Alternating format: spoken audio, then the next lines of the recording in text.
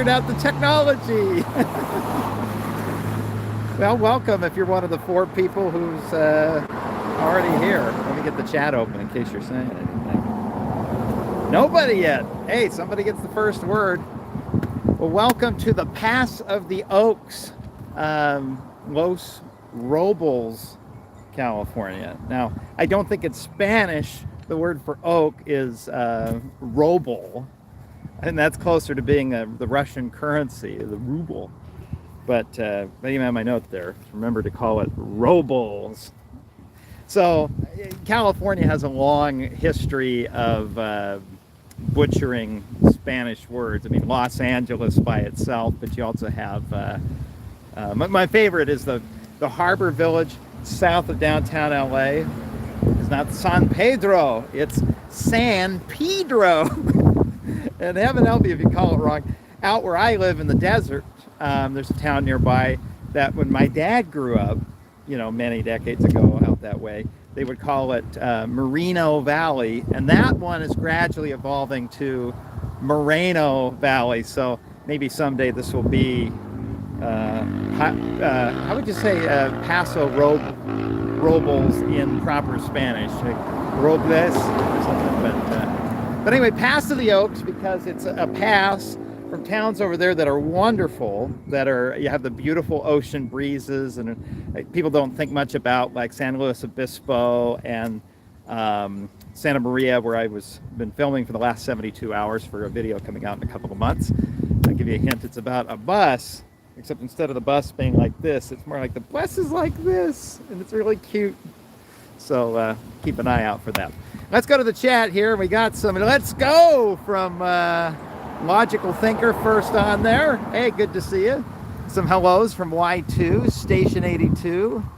Noel O'Reilly says, watching from Nova Scotia, Canada, dropping in. Good to see you. It's probably a bit sunnier and warmer here today. It's been overcast all weekend. So most of what I'm filming for this upcoming video, I filmed in Santa Maria. Normally Santa Maria is gorgeous like this. It all look overcast and look like, you know, Nova Scotia, except with palm trees. Aggregated Nerd writes, no, yo, Aaron writes, hi from Washington. Chris says hello. Logical Thinker says, I love this guy's channel. Well, thank you. Lawrence Frazier writes, hi. Nick Note says, hi, Rob. Dune Rider says hello from Florida. Grant's from San Francisco. Poopsicle 256 from Moreno Valley, or Moreno Valley. Justin Spiegel from DC. Sam Dog from Ontario, Canada. MB 1541 says, wonderful weather you have. I know, it's just great. Now this town can get hot. I've been through here in the summer and it can get triple digits real easy. But I mean, September almost anywhere can be pretty nice. Chris says, do we have mods for the trolls? I think I've set up the channel where in order to post in the chat, you had to have been a subscriber for at least 24 hours. I set it for the last live stream. I believe it stays set. We'll find out.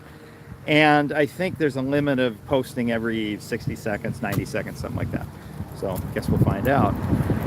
And then now I got to start skipping around here. Hi from Lompoc. Hi from Ohio. Anderson, South Carolina, and from Summit County, Colorado. That would be Crystal, Logical Thinker, James Grandstaff of Ohio, and Miguel in Lompoc. Hey, I almost drove to Lompoc, but I didn't. When I was looking for lodging for filming in Santa Maria, it was a bit cheaper in Lompoc. There's some pretty nice stuff in Lompoc, but I ended up staying in Santa Maria. So here we are in the Pass of the Oaks, Paso Robles, where they had a problem. Let's flip the camera around the other way and take a look here. So up here, this is Union Road, and it's a diagonal street that comes away basically from downtown Paso Robles, about a mile or two down that way. And you know how diagonal streets are. You kind of get excited to drive on them because you save some real serious distance, Pythagorean's theorem and all that. And I've forgotten to plug my microphone in, so I'm going to want to do that here in just a second. But people really come and would get cruising along, and they'd come up to this intersection up here. And the problem is that intersection is, it's got a skew to it of, normally an intersection meets at a 90-degree angle. I think it's pretty bad. It's like 35 degrees or something, or 45 degrees. It's nearly as bad as an intersection can get.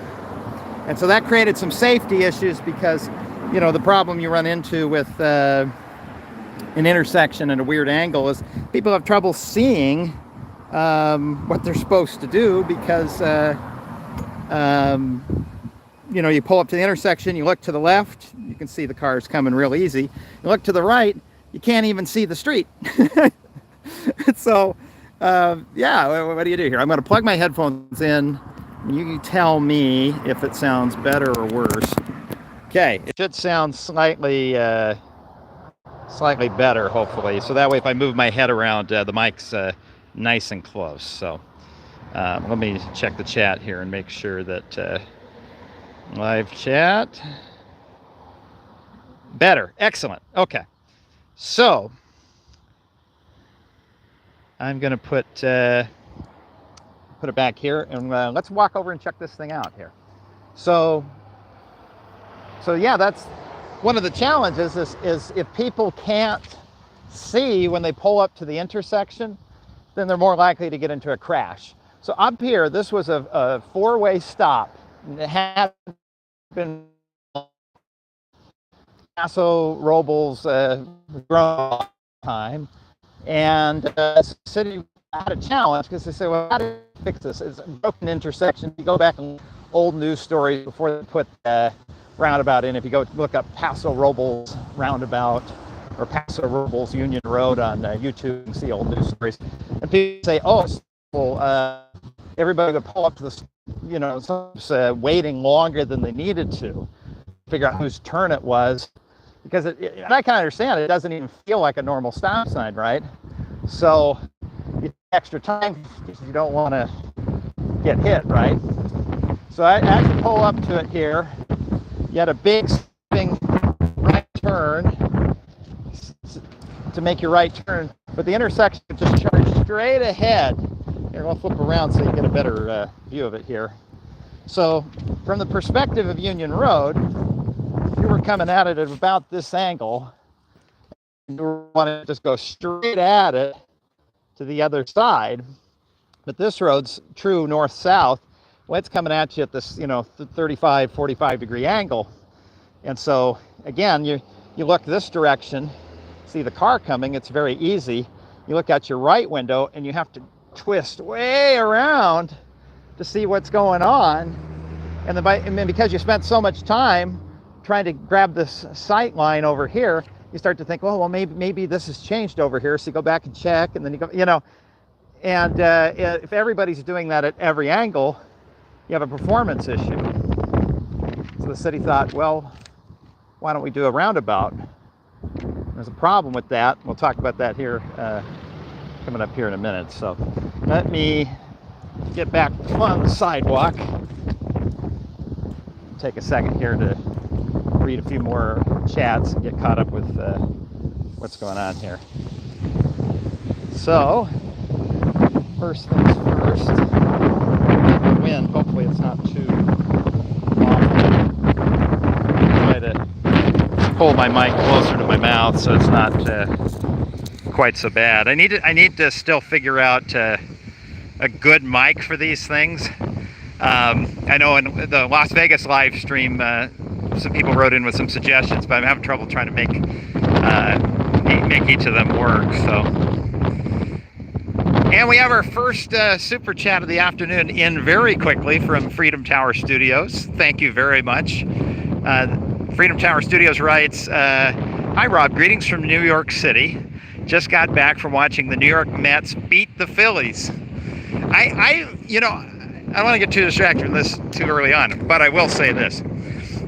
The rivalry between New York and Philadelphia is something I didn't truly understand, because being out west, you don't get mixed up with those kind of rivalries, right? And so the Because I know the famous one of Chicago deep dish pizza versus New York pizza, and you talk to a New Yorker and they're like, "That's not a pizza, that's a casserole," and Philadelphia, Boston, and New York all having kind of a rivalry of which one's great, because they all have history that goes far back. New York is the biggest city, and it was New Amsterdam and goes back to Governor Stuyvesant and all that, and Boston at the Boston Tea Party in Boston, the one if by land and two if by sea, and the midnight ride of Paul Revere, and the birthplace of the Revolution. You head over to Philadelphia, and you have where the Constitutional Convention happened, where the Continental Congress would meet. I believe the Continental Congress met in Philadelphia. Shoot. Did they meet in Virginia? But anyway, I know early in the country's history they would meet in Philadelphia, and so you have this tension, right? And the show 30 Rock, which is fantastic. Tina Fey and Alec Baldwin's character, Liz Lemon and Jack Donaghy, are in an NBC staff meeting, and they're yelling at each other. Jack Donaghy's running the meeting. She's heckling from the stands. And they're talking about great American cities, New York, Philadelphia, Boston. And, I remember Liz Lemon being like, they're saying something like, Benjamin Franklin was born in Boston or something. And she goes, yeah, until he realized how lame it was and he moved to Philadelphia. But what seals the joke for me is, because that's funny alone, but they're in a teleconference with NBC executives in Los Angeles, and they kind of chime in. They're like, "Oh, LA's cool too. We've got Michael Bay and freeways," and before they can say another word, Jack goes over and just turns the TV off, and they continue their argument. So from a New York perspective, they consider Los Angeles to just be completely irrelevant. And I got thinking with the great pizza debate, right? New York style, the thinner crust versus Chicago, the deep dish. It's California. We're putting pineapple on it, right? All right. Thanks again for the super chat. B writes in with the super chat. Very generous double-digit one. No comment, though, but thank you very much. Okay. So, I have my notes about what was going on with this intersection here. So, the city had a couple of choices. What do you do with this skewed intersection, right? And well, one of them is you can put a traffic signal in. But that's kind of a band-aid on the problem, right? If you're going to come in and spend about $1 million for a traffic signal nowadays. I was talking with an engineer from Sacramento County, on background, not official interview or anything. And they were telling me that typically when she needs to install a traffic signal, it's about $500,000 for a routine smaller intersection, and in California pushing about $900,000 or so if you have a big intersection, 5 to 7 lanes in each direction, the turn lanes, the double turn lanes and stuff, the big suburban intersections. So figure this is a small intersection here, right? But you would still have some unique features you'd have to worry about because of the weird skewed angle.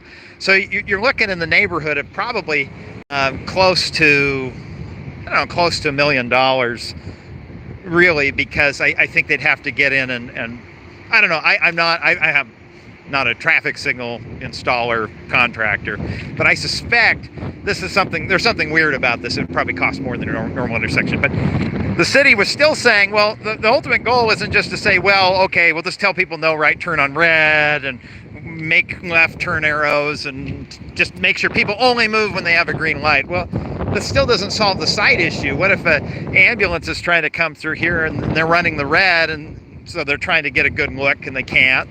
Or normally, routinely, well, what's the rule they teach you in driver's ed? Trust the stoplight and just blindly charge forward, right? No, they tell you got to verify the stoplight. So the stoplight turns green, you look to the right, you look to the left, you make sure the intersection's clear, that people are yielding the right-of-way to you so you can get through, as sort of redundancy in case somebody didn't see the red light and run through it. Well, if you don't fix the skewed intersection, you still have that problem, and people just, could charge through on a red, you get T-boned, and you still can, and the intersection would, how would engineers phrase it? They would still continue to experience an elevated, but anyway, they still have a lot of crashes, right? And the whole goal of spending a lot of money to put in a signal to not only improve the performance and keep the cars moving, but also to fix the crash problem, right? So the city's saying, okay, well, what can we do to get this back to a 90 degree? And the problem that the engineer mentioned to the local news at the time is, she's saying, look, like the best we could get is 65 degrees. She says, and even then, we're still having to do a lot of property buyouts because you have to really, because it's not, you can move the one road the one way and hit it at 90, and you move the other road the short way to hit it at 90, but those two 90s don't meet up anymore. So if you wanted to meet up, we have to go way back and curve the road early. So when you curve it and it lands at 90 degrees, it's doing the same thing on the other side where you have to go way back. And look around here. Let me flip this around and see. So you got, what stuff is up close here? You got a car wash. I mean, there's a good chance it might impact that. And even if you buy out just some of the concrete apron, it affects the operation of the automated car wash and people getting in and out of the stalls, right? So that could be a total buyout. So that's, could be a few million.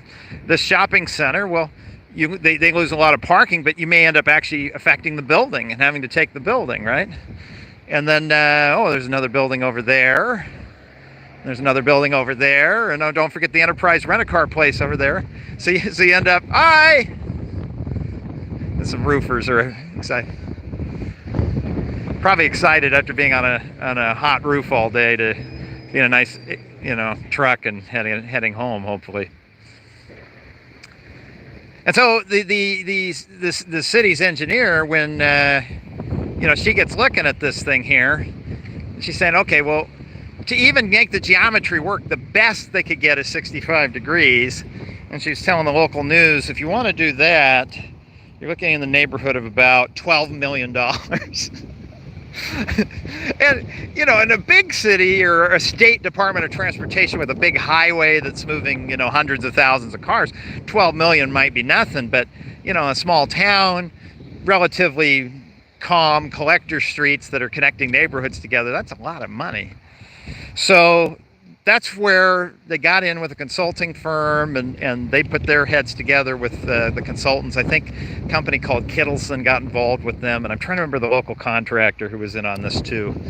But you'll find, if you search YouTube for this roundabout, Union Road Roundabout, they have a bunch of YouTube videos too of the construction progress they made on this. But it cut the project price about in half. I think by the time they were done, they were saying it's in the neighborhood about $6 million.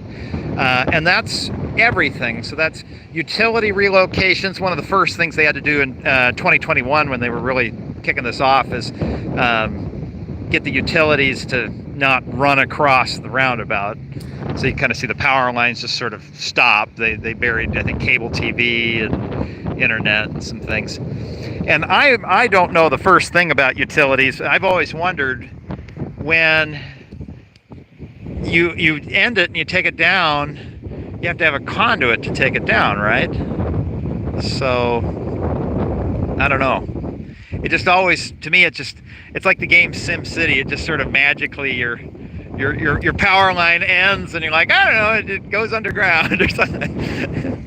So I imagine there's probably quite a bit of work to getting that to go. So once they got that project going, it was everything. So it was completely redoing the pavement all the way down, realigning the intersection, the landscaping, the curb, the apron, which we'll talk about here in a minute. That area there with the bricks is more than decorative. It's helpful for something I'll talk about in a minute. Crosswalks, signage, lighting, everything got out for, like I say, about half the price of if they were to try to realign the intersection conventionally. So it's a pretty neat tool. And if you go to Google Earth, you could go back in time and see older imagery. Say if you're sitting on a desktop computer, you might have some fun with this right now. look up this Union Road and Golden Hill Road. Union Road and Golden Hill Road in Paso Robles, California. It's spelled Paso Robles. And go back in time and look at how much land the old intersection gobbled up versus this double roundabout now. And it's very similar. And so I don't know that there was a significant amount of property buyout, which is great. That helps save a lot of money. And part of that was, again, the intersection charged straight across in both directions, but with the skew, the weird angle here, you had this big arcing right-hand turn here, and they paved all the way to this arcing right-hand turn on the insides, on the narrow sides. And so that was land they already had. And so, great, that gave them more room to work with it. So I think these cars that are making the right-hand turn here are kind of driving about where that old right-hand turn lane thing was before. Okay, let's get caught up here on some chats here. Oh, Freedom Tower Studios again. Thank you very much for the double-digit one here. Super chat, where you write, there are 2 intersections in Asbury Park, New Jersey that are getting new traffic lights because they will be integrated with the railroad crossing, and it's going to cost about $1.2 million for both intersections. So it sounds like, using that metric that the Sacramento County engineer gave me, that's probably pretty good, because again, she was saying typically about $1 million, maybe $500,000 per intersection, and to integrate it, the extra hardware they need so that the box that controls the traffic signal, the stoplight at those 2 intersections, can also talk to Union Pacific or Burlington Northern or whomever owns that railroad, their equipment, so that all talks together. That's a good system if you haven't come across that. Hardware that lets a modern traffic signal controller box know that a parallel railroad track right next to it, the gates are coming down. So there's no point signaling a green light to have people charge and try to cross that railroad track. It doesn't make any sense. So you could go ahead and put the green on the street that runs parallel to it, maybe light it up with a sign that says no. You know, you could control the left turn toward the railroad track with an arrow and give it a red arrow. And then people coming this way at it have a, they call it a blank out sign. You ever see these? They're a square sign that lights up. And so when they don't need it, it turns off and it just looks like a black box with a frame around it. But then when they need it, it'll come on, and you'll see like a no right turn sign in the middle of a black box. And so as the train's coming, boop, no right turn can pop up. And so those are ways that can reinforce to drivers that you aren't supposed to be crossing the railroad track. And if they can do all that for $1 million, that in the world of transportation nowadays, that to me sounds like a pretty good deal compared with other stoplights I've seen. All right, so let's flip the camera around and let's start walking around this thing and get a closer look here. So they have, as always, in the approaches to the roundabout here, trying to get the cars to hit the correct angle to enter the roundabout, putting the crosswalks out here. And I know when I was in Carmel, as we talked about that this summer with all the roundabout videos, I really appreciated that the stop compliance is a whole lot better in these, because first of all, you're only having to cross one car at a time. Thank you. And so it is a longer walk for pedestrians, and some pedestrian advocates complain about that. But to me, it's a lot nicer than having to figure out. Let's go out. Let's walk this way for a second. I want to show you something. It's not just pedestrian advocates who complain that, oh, yeah, I got to walk a lot longer, which is true. But a lot of times bicyclists just sort of get dumped roundabout. And I lived in Portland 20 years ago, which I can't believe. 33rd and Gleason, Northeast Gleason, is an old roundabout that's been there for a very long time. And when you're riding your bike down Gleason, you just sort of have to ride your bike into the roundabout. Now, some of that is because you can't really have a bike lane in a roundabout because you have to squish everybody down into that little area, because if you don't, cars will cheat. They'll grab the right-hand side so they can try to straighten out the curve to go around the round part. And because we want to all drive fast. And anyway, I'm burying the lead here.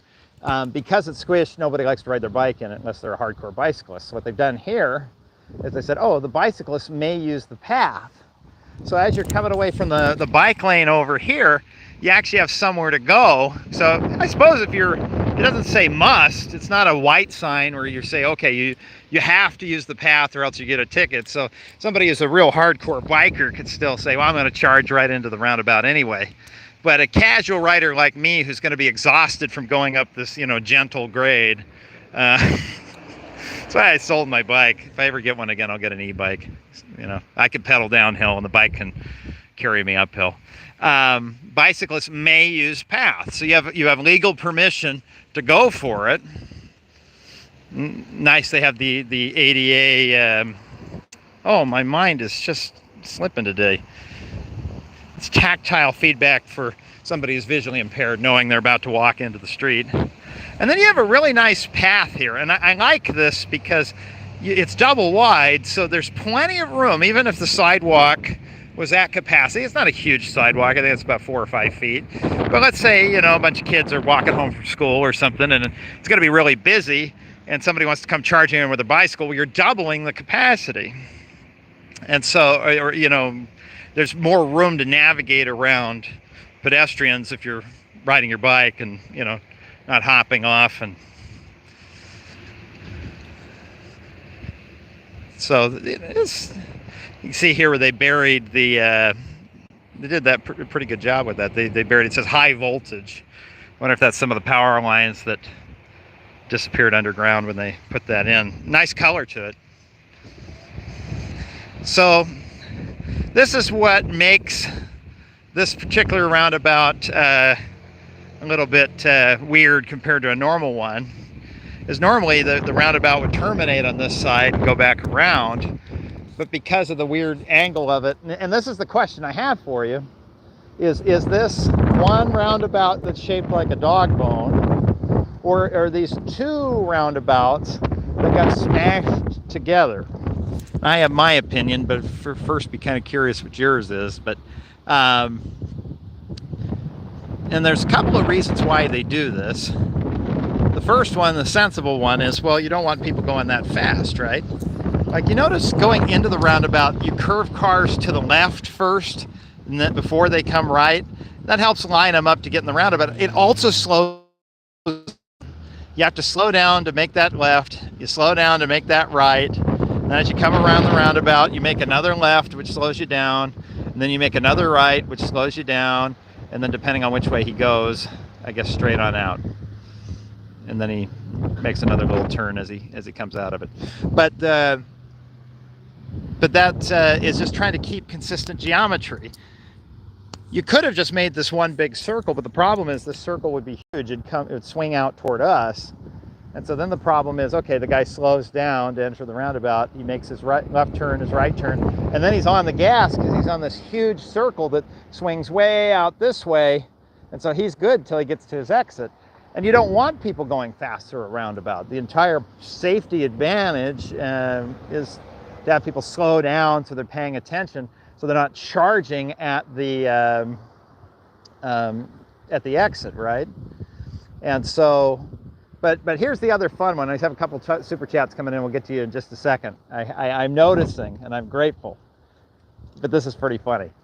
So if you measure the roundabout, how if it were to be just as wide this way as it is long, you want to just make one big circle and just say ignore the safety issues. So I was counting this off. I think, according to Google, from here to here on the other end is 300 feet.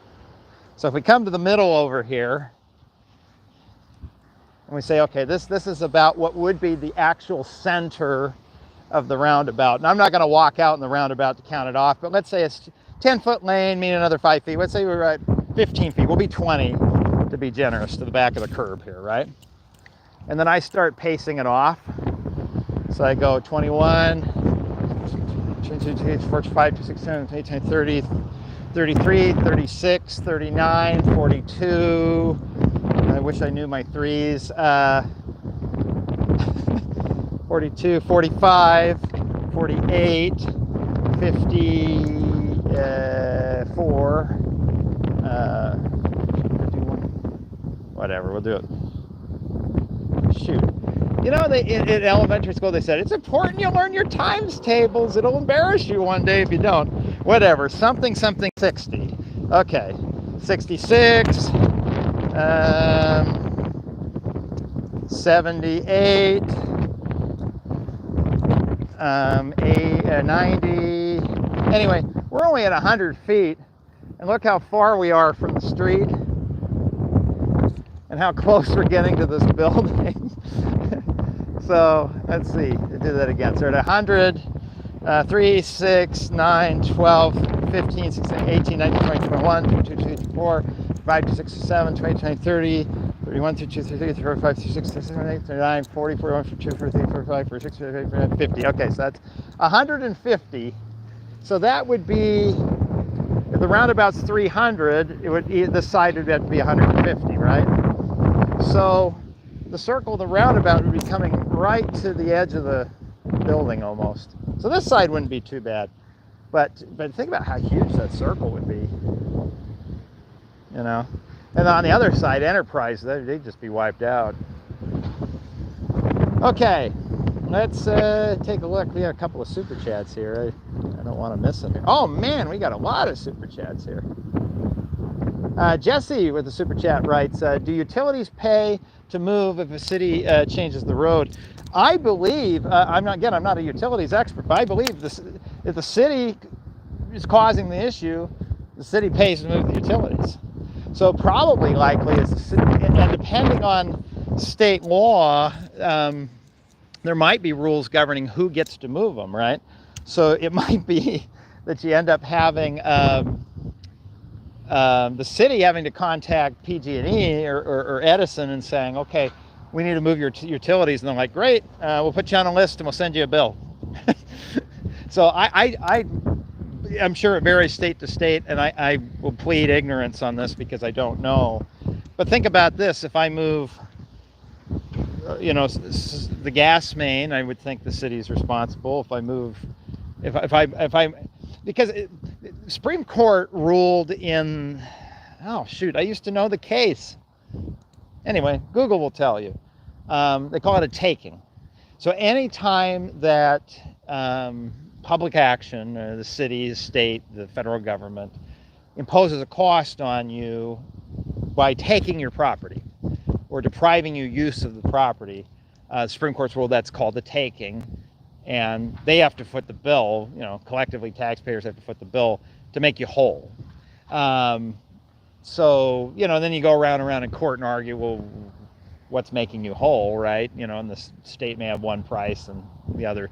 And so it seems to me, if a utility company has a perfectly good power line there that's working, and the city's the one that comes in and said, yeah, we're going to butcher your power line and chop it off on both ends and put a roundabout through the middle, that's a taking. So I would think by case law that would mean the city would foot the bill, but I don't know what the relationship is. In fact, I don't even know, like I say, if this is Edison or PG&E country here. So my guess is PG&E.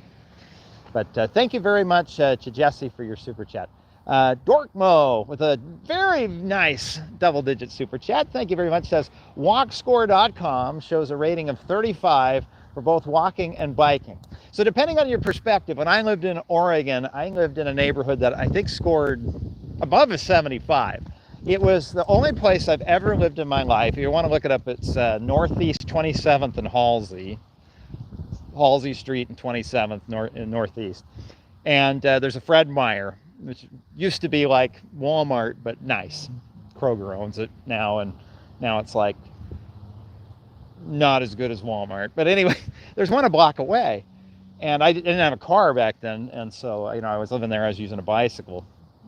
And You know, that was 50 pounds. 50.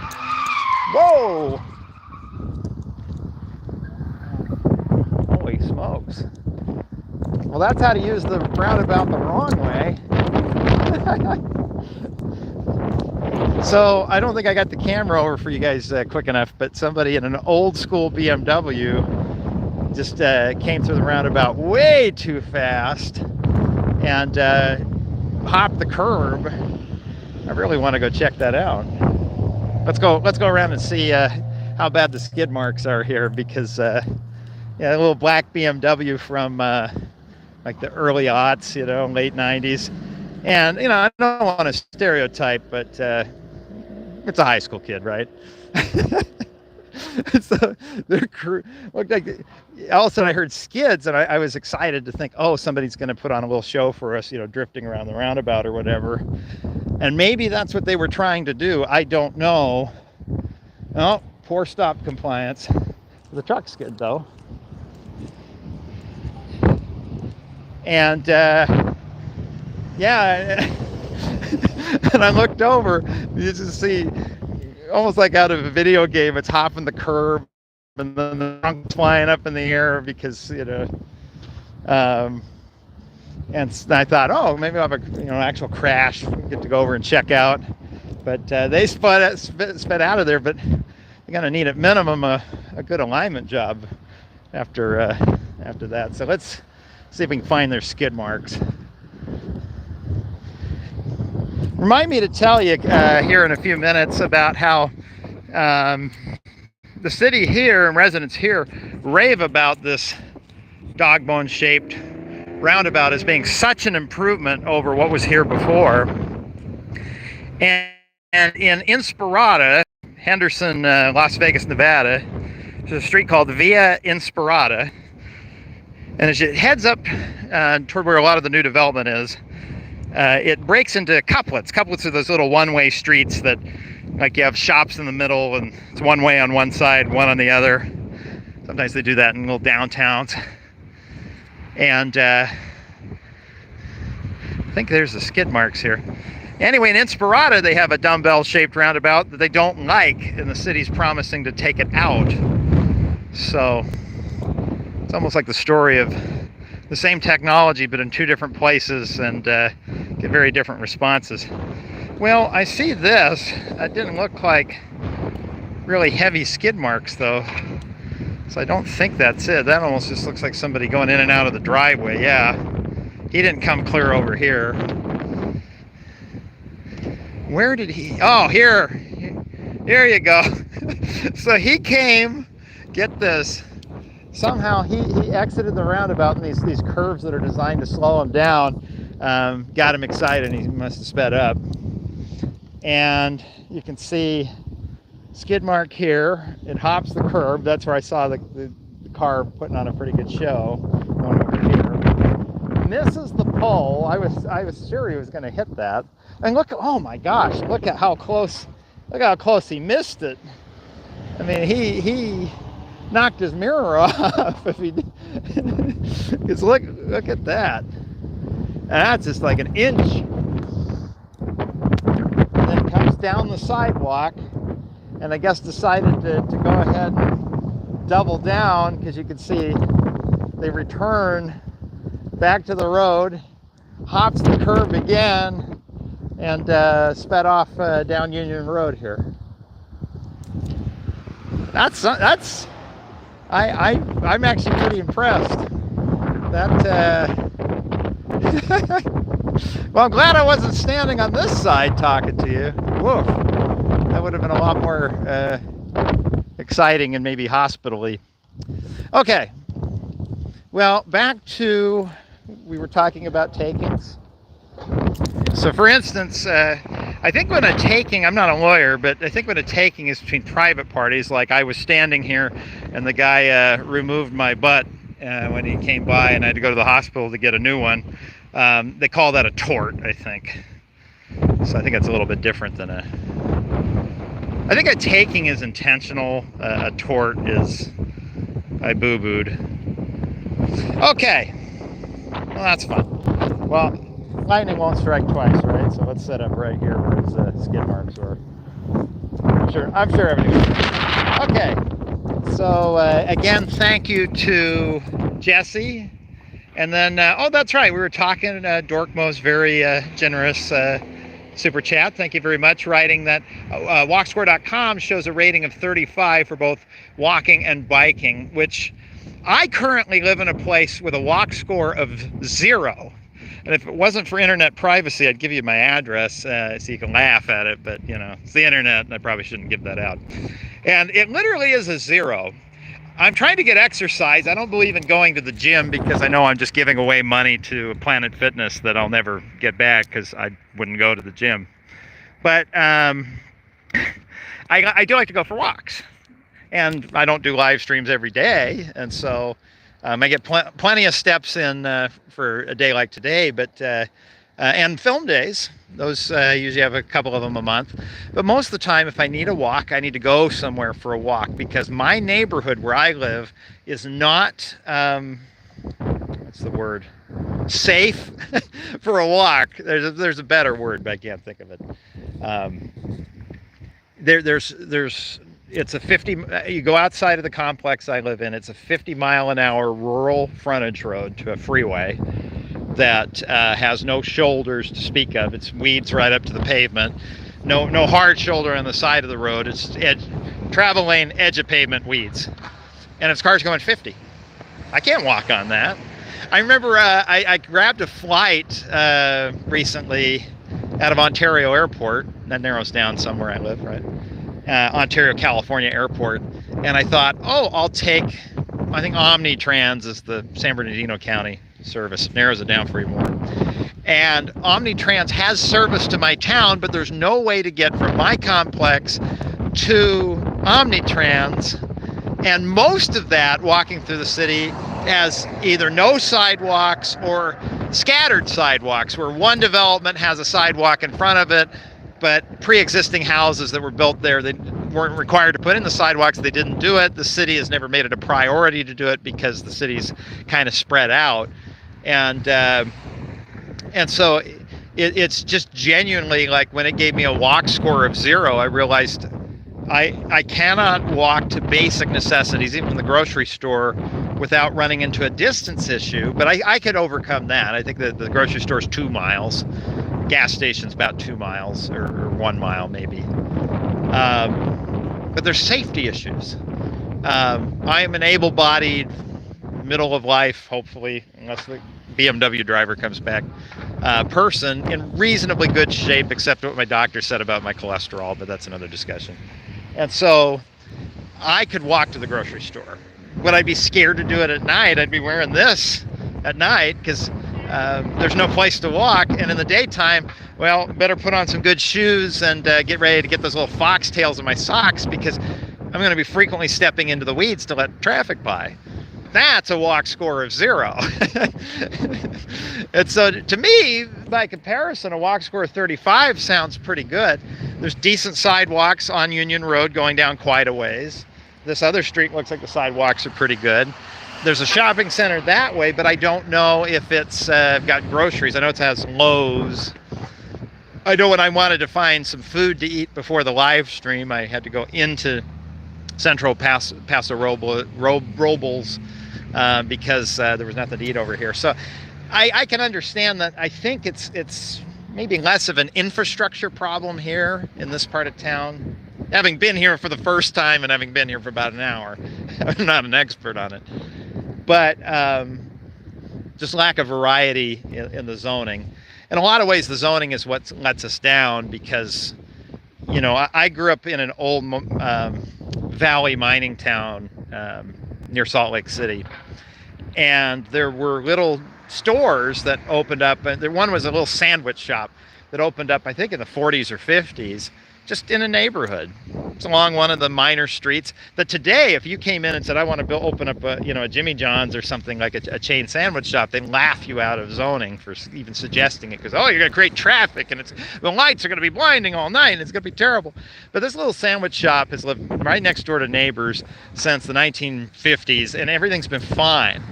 And so I think sometimes we get a little bit too scared to let small commercial venture its way into the neighborhood a little bit, but I don't know. But that's another discussion. That's transportation and land use go together like this, and so it's very easy for one topic to ramble into the next. But thank you again very much, Dorkmo, for your very generous, YouTube money thing. Forgive me if I'm having a hard time with words today, because I've been, like I say, I've been on a marathon. When I go film, and I've been filming in Santa Maria, again, to tease, it's a story about a bus, but it's not a bus, it's a bus. Not a bus, it's a bus. So that'll be coming up here in a couple of months, but it's a fun story to film. But it's a matter of the first day you run around and get all the interviews you can. Then you come back to the hotel, motel, whatever, and you're up till 3. I'm up till 3, 4 in the morning, listening to the interviews and cutting out sound bites from it and trying to kind of put it together in some sort of sensible order. And then I begin to voice temporary stuff in between the sound bites to put the story all together. Then I get up the next morning on very little sleep, voice more stuff, and just kind of keep goofing with it until I have a consistent story I can live with. And then what I can do is run that through transcription software, so that then I can go through and figure out, okay, where do I need to go out and like stand in front of a bus and point and say, the cool thing about this bus is it's cute and small, and then I know where it's going to go in the story. Then I come back to my hotel, insert all of that stuff in, and then day 3, which would have been this morning, get up and go around and shoot all the stuff where I'm not on camera based on the script, so I make sure I have what I need. So when I talk about something like the school district is having a hard time hiring bus drivers, that while I was in town, I found the banner that says now hiring bus drivers, so I can include that in the story. So when I shoot locally, it's not a problem, because if I forget to shoot something, I go, oh, I forgot, I got to run back out to Palm Springs. It's not a big deal. I go out, do another shoot day. But when I'm on location and I've driven 4 or 5 hours from home, hello, I want to be able to have everything I need. And so that means like 3 days straight of almost no sleep and just go, go, go, go, go. And I was all set and excited to go home until I got an email today from, want to give credit, Steve Sousa, who said, hey, you ought to check out, there's this goofy dumbbell-shaped roundabout that looks really cool in Paso Robles, California. And I thought, wait a minute, I'm an hour away from there. I need to go see it. Oh shoot, if I'm gonna go see it, I had to bring you along with me too. So I'm excited to be here, and I'm excited to show it to you. I'm just a little stroked out because what do they call that, aphasia, sleep-induced aphasia of trying to think of the right word to describe something. So okay, so thanks again to Dorkmo. Okay, moving on. Super chat from Adam. Adam writes, what separates a rotary from a roundabout? I get confused between the two because I live in the New York City area. So rotaries and traffic circles can be anything that has a round center island, and then the cars go around that round center island. I'm going to step this way just a little bit so I'm not in the shade. What makes a roundabout are the strict standards engineers and planners put into them so they function properly. So for instance, you take this one here, as a car approaches, it goes into the splitter island. And the splitter island pushes the car, like I said, we were talking earlier about it, push the car to the left and then back to the right, and lines it up so it's just this really smooth, almost like baby highway merge there.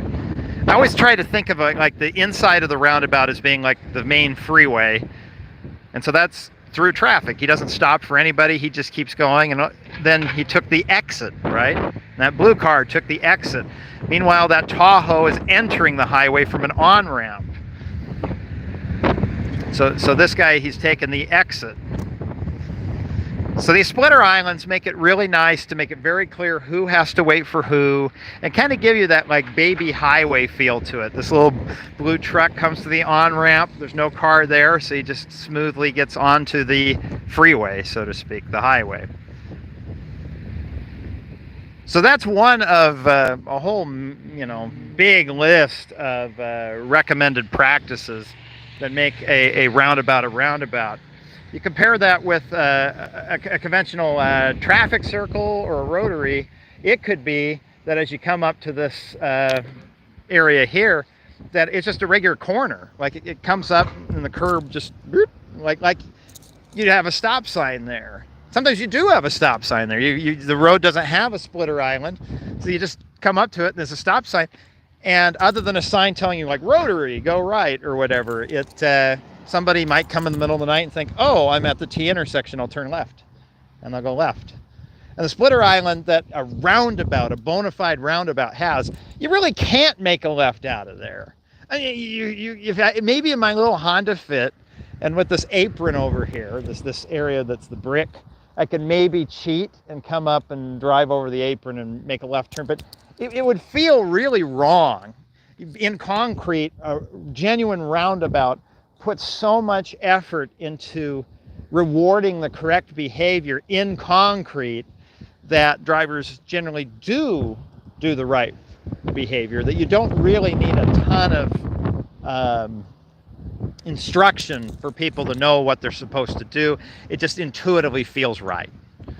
And like I say, rotary is the older term for something back east that was probably built before these standards. Because remember, and if you've watched my video on Carmel, Indiana, as we talked with the mayor of Carmel, one of the things that he ran into when he was really trying to push for some good quality roundabouts in the United States in like 1998, even that recently, is that engineers didn't have a basic standard. Hello. What do you guys think of the roundabout? Oh, we like it. You like it? Yeah. Better than the stop signs that used to be there? Oh, yes, for sure, 100%. Okay. Yeah, we're just doing a live stream talking about it, and it sounds like it's definitely an improvement over. It is an improvement, yes, for sure, 100%. That's cool. Okay, all right. Y'all have a good night. And so as recently as 1998, and he's trying to get some standards of like, well, how do I build this? Like, how big should the island be in the middle? How tight should the roads going around the island be? At what angle should the splitter island be? There were no U.S. standards. Australia had some standards, and the UK had some standards, and he described it. I mean, perhaps he was being polite. He said, my letter got lost in the mail to the UK Transport Ministry, is what the mayor said, which I think was just a polite way of saying they didn't bother to write him back, because it's the British Post. Like, how did they lose a letter? But he said the Australians had some standards that came back, and then he described the Australian standards as not quite up to snuff. And so they had to tweak the standards of because they built it to the Australian standards, and then they found the island, the road to the side was too wide, and so people were just charging right at it and going around it. So they had to change some of the angles to tighten things up to get cars to slow down and actually go where they were supposed to go. All of that is what makes a roundabout versus just being a rotary, a round road, or a traffic circle that just has a road that comes up to it, and maybe there's a stop sign, and then you make a right turn and you go around it, So yeah, thank you again, Adam, for your super chat. I appreciate it. Snazzy Pig out of Canada with a super chat. Well, thank you very much. Snazzy Pig writes, we have 2-lane roundabouts in my city, but the inner lane doesn't lead anywhere. You can only exit through the outer lane. Seems kind of useless to me. Well, where does the inner lane go? Like, because trying to get multi-lane roundabouts to work is a science in itself that breaks my brain. Like, even in some of the videos I've done where I just was trying to visually replicate some of the interchanges in Carmel, Indiana that were multi-lane, they came off. Remember that big road, and it had big stoplights that had big weights and big traffic that it builds up, and the mayor said instead of widening the road, we'll go over and under and make kind of a freeway out of it. When you come off the freeway, you'd have a dog bone shaped interchange up on the bridge, right? Well, some of those are multi-lane to get the cars off the freeway and on the freeway in a effective manner, and they're not equal, right? Some places are single, some are double, some it traps you onto the ramp, others it takes both of them around and you have a choice. And there's a lot of science that the engineers put into that with traffic counts and trying to compare, well, how many cars are making left turns versus going straight, that they put into a micro simulation software like Synchro is one, or Vissim is another, from a company called PTV in Germany, I believe. And they fiddle with the lane configurations to try to make them move the cars the way they're supposed to go. But usually there's like a method to the madness with multi-lane stuff of like, okay, 2 lanes enter, and then maybe 2 lanes are allowed to make the left turn and then come back out because that's where most of the cars are going. But the right lane has an option to also exit out where the straight would be, or the first right turn. But if what you're describing in Canada at your particular roundabout is that there's like an inside lane that doesn't do anything, it just goes around and around and around and it never exits, that to me sounds like, I kind of agree with you. It needlessly complicates the roundabout without serving much purpose. And so my guess is it's an old one, or somebody just didn't know what they were doing. Because typically what you tend to see when you drive these multi-lane roundabouts is that the highest volume movement, you know, through or left, ends up kind of hijacking all the lanes, and then after that turn what happens is the 2 lanes come through and then come straight out on the left turn, but that inside lane splits and only one comes around back to the other side, right? Because there aren't that many cars making that left turn movement. I was going to mention, we were talking earlier about how Paso Robles loves this thing. They just love how well it works. The dog bone shape, replacing the skewed intersection that had been really unsafe. And Henderson, Nevada, south of it, has this big development called Inspirada. Actually, I have a buddy who moved down there. He described it as like Irvine, California, where it's all HOA and master plan and beautiful, but was actually kind of affordable. At least it was pre-COVID, when he got lucky and got in there like right before the prices jumped up. And so Inspirada is this really nice neighborhood, lots of kids, lots of families.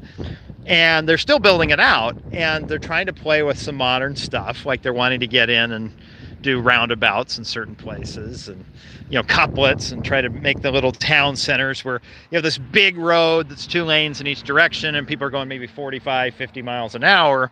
And then you want to have like a little village center. Well, the idea is, okay, well, we'll split it into one-way couplets where it's a little narrow street, one way, 2 lanes, and each, you know, 2 lanes going one way, and then the other street on the other side of the block, 2 lanes coming back the other way. Well, those meet up at a cross street, and they thought, oh, we want to do kind of a roundabout there. So if you're following along on Google Maps, look up Via Inspirada, kind of follow it kind of to the middle of the street, kind of curves around the mountain there, and you'll see it meets up with, I can't remember what the name of the cross street is, if it's Henderson Boulevard or something, I'm trying to remember, but you'll see another one of these dog bone shaped roundabouts.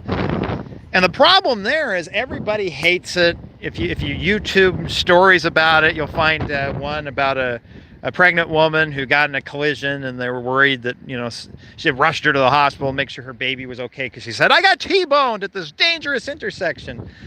And I'm thinking, well, if a roundabout's built correctly, you can't get T-boned. You get sideswiped, but not T-boned. So I went out there and I drove it when I was in Las Vegas this summer. In fact, I was going to put my drone up in the air in case I wanted some footage before they, you know, tear this thing out, which may be happening right now. And the problem is it's near Henderson Executive Airport, which I'd never heard of. So the drone wouldn't go. It would go up about 2 feet off the ground and then land. And so no point in that. So you know, it's like 120 degrees. In fact, it was when I was in town for the Las Vegas live stream. And so I just, you know, I don't really care that much. I just, you know, but now that I know this one's here, I kind of wish I'd gotten footage, because it would almost be a fun comparison. Why this roundabout makes people happy, and the one in Henderson, Nevada, that's basically the same thing, makes people so sad. And when I drove it, the only thing I noticed different is that this one is a nice single lane roundabout. Single lane roundabouts are real happy. People know where they need to go. You're always in the correct lane because you don't have a choice. You have one. And multi-lane roundabouts, well, via Inspirata, you're charging along on this 2-lane street, and then you come up on the roundabout, and it does some weird things. If I recall, the outer part where you're going southbound on via Inspirata, if you're following along on the map and happen to see that roundabout, again, Henderson, Nevada, via Inspirata, the dog bone shaped roundabout. I believe the southbound traffic, you don't even realize you're in a roundabout. It just seems like the road curves a little bit. And then I believe both lanes turn left and only one lane continues south. I think that's part of the problem, because I got myself into some trouble there, but there were no other cars. And so I could be that a dog bone shape combined with a multi-lane configuration that people are unfamiliar with, and maybe if it's not signed properly, maybe if the geometry doesn't do a good job conveying that you're entering a roundabout, maybe that's why people in Henderson seem to be happy to hear that the city's promised that they're going to tear that thing out. So I don't know. Interesting to see. Look at how well this thing's performing, by the way. One of the neat things about roundabouts is that anytime there's a gap, a car can jump in. I mean, look how close that white SUV is from the Civic. The Civic almost had time to jump out. Still has time to jump out. And so you can get these queues that really start to build up, and at a normal stoplight you'd think, wow, what a busy intersection. You ever stop to think about that? Like you walk, you're driving in your car and you come up to a stoplight and it just feels busy. But you ever stop and count how many cars are in line and it's like 6? But somehow that feels busy because you're at the back of this line of 6 cars, 3 and 3, 3 and 4, maybe it's 7. And you're that 7th car in one of the lanes. And so you have 3 cars in front of you and the light turns green. And you got to wait for the car in front of you to go, and the car behind that car to go, and then the car in front of you to go, and then finally you get to go. And there's quite a bit of delay. And then you all kind of get going, and then the road continues to feel busy because as you're driving down the street, you're behind these 6 cars. I mean, look at this. This thing got busy, and it's dead now. It cleared it all out. Stoplights don't do that. There's always somebody waiting for a red light on one of the sides. But this thing, it's like, hey, there was more capacity than there were demand, so it just cleared it all out. And so you go to a roundabout, and the thing I've always felt as I come to a roundabout like this is I think like, oh, this is a neat thing they put in. But roundabouts must only work because they only put them on quiet streets without a lot of traffic. And it wasn't until I was researching the summer of roundabouts this year and going to Carmel and exploring all that I realized, wait a minute. Roundabouts aren't on quiet streets. Roundabouts just make the street quiet because it just charges everybody. They're all gone. There's nobody left to wait. And so this car, they're not waiting at a red light. They're just pulling up, making sure this car's coming through. They're on their way. That's about as good as a green light, and off they go. This car here, doesn't matter what the light is. They would have been on the cross street. Golden Hill would have had the green light, and they'd be sitting here at Union Road waiting to go across. But they're gone. It's really remarkable. And yeah, maybe on the big state highway road over to the north here, there's State Highway 46, which is the road out to Bakersfield, which is where I used to live.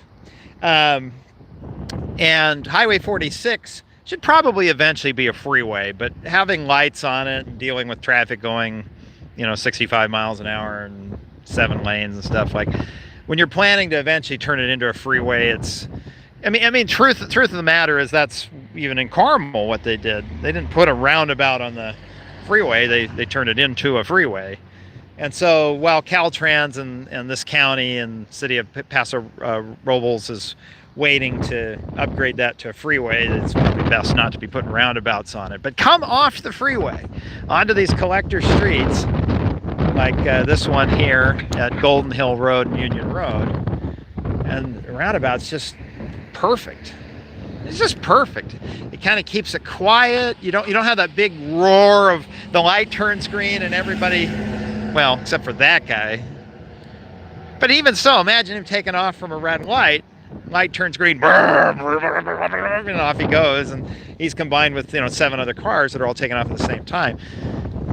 The gas savings, because these people are just tapping on their brakes, they're not actually having to come to a full stop. It's just mesmerizing, And they had the room. They fit this in more or less into the footprint of what they had before. Of the skewed intersection. You can see this coming at an angle, and then this road at the skewed angle. It's pretty neat. Okay, anyway, enough of me, my love letter to this roundabout here. Let's get back to some of your chats and super chats here.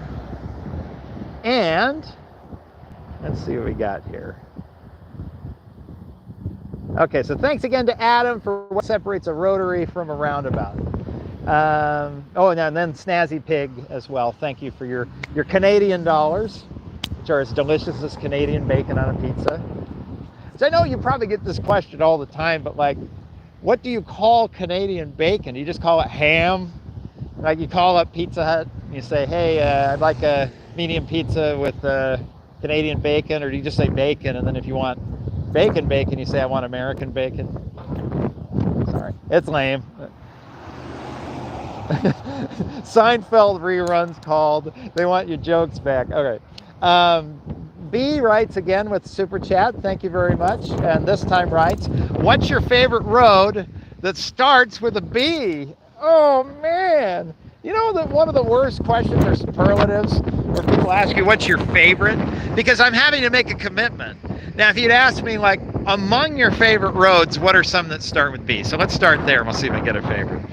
So I tell you, one of the ones that's not my favorite, but it's getting better, is in Salt Lake City. There's an expressway that used to be called the West Valley Highway.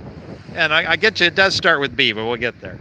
The West Valley Highway ran out of Salt Lake City Airport, and the transportation planners at the time in the state, this was in the late 80s, early 90s when I was a kid, I think it opened about 1995, said, we don't have money to build a freeway here, and we probably need a freeway, but we don't have it. And some of the most expensive part of building a freeway is the grade separation, the bridges, because you're building a building, B, that goes over the other street.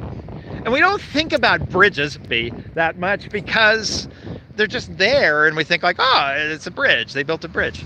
But a bridge is a building, letter B, that can hold up a big rig truck, letter B. So, I'm not doing this intentionally. I'm just surprised how many words I bring up, B, that start with the letter B.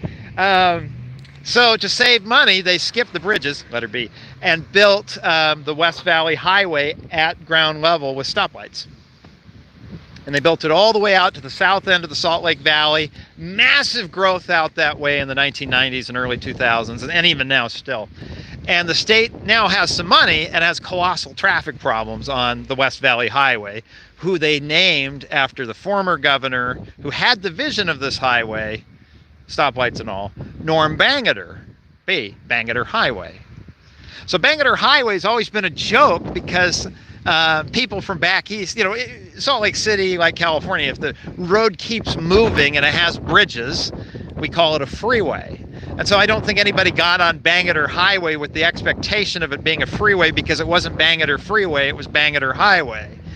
But a colleague of mine, when I was working at a radio station, was from Ohio, and he would complain about that. He'd go, how on earth do they call it Bangerter Highway? It's not a highway, it's just a big street.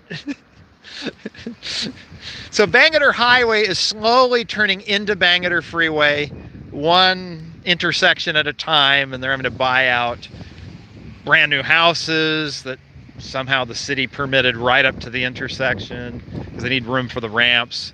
An old Baptist church starts with the letter B, but it really is a Baptist church.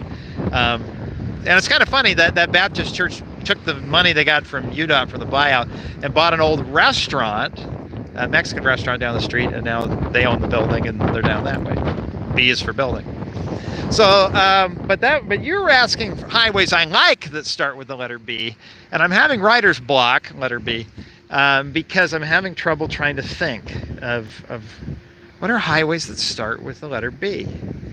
Like even in California, where they all have names. There's San Diego Freeway, San Bernardino Freeway, Golden State Freeway. But there's no like Burbank Freeway. There's the Glendale Freeway, but no Burbank Freeway. But it doesn't matter. If there were a Burbank Freeway, it wouldn't be my favorite.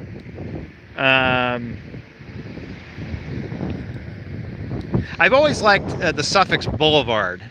I know that's not what you're asking, but like something street, you know, that's like a McDonald's hamburger. An avenue, okay, well that's like Carl's Jr. hamburger. It's slightly better, but you know. If you get to boulevard, that's like going out for a steak dinner. I mean, it just the extra syllables and it just, you know, like turning on the, you know, oh, make a left turn at the boulevard. You're like, oh, okay, like that sounds, which is a fun phenomena that, if you notice, different regions handle their main streets differently. So in Utah, for instance, it's always Main Street or Center Street. And that's it. And they have the numbered blocks coming off of it, right? And maybe sometimes they'll add the name of the city in front of it when there are multiple main streets. So in northern Utah County, Utah, which is south of Salt Lake City, they have a street called Main Street in a town called Lehigh, and one freeway off-ramp away, Main Street for American Fork. So they actually say Lehigh Main Street, American Fork Main Street. But here in California, Southern California in particular, the Main Street is Name of City Boulevard, Temple City Boulevard, Redlands Boulevard. You know, I'm trying to think of other examples, but you look all over California and you'll typically find the main street going through town is Name of City Boulevard. I like that. Boulevard, it just, Boulevard. I will keep thinking, because you super chatted and you deserve a valuable answer of what's my favorite road that starts with the letter B, but I am stuck. But I'll think of it. Thanks again. Okay. Kyle Connor with a very generous super chat. Thank you very much, Kyle. A double-digit one. Kyle writes, we're big Road Guy Rob fans on Out of Spec. Oh, I'll have to watch that. Out of Spec. All right. My notes here. Where's my pen? Oh, shoot, I don't have my pen. Okay, well, I'll watch, I'll come back and watch that tonight. Got to do something together about EV charging. Okay, my work email, news, N-E-W-S, at roadguyrob.com.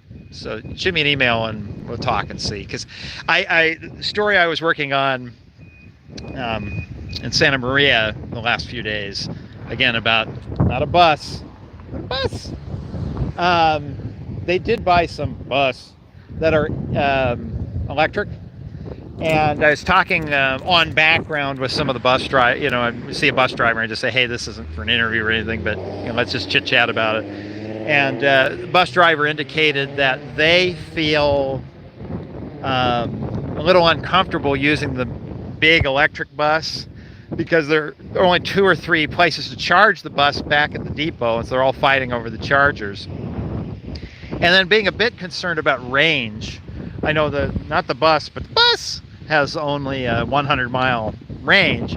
And so if you keep it inside Santa Maria, it's not a problem. But if you let the bus venture out of Santa Maria, you know, and it has to do a 30-mile run somewhere and back, it's like you start nail biting it because you're in this little baby bus, and you know.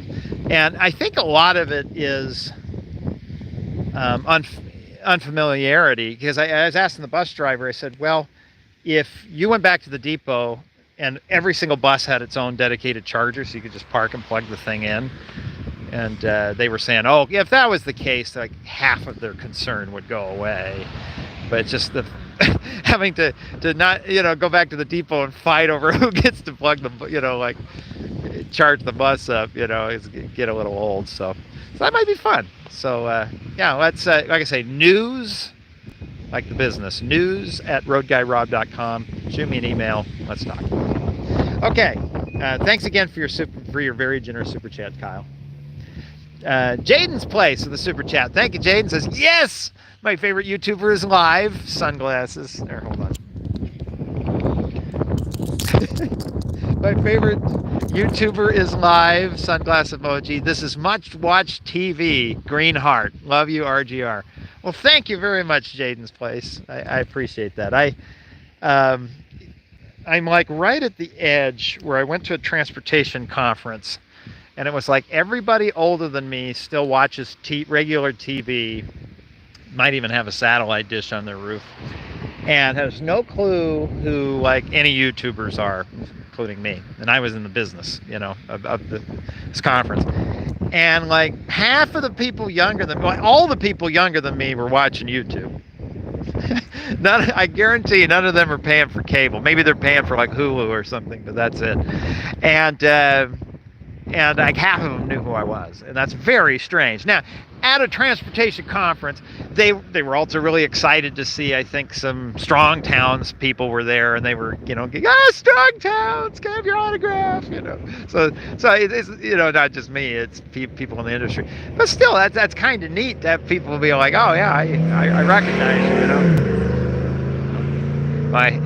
That guy had a look of pride as he came by, like, oh yeah, I spent thousands on this exhaust and now I'm gonna ruin your day. You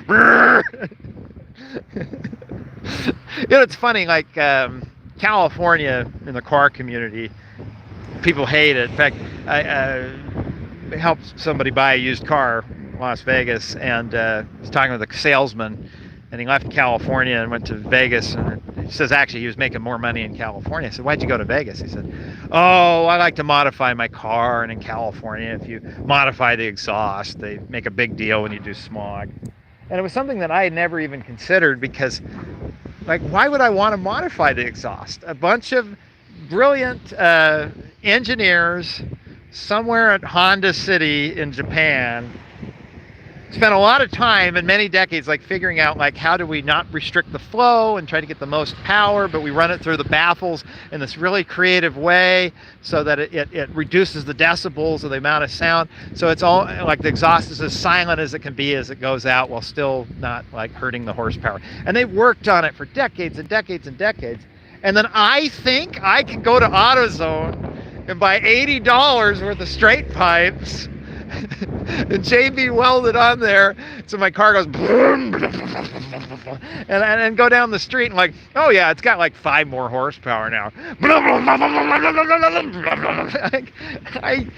Why would I do that? Like, that's insulting to the work of the engineers. I'm a big fan of keeping the car as close to stock as you can, other than maybe changing the radio out when the car gets old. But otherwise, like, leave it alone. Like, people worked hard putting this car together. Why would you change it? But anyway, that guy in his Jeep seemed to be pretty pleased with his loud, obnoxious exhaust. So, okay. But Jaden's Place, thank you very much for the kind words. It's good to read them.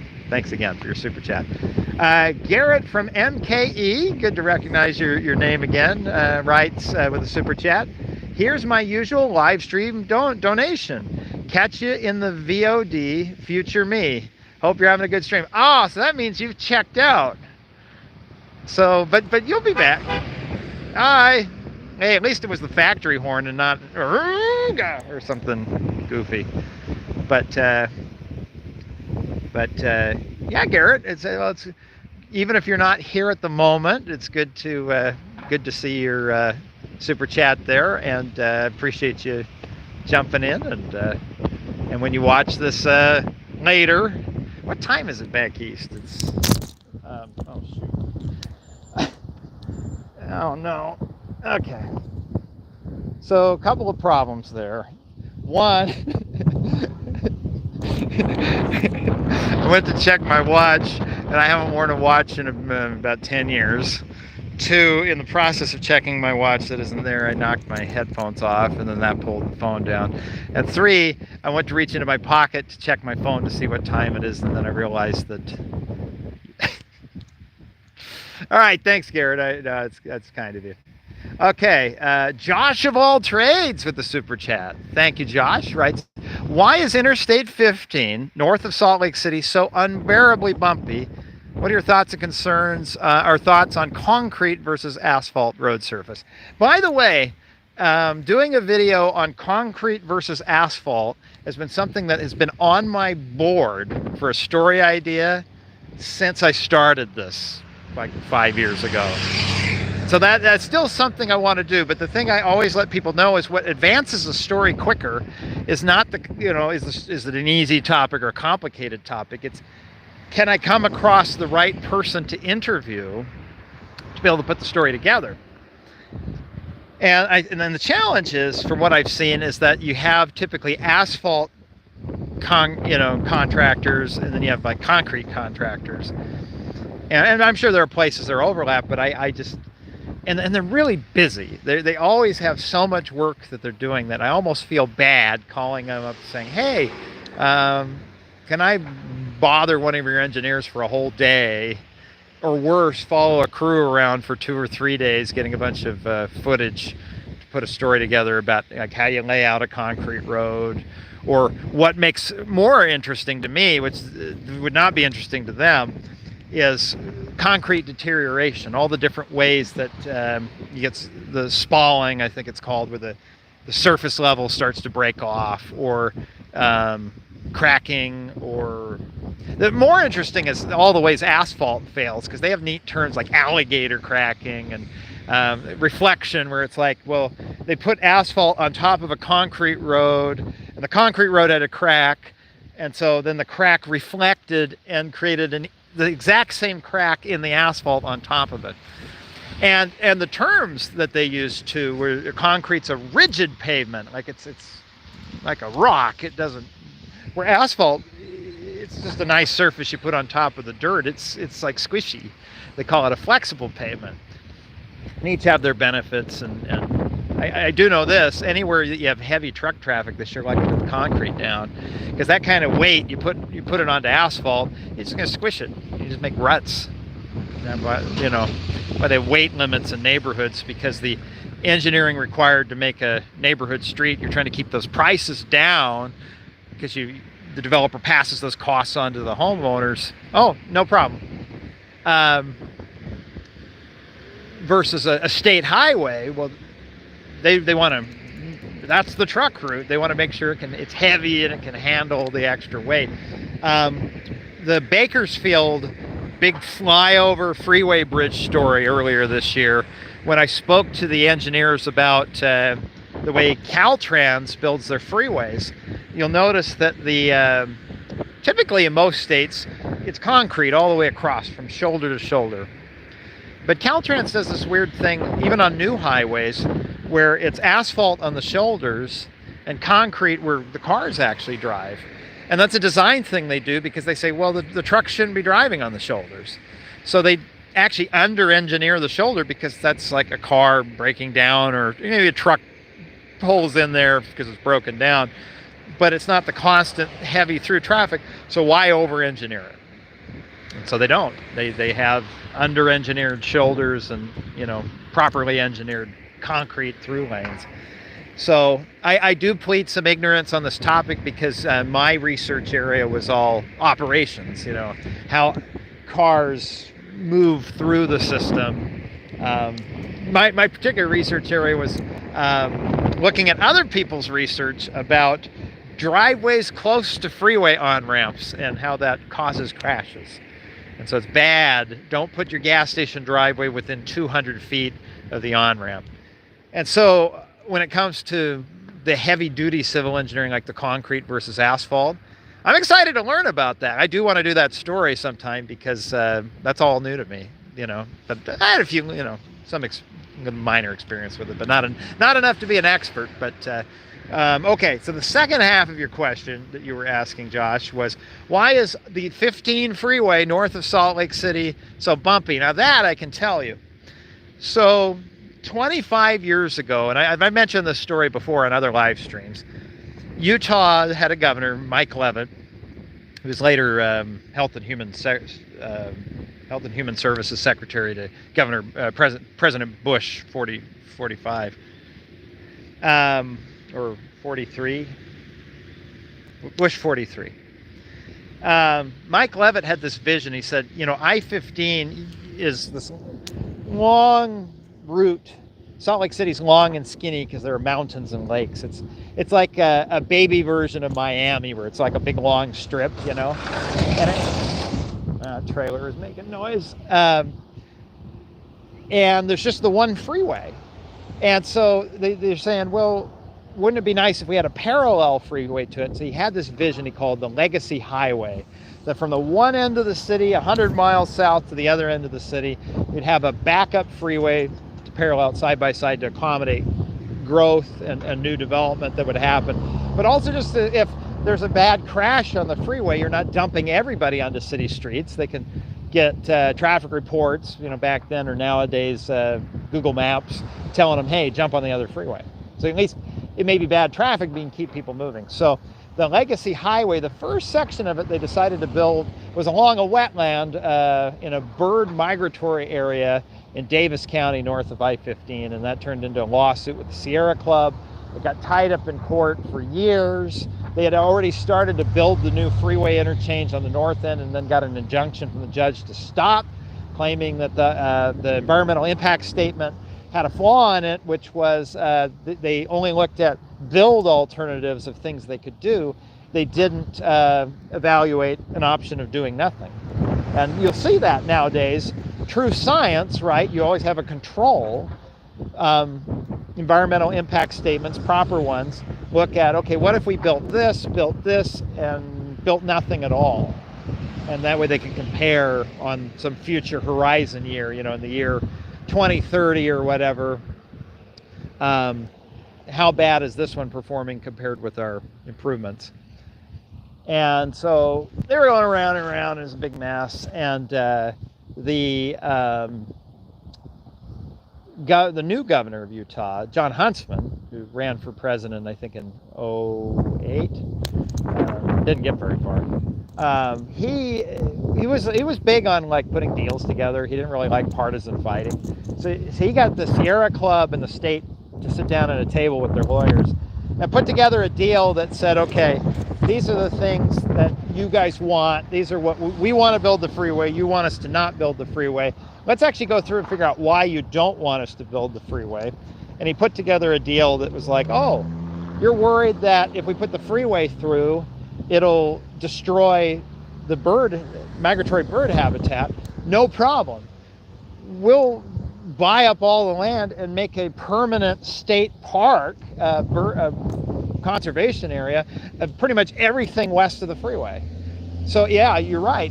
We will make sure that it doesn't become a sprawl machine and that private developers buy that and go, oh neat, we're near the freeway. They limited access. In fact, you get off the freeway, it kind of channels you toward the city. It's very difficult to go toward the bird habitat. And it's held up. Freeway's been there about 15 years. No development that side of the freeway. Put a deal together. Part of that deal was capping the speed limit at 55 miles an hour until the year 2020. Restricting trucks until the year 2020. The legislature chose not to renew any of those restrictions after the year 2020. So it's now 65, trucks are allowed. And then the other agreement they made with the Sierra Club to get them to drop their lawsuit, this was 2005, Governor Huntsman signed the deal that said, we will not rebuild and expand Interstate 15 through Davis County until after the year 2020. And the idea was that, or maybe it's till 2025. That one might have been 20 years. And the idea being that throughout Utah, they had the old 1960s freeway. It was 3 lanes wide throughout the urbanized area. And back when they built the freeway, a lot of it was country. Well, now it's like a baby Los Angeles, a baby Miami, right? And so it's busy. And so they want to, piece by piece, starting in the 90s, they've been working mostly to the south to rebuild the freeway to be 4 lanes plus a carpool lane, and then sometimes even an auxiliary lane coming on and off the freeway. But keep that consistent 4 lanes going through the whole way, rebuilding all the bridges to earthquake standard and just really going all out. And so they've done pretty much all of the freeway heading south of town. Now it's time to do the freeway north of town, and they put that off because of that. I think because of that agreement with the Sierra Club, they haven't been allowed to do it.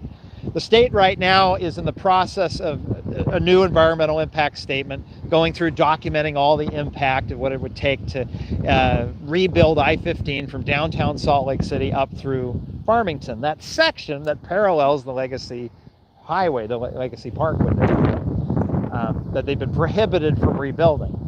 And, you know, if you take a trip up there, you're right, the pavement, a lot of it's in poor condition. Well, why? Because if you know you're going to be replacing a highway, you're not going to replace the pavement. You're just, imagine you're just going to patch it up to keep it going, because why do a $1 billion or $100 million paving project replacing the pavement when you're going to rip it back out? So they've I imagine deferred that, and that's why it's in bad shape.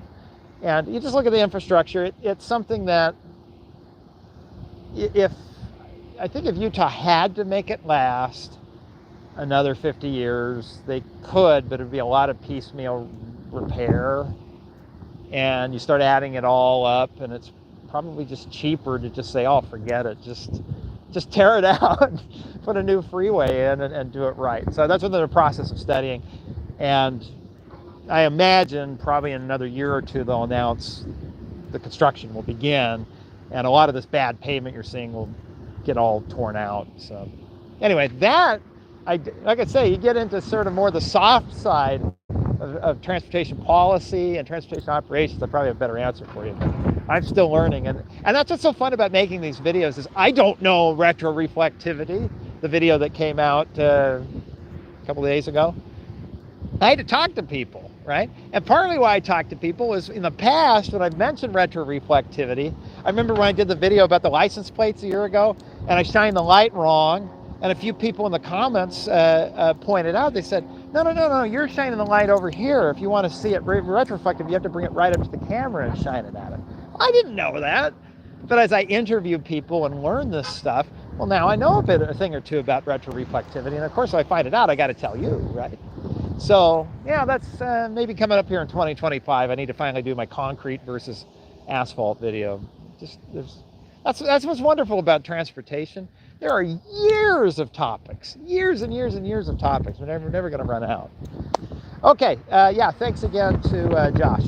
Brian, double-digit super chat. Thank you very much. And there's a 3. Does that mean you've given 3 times? I need to learn what that little thing in the corner is. Brian writes, have you got any recommendations for how to get involved with improving transportation infrastructure at the local level? You know, one of the things that is part of any transportation project is they are required to have public involvement. And so the engineering team, the public relations team put together open houses and meetings where they want to get input. Like every city, every 10 years has to update their general plan. And that includes everything in the city, not just transportation. And the general plan governs all of it. So anytime the council makes like a zoning decision, they'll say, oh, yes, this is consistent with our general plan. And what's funny is when the city does the general plan, it's like this obligation. I'm like, oh, can't believe it's been 10 years already. Okay, let's get this thing done and get on our way. But when they do, like when the city you do live in does their general plan, they have to hold meetings, and they try to advertise those meetings, like come out and give your input on the general plan. And like, you know, like the old guy comes out and he's talking about UFOs and how sidewalks are communism and stuff. And like, you know, maybe a couple of business owners, maybe like that one guy is sort of in the loop. And so in a meeting like that, you actually have an opportunity to have enormous impact because they get so little representation. They would love it if half the town turned out so they could get like good feedback. So they could, because the more people who give input, the better the plan can be, because you get more collective knowledge of the community for each person who comes out.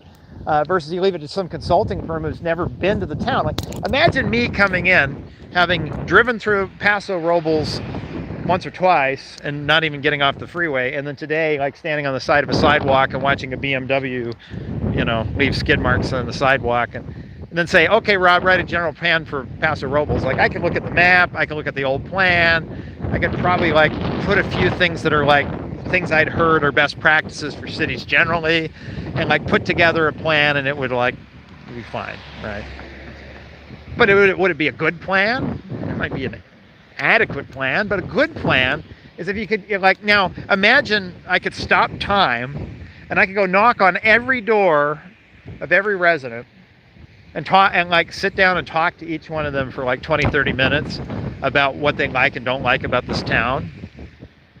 And then I could take all of that knowledge back and write the general plan. It would be a kick-butt awesome general plan because I'd have all this input, and then I could like weed out the stuff that doesn't make sense. Like, I want an ice cream shop on every corner. Like, okay, we're not doing that.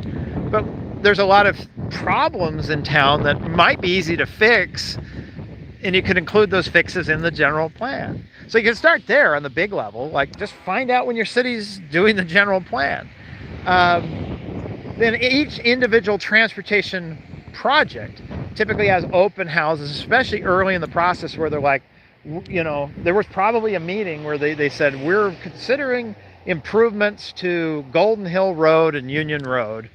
So come to this meeting and we'll, you know, we have a listening session to hear what you have to think about it. Well, there's an opportunity to help give some feedback and steer it, right? And be the squeaky wheel. If you keep going to the meetings again and again and again and again, and you're polite and you have educated things to say and you start to get to know people, it's like over time they might listen to some of what you have to say.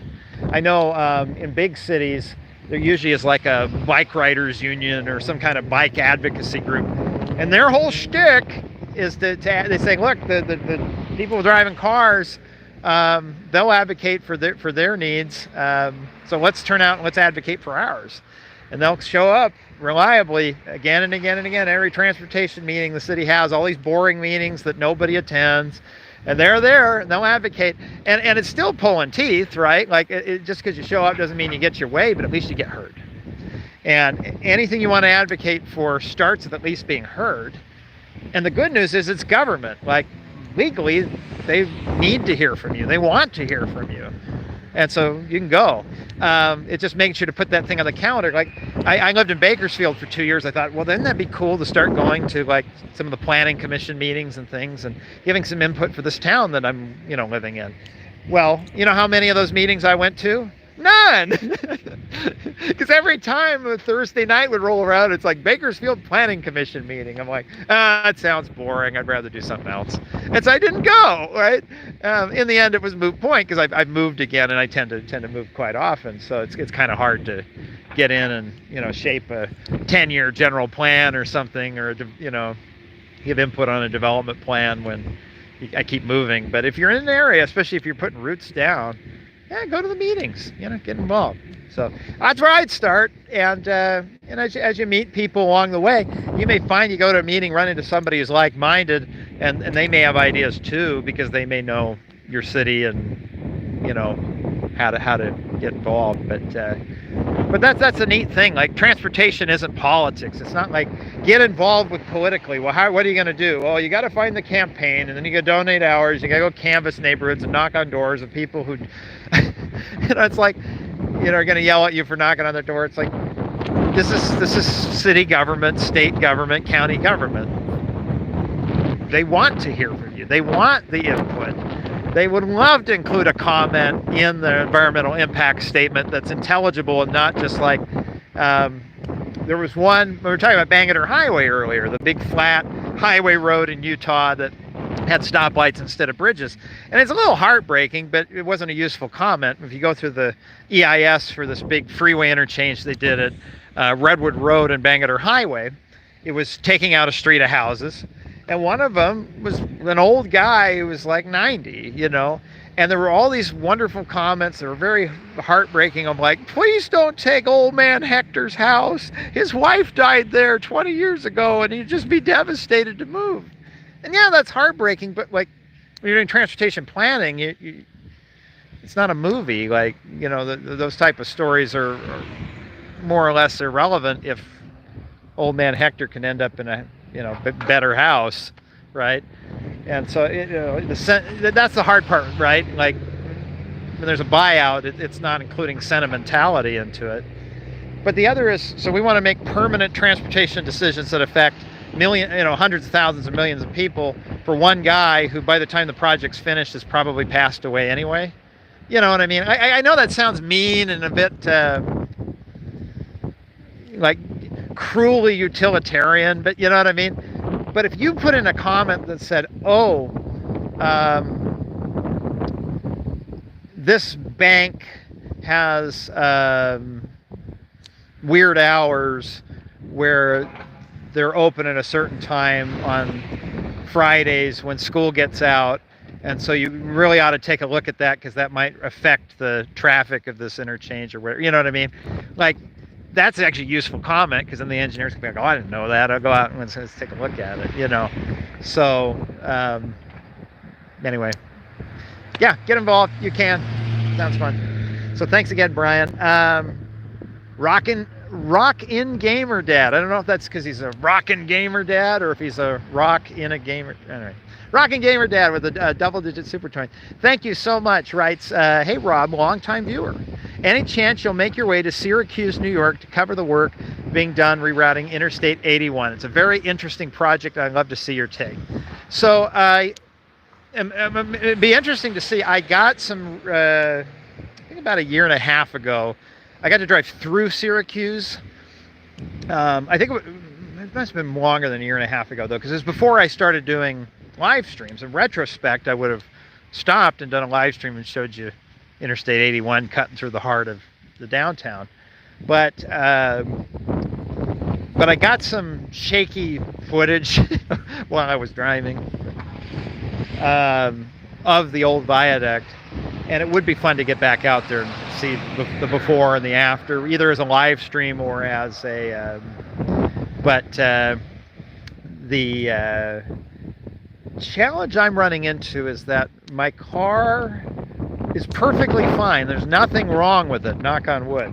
But it does have 345,000 miles.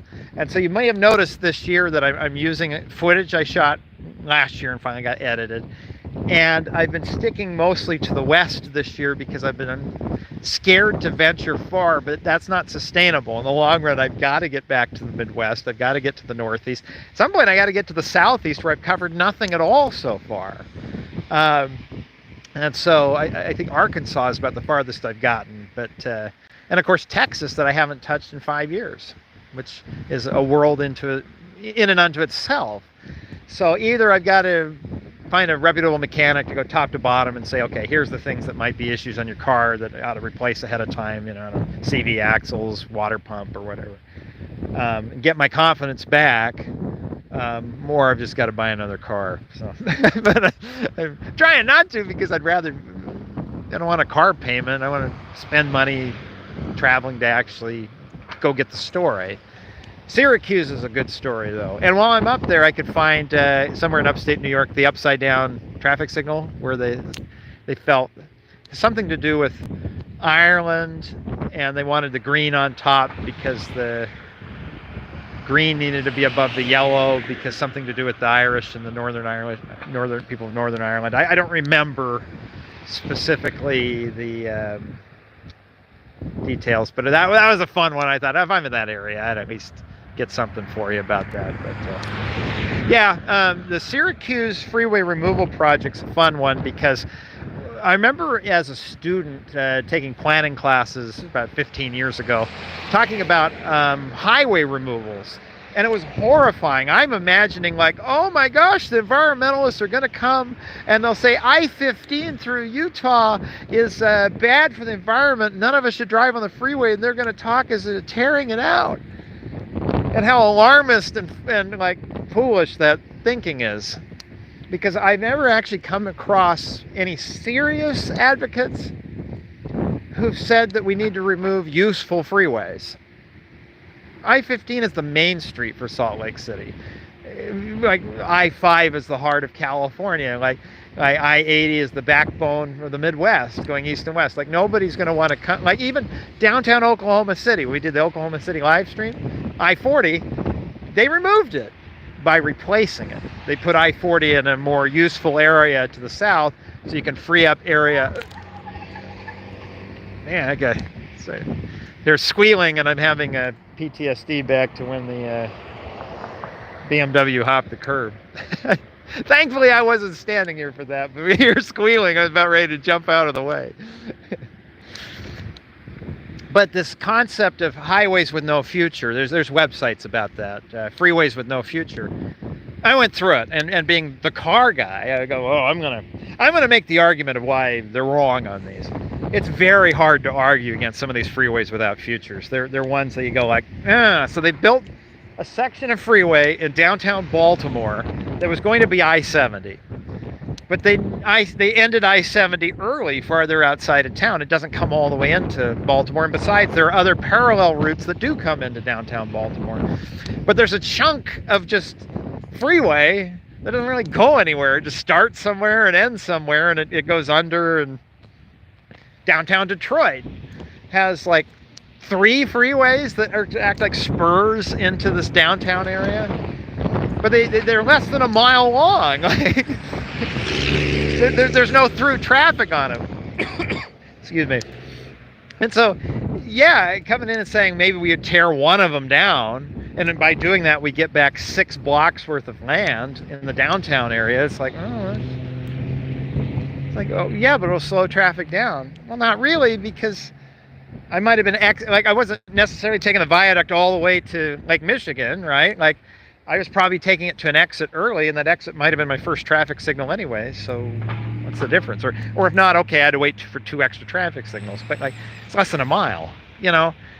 Like, some of these freeways without futures are the argument I would make that there are places we need to build new freeways. There's probably a long list of new freeways that make a heck of a lot of sense. And not just ones in the country between like Phoenix and Las Vegas. There are freeways out in the suburbs. Like, Phoenix has a crazy intricate freeway plan of a bunch of suburban freeways they want to build. And I'm saying, unless land use patterns change and migration patterns change, if that development's going to show up anyway, wise or not, they better at least preserve the corridor, because they're probably going to want that freeway later. Just cold truth. There are places that need new freeways. Likewise, just because we built a freeway somewhere doesn't mean that it's a good freeway.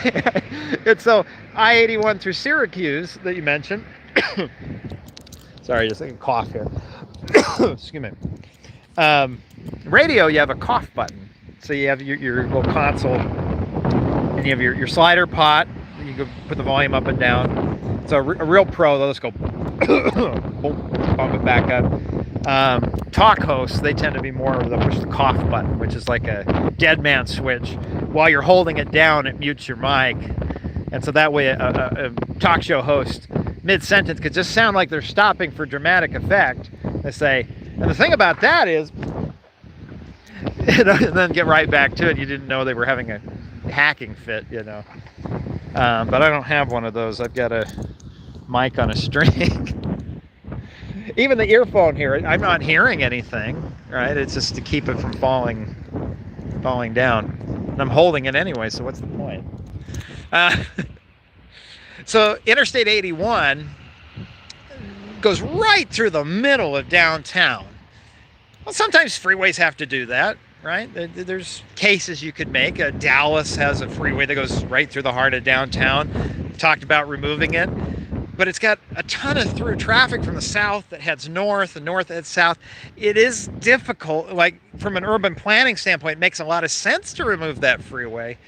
But from a regional mobility perspective and a traffic counts perspective, it's gonna hit hard if you take that out. It's harder to make the business case for it.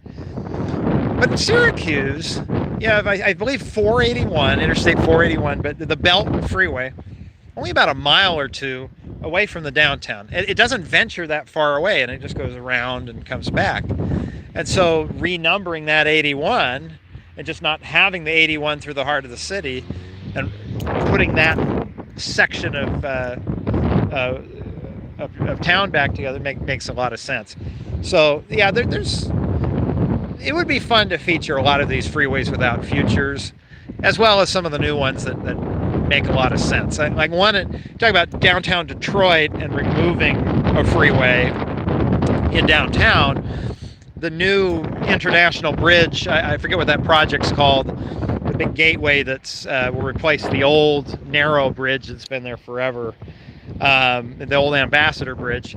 The new one, well, they had to build freeways on each end, because to have that level of traffic, you can't just go to a city street. It needs a new freeway. And if you're on Google Maps and want some fun, look at Detroit, find the old Ambassador Bridge, go a little bit west, you'll see the new bridge. Now go south. It's one of the few places in America where going south takes you into Canada. Go south into Canada, into Ontario, and you'll see where that new freeway is. Canada's done a good job getting their half ready. There's a lot of places where they've tunneled the freeway down and had a cut and cover over the top to minimize. It's fascinating. I've never seen that done before, and it'd be fun to know the business case of why they wanted to do that.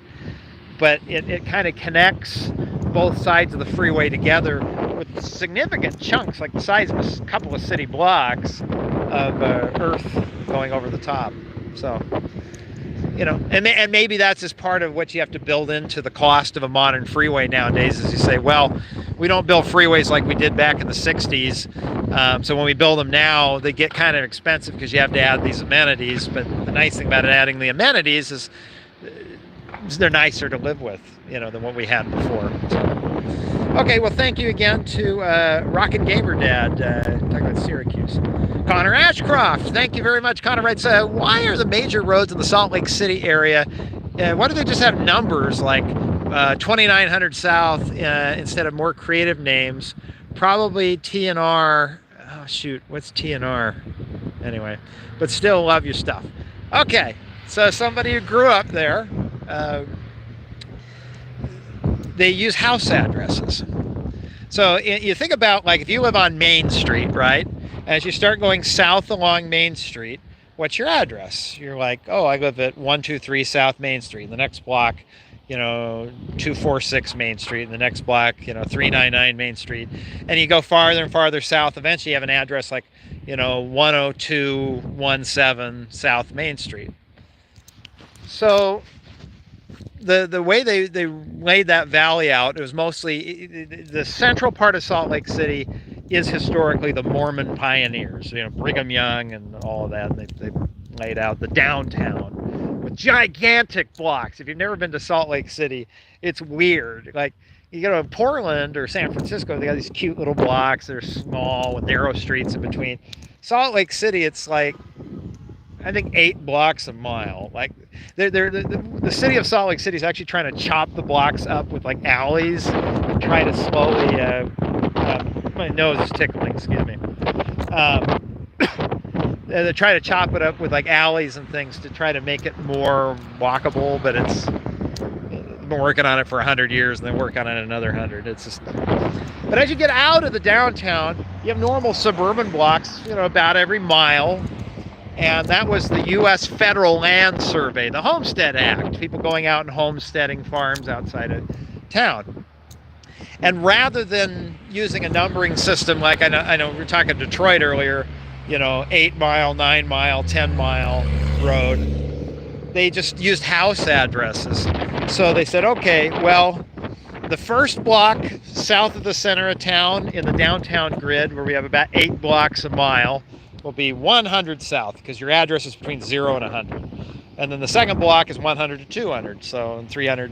And then you start getting out to the suburbs, a mile apart is 8, so it's like 90th and 98th, which would be 9,000 and 9,800, right? That's a mile apart. And then the next one would be 106, right? Because it'd be 8 more, so it'd be 10600. So you look on the map, and somebody who's from out of town and from other states look at it and be like, okay, I guess I get off at the 9,000 South Street exit. And a local would just say 90th. It used to be Utah on the freeway signs. There was a push in the early days of the freeway system, like in the 60s, where to maybe sound more normal, they would truncate the address, the 2 numbers off the bottom, and just say, okay, well, in a normal city, if your address was 9,000, that would be you're in the 90th block, right? You know, so we'll call it 90th South, and the sign would actually say 90THS, you know, South. But there was a big correction back to the old lingo when they rebuilt the freeway 20 years ago, and it's 9000 SOUTH, 9,000 souths. So, and I had an argument, good-natured discussion with a buddy of mine who's from Florida about this, because he says, no, it's 10,600 south, and I go, no, it's 106, because I grew up, it was 106, which makes me laugh, because there used to be, I can't remember if it was on MTV or BET, but there was that music show 106 in Park, where it's talking about in Harlem in New York.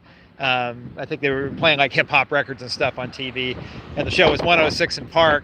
And I'd hear commercials for that on the radio, and I'd always laugh, because when they say 106 in Park, I'm picturing 106 South in Salt Lake City, and just like how ridiculous, like, especially Salt Lake City of 20 plus years ago, which was like the most white, not particularly diverse place you could grow up.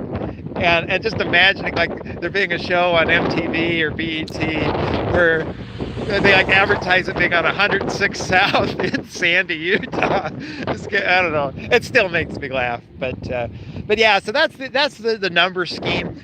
It's weird when you first move to Salt Lake City. You're like, what is this? Your address is 8123 West, 3020 South. What? And it's because they just give the street a house number, the same way your house has a house number. But the cool thing about it is if somebody says where they live, they say like, oh yeah, I live at 90th South and 40th West. You can immediately picture it. You didn't need a Thomas guide or a Rand McNally atlas. You didn't have to, because you remember the old, those of you old enough remember the Thomas guide, right? Like when I lived in Oregon, that's the first time I experienced it, because growing up in Utah, people would just name the rough coordinates and say, well, I live on Sago Lily Drive. Well, where is that? Oh, it's just north of 98th and Redwood or whatever. You're like, oh, I can find that. And so you could just drive to the neighborhood, and with the coordinates, you'd get there. It's almost like GIS coordinates, but addresses instead of GIS coordinates. Now, with GPS, it's kind of irrelevant because everybody just puts everything into Google Maps and you're done. But it was a good system pre-smartphone, so I'll advocate for it. Okay, thank you again. So that's Connor Ashcroft. Thank you very much. Max Cozy, 163. Thank you very much. And Max Cozy with your super chat, you write, hey Rob, do you prefer to drive in the city or out in the road? I like the complexity of cities but don't like the traffic.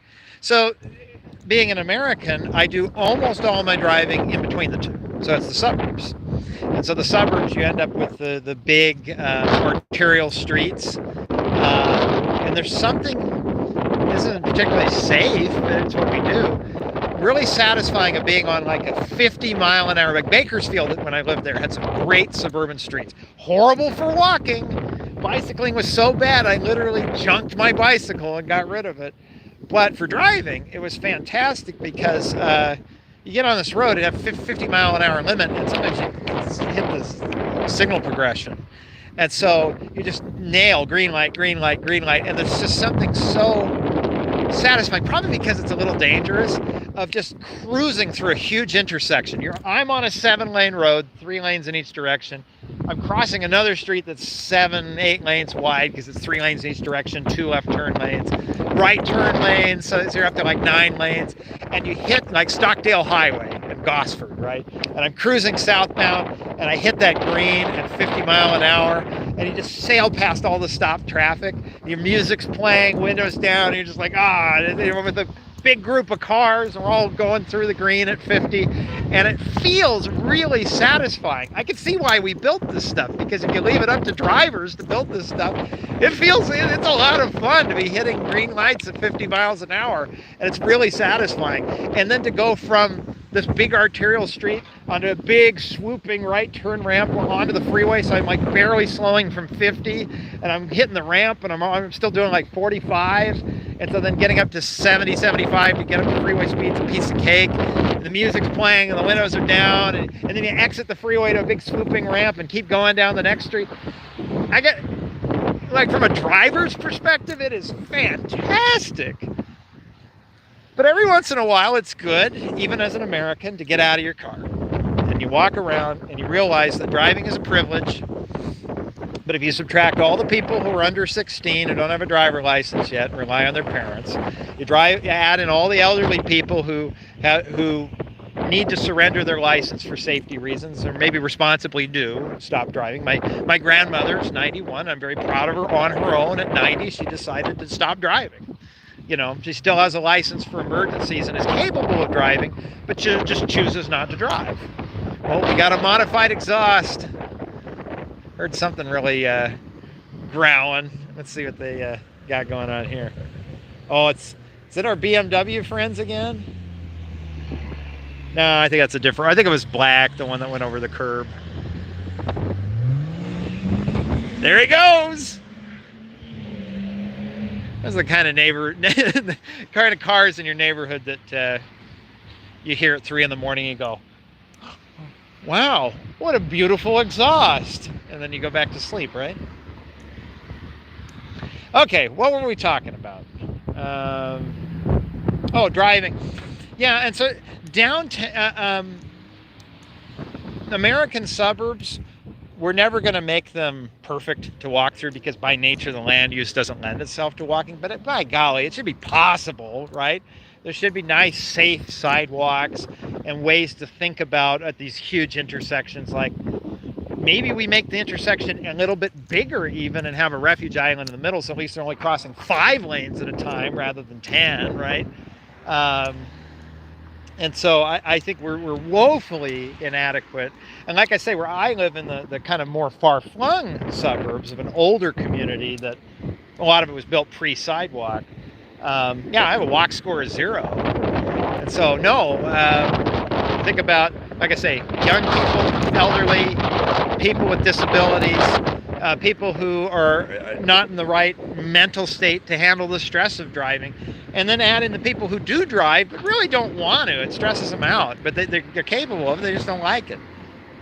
We really ought to think about making it, one, possible for them to walk, and like Bakersfield mostly has sidewalks. It's possible, but like till you get to the intersection, and then you can't. Middle of the block, we don't really have a lot of when I lived in Bakersfield, they don't have a lot of mid-block crosswalks, so how do you get across? Well, you jaywalk. Well, that's for able-bodied people. The kind of people who drive cars. So, anyway, right?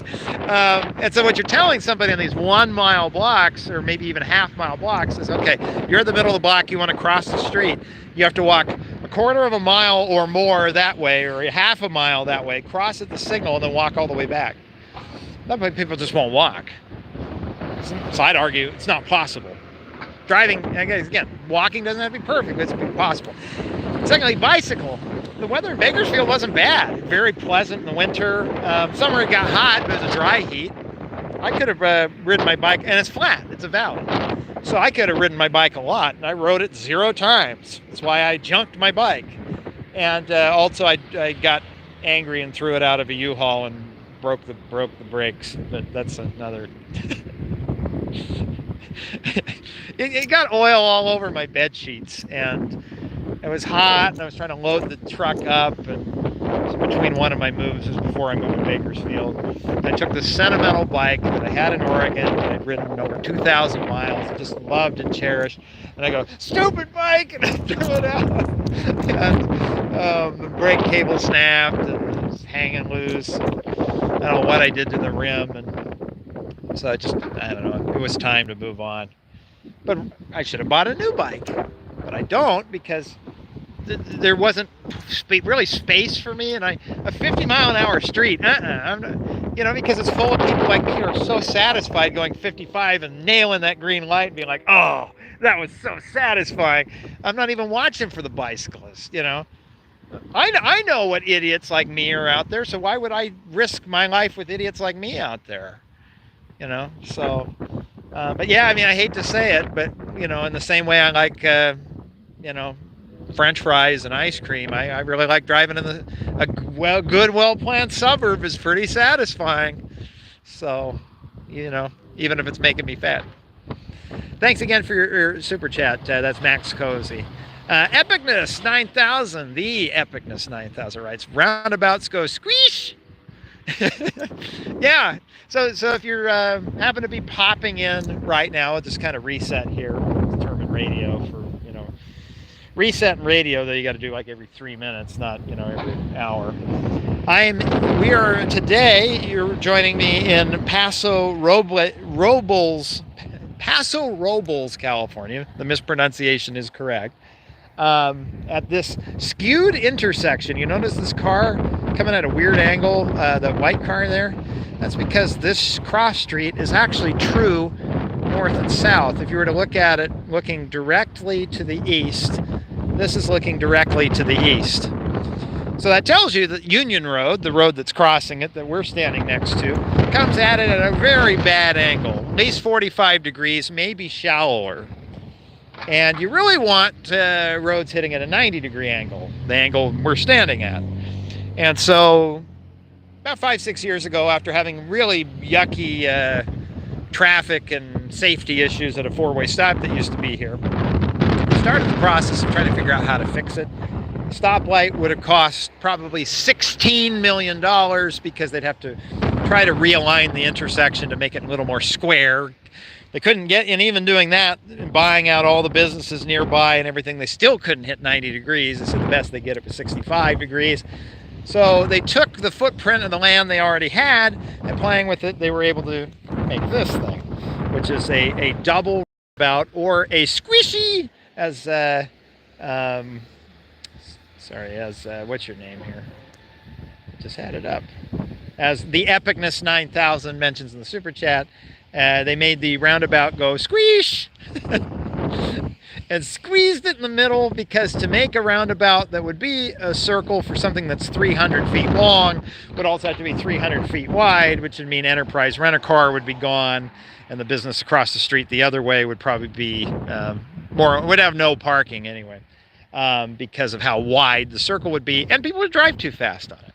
So they made this squishy roundabout, again, here at Golden Hill Road and Union Road in Paso Robles, California, which is the pass of the Oaks. And I don't think the word for Oaks is really Robles in Spanish, but I haven't gotten that far on Duolingo. I gave up on Duolingo once they introduced the L and law and all that, because it was too complicated. I had the same problem in high school. I took German. I was younger back then, and learning things was easier, right? And even then, German, they not only have masculine and feminine articles, but they have neutral as well. So you have der, die, and das, D-A-S, which is neutral. And to be particularly cruel, the word for little girl, Mädchen, is das. Not die Mädchen, you know, the feminine, it's das Mädchen. You know, that girl, it. So, and yeah, I appreciate as an English speaker that despite all of our grammatical problems, we just have one set of articles and we just use them for all the words. So, okay, Chris writes with a super chat. Thank you very much, Chris. Chris writes in, oh, you're going to make me say that town in Wisconsin that I always pronounce wrong. E-A-U-C-L-A-I-R-E.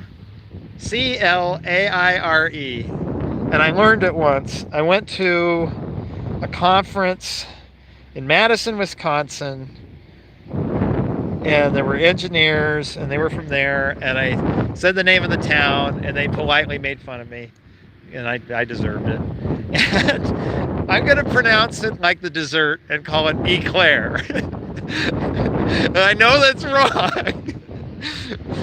But Chris writes, in Eau Clare, mainline highway US 53 goes from a freeway to a roundabout, and the crashes got so bad that Wisconsin DOT added rumble strips, molding, and more signage. Yeah, and that's a tough one. I know, excuse me, a cough here. I know Wisconsin's been very aggressive at putting in roundabouts throughout the state. I think they've been probably one of the most aggressive states out there, and they've done a good job. There's even a fun, spent a lot of money on it, but they had an educational video saying to take it slow, and they like toy cars on a record player, and then they were like playing the record really slow, and they commissioned this whole song like, when you come to a roundabout, take it slow. And it was one of these like high budget productions, and I'm like, oh man, some like 70-year-old retiring guy in the office thought this was a good idea and commissioned this thing. And it's like, it was memorable, I remember it, but when's the last time I've touched a record player? And when's the last time, like, I'm just barely old enough to know there was a switch on the record player where you could play it slow because it was a long play, like, you know, but anyway, they Wisconsin with their public education and the amount they've rolled out, they've done a very good job. We are accustomed to it being a freeway, and all of a sudden, bam, they're hitting around. Oh, is that our BMW friend again? I might hear the skid marks. I'm still standing here. I haven't. If you're joining in a little bit late, I'll reset this too as well. We were over on the other side of the roundabout, about an hour or so ago, and measuring how wide it would have to be when there were just all of a sudden this old 1990s black BMW hopping the curve and squealing and making all kinds of noise. It went up over the curb here, missed the light pole by an inch, went right under where we're standing now, so we're really testing fate to be hanging out here. And then it went around the other side, and you can see the skid marks down there. It re-entered the highway, the Union Road. It's not a highway. They shouldn't have been going that fast. Re-entered this, 40-mile-an-hour road on the other side of the sign. So anyway, thankfully nobody was standing here at the time like we are now. But so every time I hear skid marks, I'm wondering if the high schoolers are back, because I doubt it's some middle-aged guy. First of all, I'm going to stereotype. It's a guy. I really have a hard time believing that, I don't know, maybe it could have been a real gearhead of a, woman who likes to really a car running fast. But I'm not trying to profile, but it just screams 17-year-old boy. You know what I mean? Like, it's the kind of stupid thing I would have done, except I didn't have a car with that kind of power. I did run over a curb once, but that was in a Chevron parking lot, so I wasn't doing this. Wasn't putting down skid marks, I'll tell you that much. Okay, yeah, Chris, thanks for the super chat. And yeah, is having rumble strips approaching it is a Band-Aid. That helps. But to me, it sounds like the road almost needs something more to communicate they're entering a roundabout. I know famously Milwaukee, there's a YouTube channel called Milwaukee Roundabout. Somebody who used to live by this roundabout, it kind of a main city street, goes up over a huge bridge, comes back down and hits a roundabout fairly quickly. Now, if you're going a sensible speed, 35, 40 miles an hour, you'd come over that vertical climb and see like, oh, there's a roundabout, and you slow down, you navigate it. But because he lived there, he had sorry, somebody drove by with something political that was a little weird, but anyway, I won't comment on that. But as you go over that vertical climb, over that bridge in Milwaukee, and you hit that roundabout, you go around it. But because this guy lived on the other side of the roundabout, and I think he had a doorbell camera that could pick up motion, he had all kinds of great footage, and still does on his YouTube channel, Milwaukee Roundabout, if you're looking for it, of people just coming way too fast, especially in the middle of the night, over that vertical climb and just mowing across that center island. Thankfully, they didn't put anything in the middle of it. And I went and filmed when I was on this Midwest film trip a year ago, filmed a bunch of footage of it because I thought it'd be fun to do a story on it. But the problem is I went and stuck notes on the houses there trying to find the Milwaukee Roundabout guy, and most of them didn't get back to me. And the one person who did, the house I really thought was the person said, sorry, I just moved in. And I've noticed Milwaukee Roundabout hadn't been posting new videos, so it's possible that person moved away. And one of the challenges of YouTube is that there's no direct messaging system. You may have noticed, you're trying to get a hold of me, that within YouTube there isn't a way to do that. And so unless a person leaves a business contact, like I have my work email on there, news@roadguyrob.com, it's very difficult for somebody to get a hold of somebody. So I've been trying to get a hold of Milwaukee Roundabout, because if I could interview that person and get permission, their blessing to use some of their footage, and then I could talk to a roundabout designer, you put it all together, that's an interesting story of like what's wrong with this roundabout. US 53 in Eau Clare, for lack of a better pronunciation, is another one that would be interesting to see and try to figure out what's going wrong with that particular roundabout. Why are people hitting it at such a fast speed? And are there things that the design of the road, they could alter it so that, without even needing to put up a sign that the freeway's ending, something to almost maybe serpentine the driver a little bit and be like, oh wow, something weird's going on because the whole freeway's zagging left and right, to kind of let you know. But that's one where, like I say, I'm not particularly brilliant in having an idea of how to solve it, but I know there's a lot of brilliant engineers out there, and somebody's thinking of something. And with the right funding and the right idea, they can fix it. It'll be great, Okay, so thanks again. That's from Chris. Joviet writes, hey, thanks Joviet, with the super chat. Writes, there's a roundabout like this in my city. It used to be a 9-way stop. I think it was called the Beanabout. That was 10 blocks from it, went through it often. Is that the one that was in west of Boston? Because you mentioned Beanabout, and I'm wondering Beantown. And I know they were playing with like a really awful multi-approach intersection somewhere west of central Boston.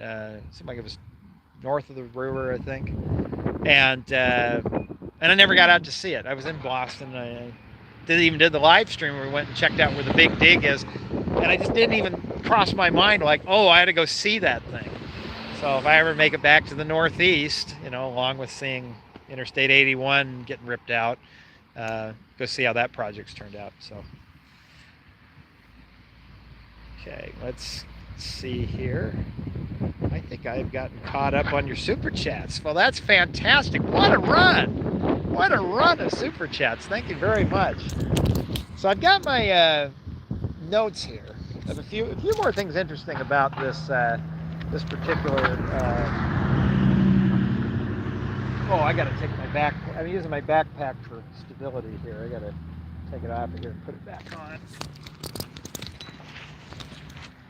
Okay.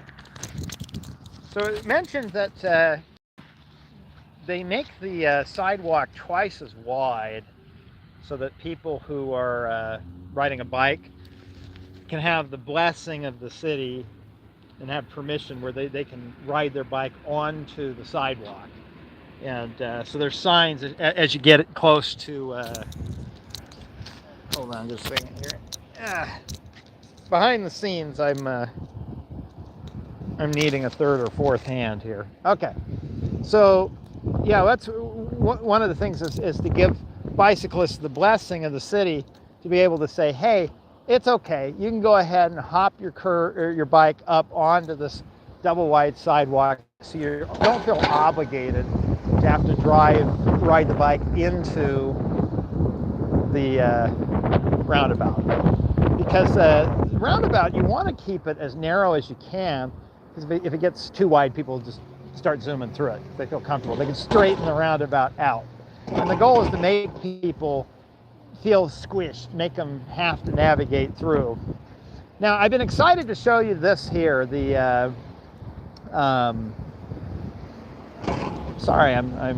the word is aprons. Thank heavens for notes. The brickwork there It has a nice aesthetic appeal to it, but you notice what it kind of does. Nobody drives on it because it looks like something that you should not drive on. It looks like, oh yeah, that's where the curb is. Emotionally, as a driver, you think, yeah, that's the edge. But the actual curb, if you notice, is inside the apron, right? So you actually could drive a car up on that apron. It just doesn't seem right. And to really reinforce that you shouldn't, it's kind of hard to see on a live stream with, without any zoom. But and maybe you can see it here better. It's hard to tell. But just outside the yellow line, and Joviet, by the way, is Jovette is spoiling the punchline, but you are correct. All of this work to do aprons here is so that you can get a very long vehicle through here. So if on YouTube, if you want to look at some homework later, and look at some of the video that the contractor did and the city did, if you put in Union Road Roundabout or Paso Robles Roundabout, you'll see they had a big rig semi-truck with a trailer that was 108 feet long. I mean, it's just an enormous thing. I mean, to give you some idea, a city bus is 40 feet.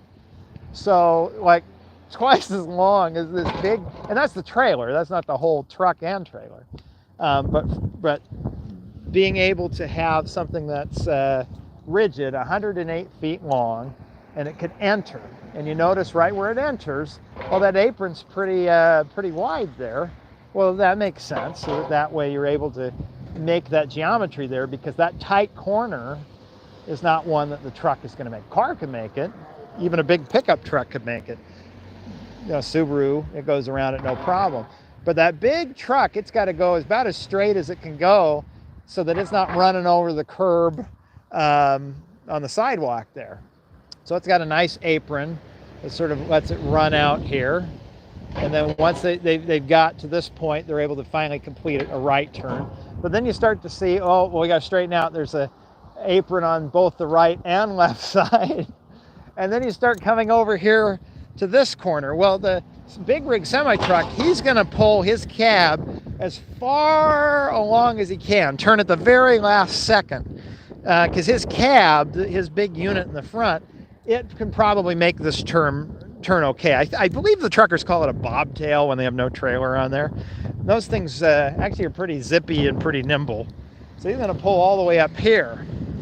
But the wheels in the back, well, they don't turn. So you get this thing called rear wheel cheat, where the back wheel is going to want to cut the corner, and the trailer, well, it has a hinge on it. It's going to really want to cut the corner. So that's why you start to get this apron starting to turn in so soon, is because that's reflecting the rear wheel cheat that the 108 foot long semi-trailer. I know I shouldn't be telling you while you're watching a YouTube video to go watch another YouTube video, but seriously, like, even if you have to like click away for a second and come back, like, you need to find that YouTube video of this truck making its way around it. It was, like I say, 108 foot long trailer.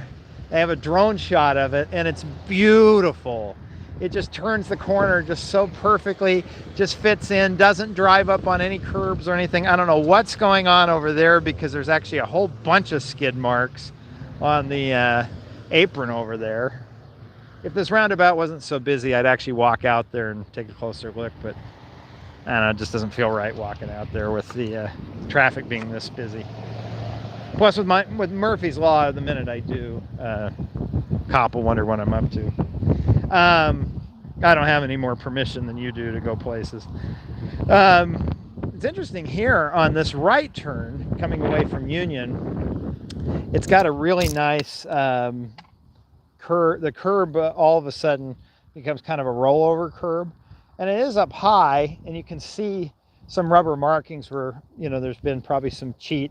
Either drivers didn't know what they were doing or big truck. But you do have an apron on this side, and it sits probably another foot higher than the street below. So you definitely notice it in a car. You driving a car, you don't want to be up here, but but it does allow for some rear wheel cheat of the big trailer. And then still, the truck continues to have a really generous apron coming around on this side as well, because, you know, see, he's cheating a little bit there. See, even in his long Dodge, although I don't think he needed to. I think he just got lazy, but because he wasn't pulling a trailer or anything. But the idea is most passenger car people aren't going to do that, because it just you go over rumble strips, or, you know, where the rumble grooves that you dig out, and they're kind of hard to see. I'm still trying to see if I can get you a good view of it, but just beyond the yellow, you have like highway rumble stuff. You can kind of see it a little bit there. Make it real obvious that that you're driving in somewhere you shouldn't.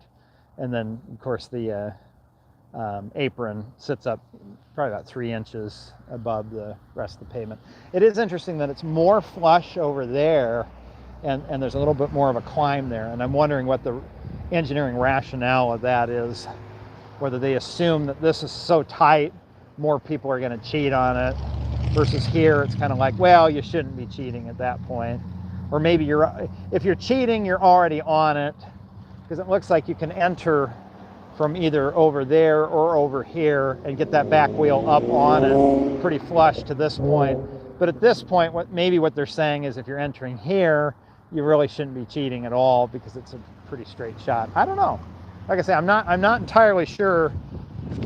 You know, I only found out about this roundabout I think early this morning, so there was a lot of crash course of trying to learn as much as I can about this thing for you today, while running around shooting for the other story. So, but it's really hard to pass up when there's something neat like this, and you find out you're only an hour away. You kind of feel like, well, I gotta go check it out, you know. So then, once you get over on this side, no outside apron on this side, just inside. But again, the people ask, see, there's PD over there. If I was standing in the middle of the road, it would be super awkward right now. Somebody mentioned in the comments it's public space. Well, it's a public space in the sense that, like, the kitchen and the fire department is public space, but it doesn't mean I'm allowed to be in there. So I got the apron, and then it kind of flattens back out on this side where it's flush. So maybe that's the idea, is your cheating trailer wheel is returning back to straightening out at this point, and so it's flush again. Makes me want to go back and watch that YouTube video that the contractor, the city, posted of the 108-foot long trailer coming by. And then you get to this point here, there's like no apron at all. So that's I guess, you know, in a way, drivers are squished in by the yellow striping and the rumble strip. And so a person could almost think of that area as being like a soft apron, in the sense that you can overtrack and have your big rig truck wheel over that yellow line. But technically, it's an area that still makes you feel hemmed in, makes you in a normal car want to slow down. And I think this is, you know, more I'm thinking about this, it's also some of the catch-22 where big state highways run through the middle of small towns. Not necessarily even in roundabouts, but just in general. These big state highways, when they enter a small town, well, the small town's like a little tiny downtown. You want to make the roads tight and narrow. You always hear bicycle advocates saying we need a road diet, cut those lanes down to 10 feet or whatever, so that way we're able to have something that makes the driver slow down. Because if you have 12-foot big wide highway lanes in the middle of the small town, the little baby downtown, then you end up with drivers going way too fast. But the reason that a lot of times on state highways and things they don't do that is because they have trucks come through, right? And you need to have the 12-foot lanes and all the stuff that you put in place for the truck to be able to make corners. Like, you ever seen the meme that they pass around every winter where there's some downtown, you know, Chicago or someplace, and cars have been driving in the unplowed snow, and how little of the road the cars actually use. The cars actually make pretty tight corners and things. And they're kind of trying to illustrate this idea of how much of the space in a downtown we could give back to pedestrians as sidewalks if you tighten the road in. Because without the markings being there, drivers might actually drive in a tighter print. But the reason they don't is because if it's a state highway running through a small town, I mean, that downtown, there are freeways, right? And so other than a few delivery trucks going into the city, most of the through traffic's on the freeway. Sure, give them back. But in the small towns, it gets complicated because the main state highway, they have to over-engineer it because it's the through route. Like if you're trying to ship goods from, well, I have a friend who lives in Chico, California, north of Sacramento. You go through a town called Marysville where the freeway just, like Wisconsin on US 53, just unceremoniously dumps you into the downtown of Marysville. This little cute little downtown. It even had a high-rise building until recently that burned down. But they have to over-engineer that road because big truck coming through on its way to Chico, it has to go through Marysville. And so what do you do to make something that is big enough to accommodate the trucks, but isn't so big that me and my little Honda, I'm like, oh, look how wide the street is. And I just zip through there at 50, 60 miles. It like becomes a racetrack at that point. Like, oh, let's see how fast I can get around this corner, right? And, you know, I'm dumb. I'm going to do it. It looks fun, right? And so designing something like this under that same principle, right? Building something that fools the driver into thinking, oh, this is really narrow. I got to slow down and fit tight. But I'm really cheating because I could drive here. Over here, oh, I've got to really slow down to make this tight corner. But the truth is I could cheat. I really could drive here. But psychologically, I mentally don't trust this. I don't think I can drive on it. Not because legally, but like, oh, maybe I'll get like a flat tire or something. And so like I purposely would rather slow down and go around it than I would to cut straight across it. And so maybe some of these same principles that they're using for really good roundabout design, maybe it has application for trying to fix up streets, like I say, where rural highways meet small city centers. I remember talking to an engineer, I think it was on the Medians video. It was a former Florida DOT engineer, and I'm trying to remember his name. He looks like Wolf Blitzer from CNN, but I'm trying to remember the guy's name. But I think he's retired now, and he's knows more about what they call access management, safely having driveways, you know, spacing them and everything else. And he talked some about medians and things and road design, and he said, yeah, you know, decades ago when we would run a country highway through a small town, we would just treat it like, oh, it's rural classification. And so they would use country highway standards where it blasted through a small town. And he said, but now that we think about it, even a really small town is kind of like a small downtown. It's just really small.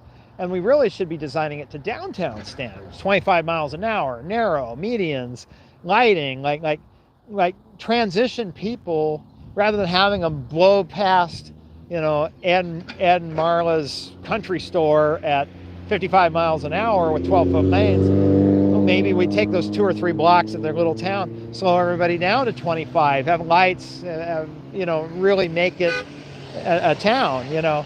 And that's something that's changed, he said, in Florida DOT just in the last couple of decades. And it is, in the long run, like the little bit of extra delay is worth it if it's creating more vibrant economic activity in the town, because you can kind of kill the town if everybody's blowing by at 55 and nobody can turn into the general store. It's like, well, then they just go out of business because nobody can get in, right?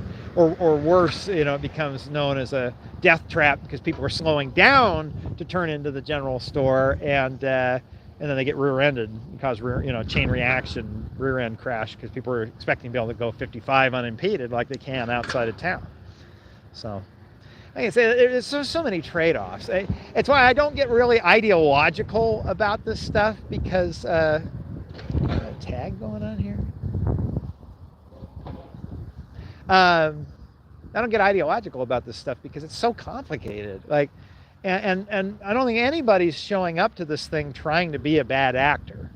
You know, I really think that there's a perception that some people have, that in the 1950s, all the civil engineers got together and they went, "Mwahaha, how can we destroy this city?" Like how do we, and it's like, I really think they were trying to do the best with what they had at the time, but made colossal mistakes because they didn't talk to enough people. So I'm a big advocate of talking to people, right? Because there's things that you don't know what you don't know until you start asking around, and then you find out things you don't know. And so there were highway planners who looked at Syracuse, New York, and said, "Oh, well, the cheapest land is here, here, here, here, here, here. And plus we can clear out all that blight, that ugly part of town, so we'll put it here. And that'll make sense, and it saves us the most money, and serves the purpose of this bigger system." And they're looking so big picture at this thing that they never stop to say, "Hey, let's go knock some doors of that neighborhood we're going to tear down and just kind of see, like, get a taste of what's going on the ground," right? They didn't do that. They weren't legally required to do it, so they didn't do it. And they didn't know they needed to do it, so they didn't do it. And it ended up being really bad, right? And so, you know, but on the same token, simply coming in and saying something like, "Well, cars should never drive faster than 20 miles an hour ever." And it's like, well, problem with that, right? So, but the more people you talk to, the more you start to get kind of a clearer picture and come up with that thing in the middle that can work, you know. And that, I think that's exciting. It's neat to see in the industry today versus the you know, as much as it'd be fun to be like, wouldn't it have been neat to be a highway engineer in the 50s and plan out all these freeways? Well, sure, but I think it's more neat today to have a long public involvement process and actually learn how stuff, you know, actually impacts the community. So when you're done, you have a transportation facility that actually helps people rather than accidentally hurting them because you built the wrong thing. Okay, let's see what we got going on here. I think a super chat slipped by. Oh, a couple of them did. So we talked with Joe Vett about the 9-way beanabout. Matthew Brannigan says, super chat, says, "Thank you for another great stream." Well, thank you very much, Matthew. And I'm trying to figure out what these 10, what does that mean? So there's like a little 10 off to the side. And I need to read the live chat and get caught back up, but I don't want to neglect the super chat either. Let's celebrate their 10th super on a live stream. Oh, so maybe out of all the live streams you've ever done, Matthew, you've done 10. So, which I know I've seen you on here, so a number of them might be for this one. Okay. Pete Martin writes, "Hey, Rob and chat. Noticed my town handled the rural highway problem, US 61, by giving it tall, severe curbs, just as much lane space, but it feels claustrophobic." So his idea that with the tall curbs, they just kind of like channeling everybody through. I need to get a second phone so I can hold this up and look on the map to see what you're talking about. But because it'd be fun to see what you're talking about. But so you said tall, severe. Okay, handled the rural highway problem on US 61 by giving it tall, severe curbs, just as much lane space, but it feels claustrophobic. So the idea then is, it sounded like they kind of they didn't tighten it up or anything. They just put the curbs to make you feel like, oh shoot, well if I mess up, I'm gonna smack into the curb and it's gonna really hurt, so I better slow down. But then the problem is, well, what if you have a giant truck that comes through that does off track? And then it's like really hopping the curb, and so you have this, like, you know, missile or something, and it's on a big thing, and it's like, you know, as big signs, "Do not jostle," and then it comes through your town and they mess up, and then the whole trailer goes and, you know, this big missile shaking in the, you know, I don't know. That's yeah, I mean, that's the challenge, right? Is like, if I move an oversized load, like I put a house on the back of a flatbed semi, I've got to put it on highways. And a lot of times the highways are not interstates. They might be U.S. highways because I'm going off the interstate a ways. And the U.S. highway goes right through the middle of the town. It's like, so there's like big old house going through the middle of the town, you know. And I remember having a guest speaker in my undergrad days when I went back to school, and even that was probably a decade ago. It was an older guy who was retiring, and he was making the case about how important logistics was becoming, and boy, was he right, and that we need to do a better job as a state of thinking about the trucks when we design our roads. And I remember where I went to school was Provo, Utah. There's U.S. Highway 189, I believe. It goes north and south. It's kind of like the main north-south street, University Avenue. It goes through like the charming downtown area and things. And there was this intersection on the south end of town where it crisscrosses US 89, right? So it's two state highways. But it was an old intersection that they built a long time ago. I imagine trucks were smaller back then when they built that, probably in the 40s. And two 5-lane streets, you know, 2 lanes in each direction, turn lane. And you could go stand on the street corner and you could see the skid marks like we've been looking at here today, of where trucks were constantly off-tracking onto the asphalt, right, or on the sidewalk where people stood. And thinking to myself, I go, you know, gosh, in the downtown area, this road already feels so big. I hate to see it get bigger, but he may be on to something that needing to be bigger. So later they redesigned that whole street and then redid that intersection. And it's massive now. It is so massive. And I've got such mixed feelings because there's a lot of truck traffic that goes through there, and everything we buy on Amazon and it gets shipped on trucks, and the truck traffic is increased. And another story I'd love to do is truck parking. You ever notice you drive on the freeway at night near where there's a truck parking area? I've noticed in California, and I've also seen it back east, of the truck parking is full, and then for another mile on the side of the road, there's just truck parked on the side of the freeway. Not because they're a bunch of scofflaws, but because federal motor carrier rules say they are out of hours. They've got to park and sleep and take a break.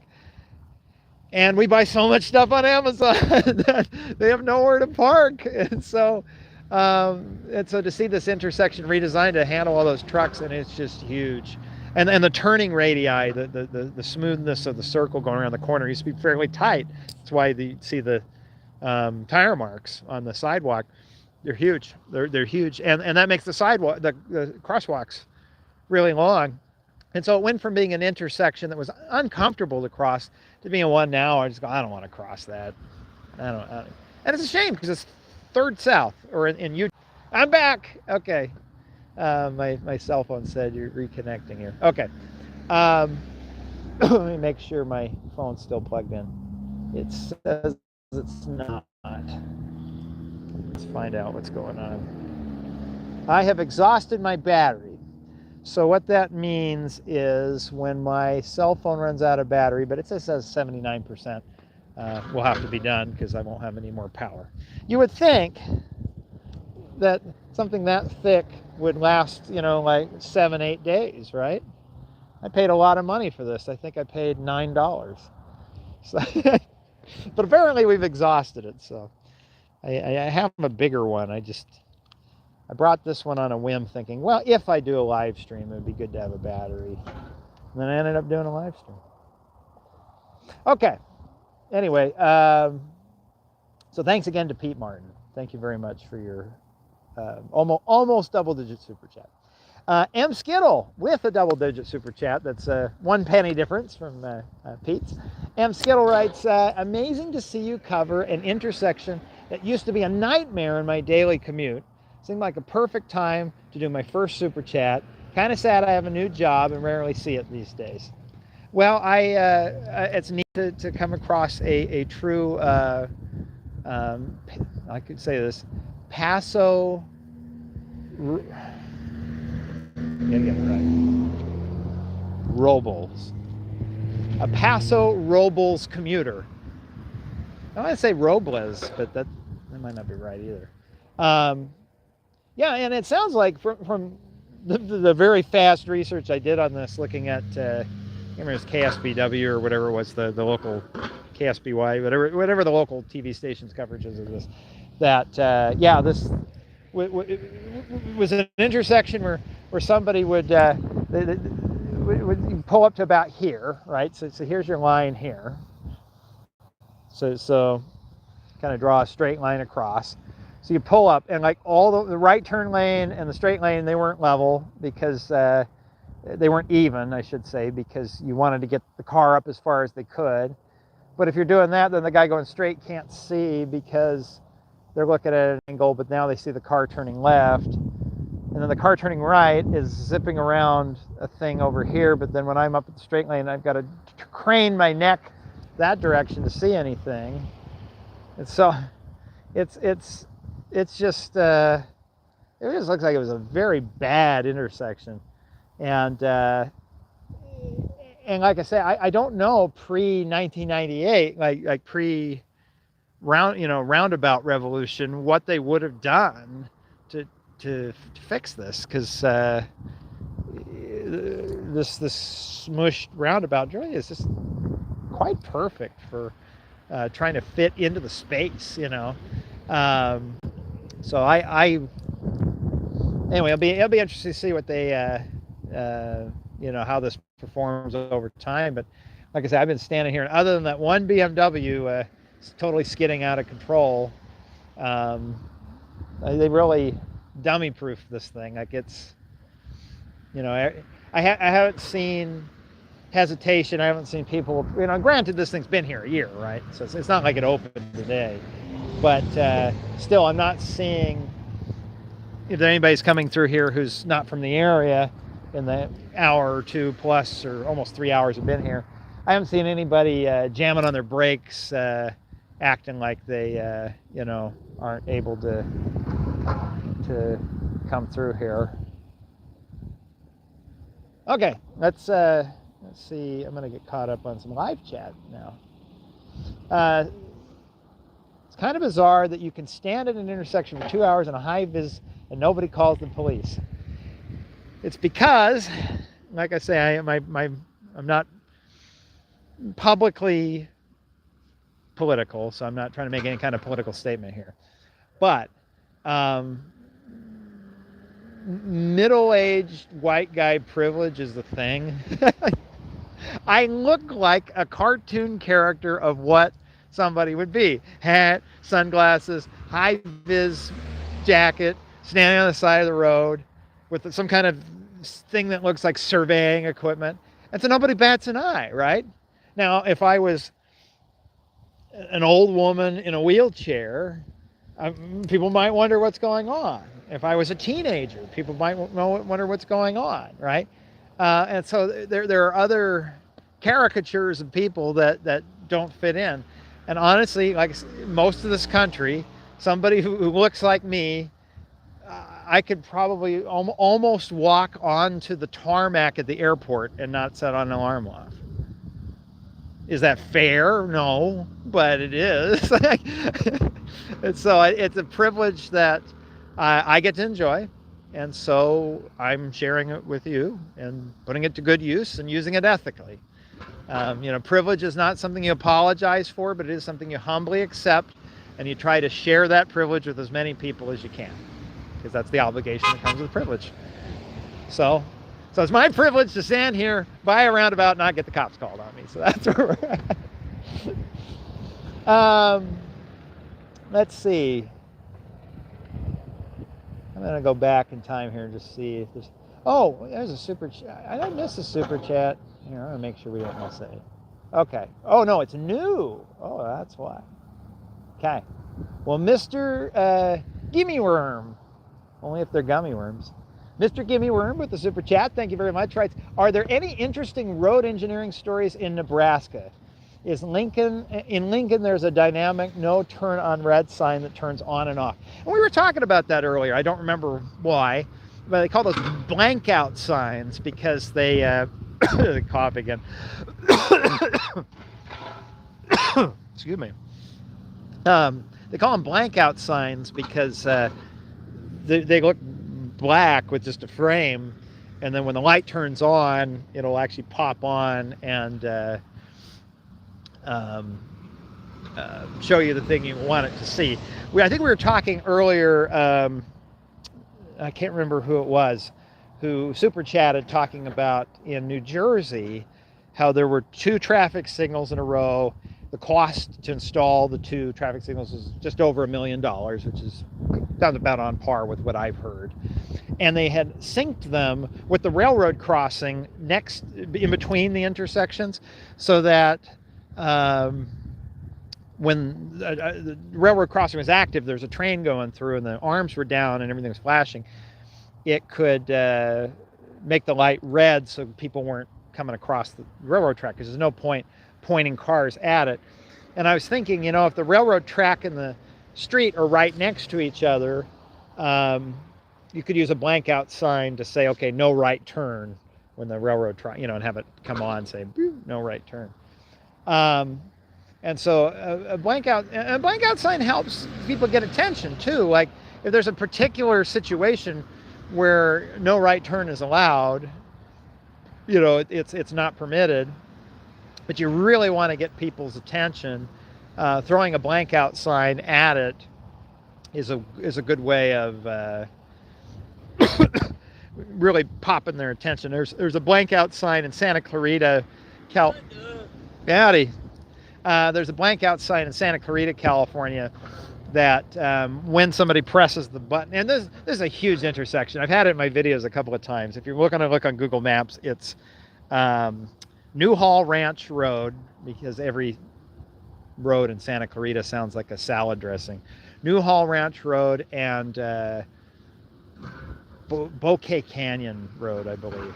It's huge. I think it's 12 lanes in each direction. I mean, like 5-6 lanes going one way and a triple left turn. Like it's, and so the walk phase comes on with the straight traffic, right? So you're wanting to cross, and the cars are going straight at the same time.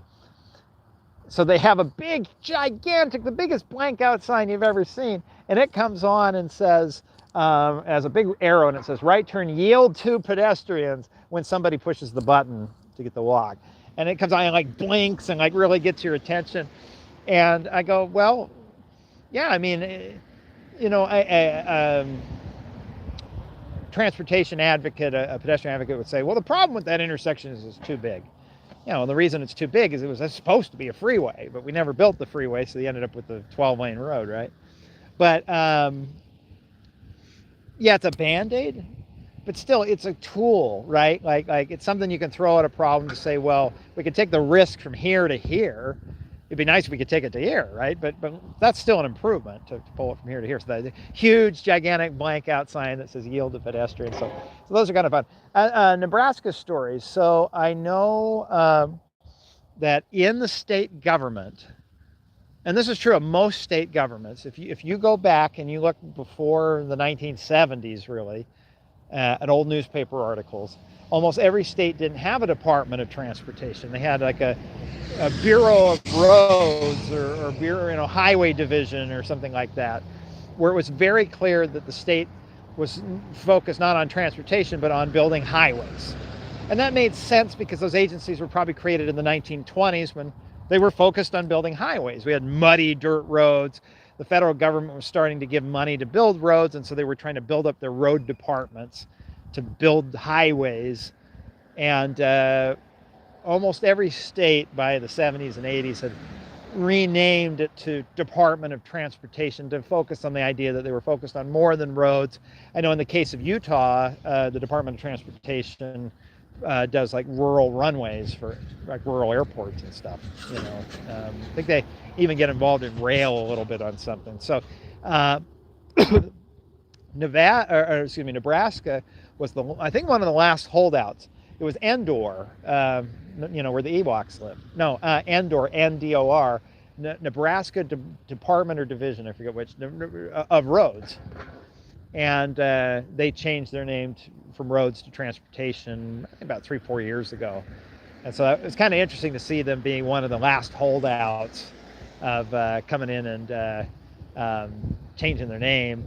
And I don't know that there was anything hugely political about that. I think it's just, you get inertia. And some flip it the other way. Like it's interesting when you get Texas, their name is TxDOT, TxDOT, because they don't want to get mixed up with TDOT, which is Tennessee, right? But yet Arizona has no problem being ADOT, even though there's a bunch of other states with, like I think Arkansas is also ADOT. And so,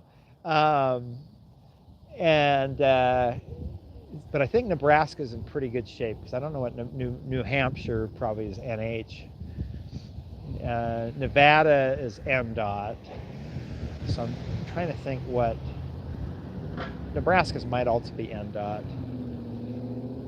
And then you get the standouts that are totally wrong, like Caltrans isn't CDOT, which would be Colorado DOT, or even CalDOT, it's Caltrans. They don't even worry about the department, even though it's the California Department of Transportation. They just get at it and just say, well, it's the transportation department, just call it Caltrans. And what is it with the cops going round and round and round?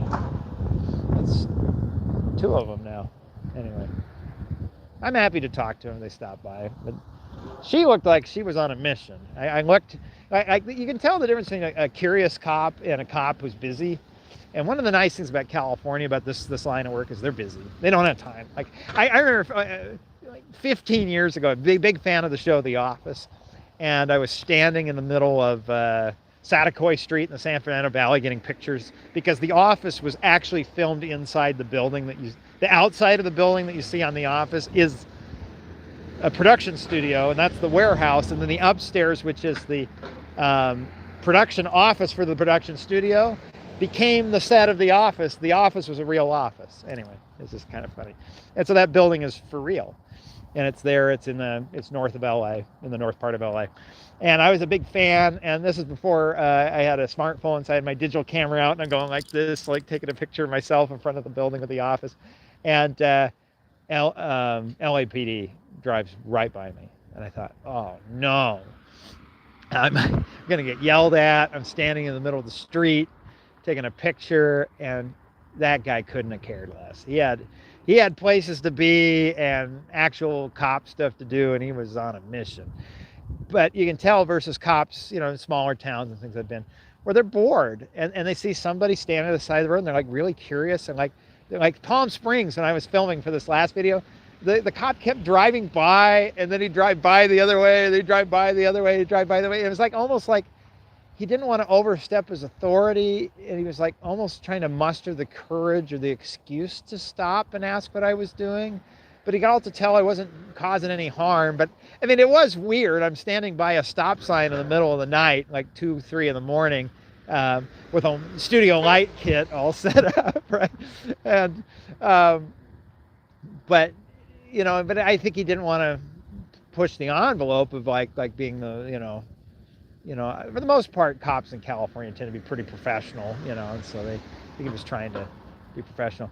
And so you can kind of tell when they're curious, and then you can kind of tell when they're on a mission. And that officer, when she drove by just now, I looked through her windshield, and she was not looking back. She was focused on where she was exiting the roundabout, and she had a look like I got to be somewhere. I'm just, so that's great, because then she's going to leave me alone, and nobody cares.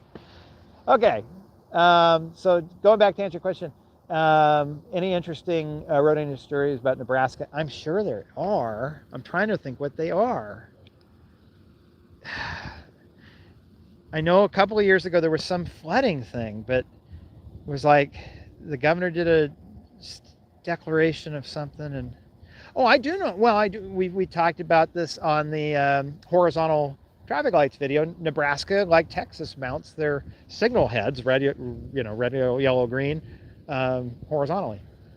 So that's which actually from your perspective would be this way. But, and when I reached out to them, they basically said probably wind, but mostly they just haven't thought about it. It was convention. They're just like just always done it this way, and so that's why we. I think they were saying it allowed the mast arm to be slightly lower and not bonk the truck, because if you hang them this way, they hang down, so this bar has to be a little higher, so you have the clearance for the semi trucks to go underneath. But if you mount them this way, you can come down a little bit, and that saves a little bit of metal here and a little bit of metal there, but mostly just convention. But yeah, and so you if you're in Wyoming versus Nebraska, or Kansas versus Nebraska, as soon as you cross the state line, on the state roads, you start seeing the traffic signal heads move the other way. I also know that Lincoln has that new highway they've been building piece by piece south of town, which looks fantastic. I haven't driven it yet, and I frankly don't know much about it, other than I know they put a lot of work. I believe it runs east and west off of the Homestead Expressway, I think. I'm trying to remember which road. But it's that kind of Lincoln, Omaha area is quietly growing, where, if you've gone back 50 years ago and asked somebody, well, what do you think of Kansas City? They'd go, oh, it's forgettable, right? And then all of a sudden you wake up one day and Kansas City's this gigantic metropolitan area. And I think Lincoln and Omaha is kind of the same thing, maybe. Be interesting to see, where today you don't think much of it, but where is it going to be 30 years from now? It might be a pretty big market. Cold, a very cold market, but people live in cold places. Can you believe there are people that live in the city of Chicago? I mean, it's cold. It's cold, or it's full of mosquitoes. I kid. Chicago's actually one of the best downtowns I've ever been to. I really liked it. I've been a couple of times, and a lot of good energy in the downtown along the river and stuff. So, but I wouldn't live there for the weather. I had the good fortune last time I was there. It was about a year ago. We did the live stream, and that was probably about as perfect as the weather could get. I think it was humid, but it was all right. I've been to Chicago in the summer a few times, and that's not great. And I've never had the privilege of being in Chicago in the wintertime. Boston in the wintertime, but never Chicago. So, yeah, thank you very much, Mr. Gimmeworm.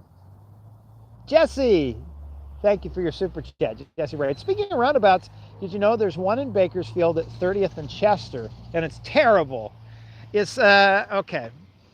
Is that the one that's under the kind of expressway road goes over the top, and it's Garces Circle, or are we talking 30th and Chester? I should know this. I know Chester. Chester's one of the main drags that goes north and south through town.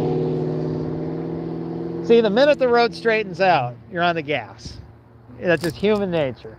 There's not a single curve on that exit.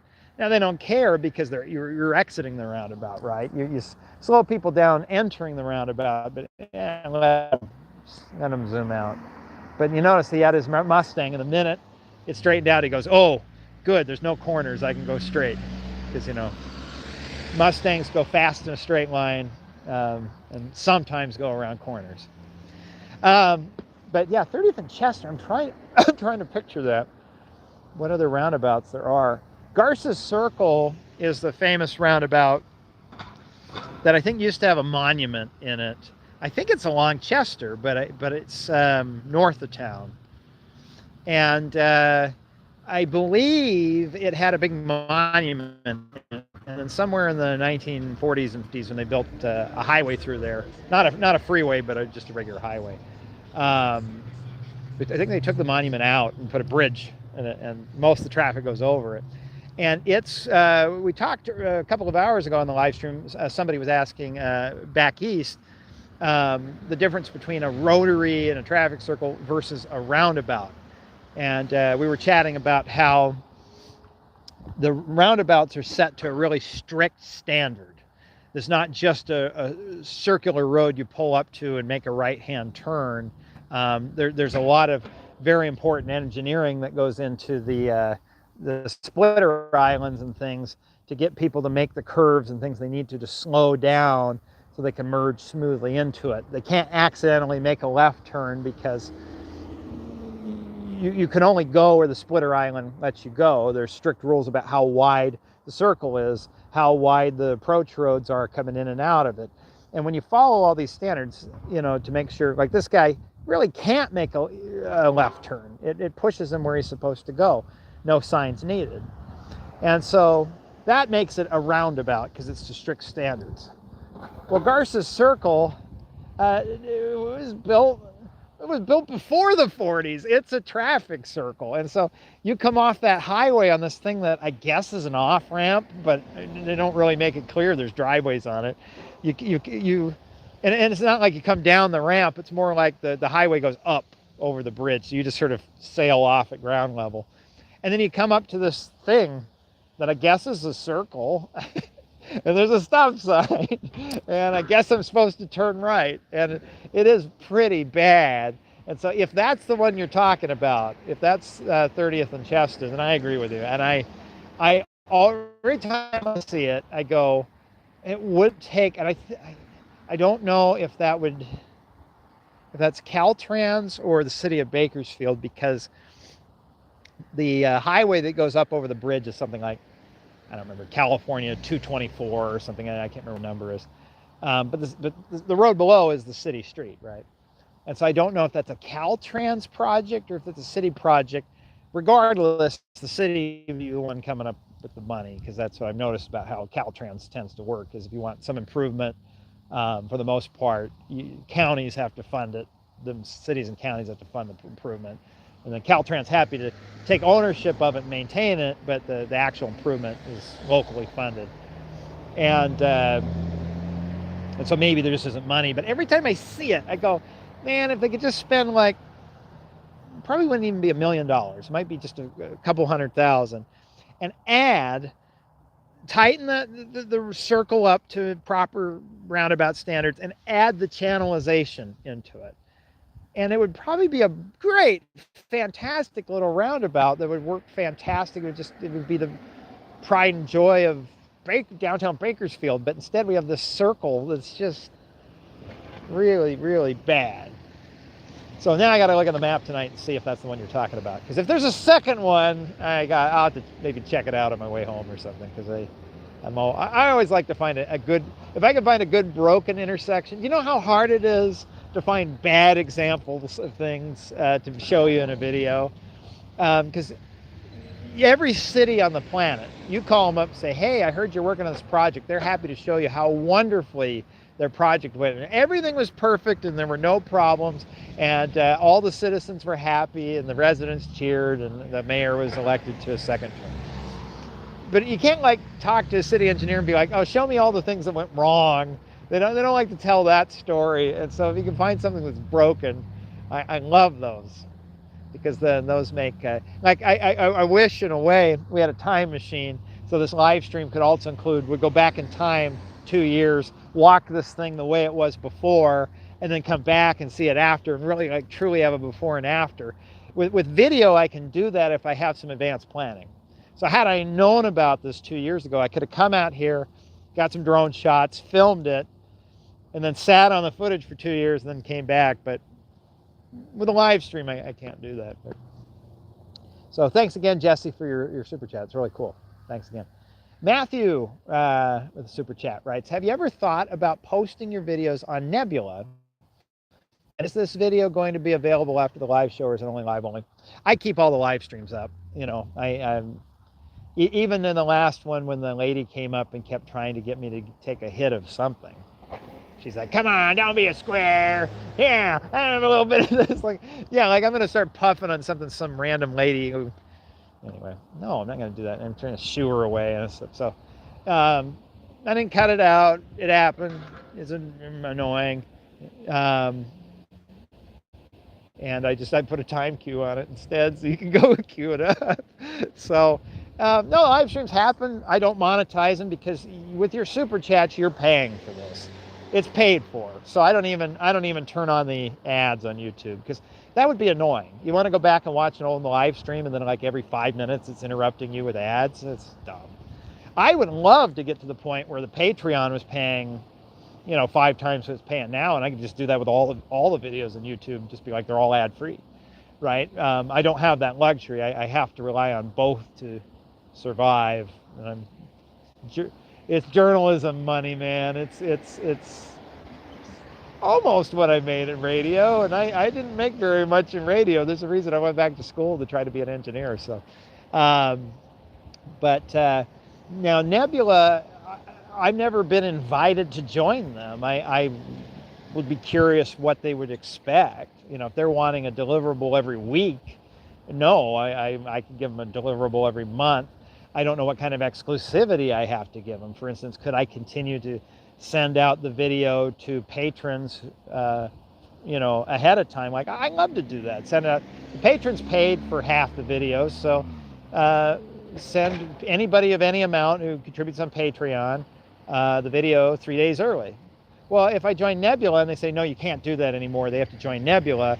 Well, I don't want to have you all have to join Nebula. Like, the goal would just be to, like, you know what I mean? So I'm not opposed to posting videos on Nebula. I just don't know what's all entailed, and I'm assuming you don't just like call Nebula and say, hi, can I be part of your thing? Like, I figured Nebula would come to me if they were interested, and nobody from Nebula has ever emailed me. I think maybe they did like years ago and I ignored the email, but I was so new then I didn't.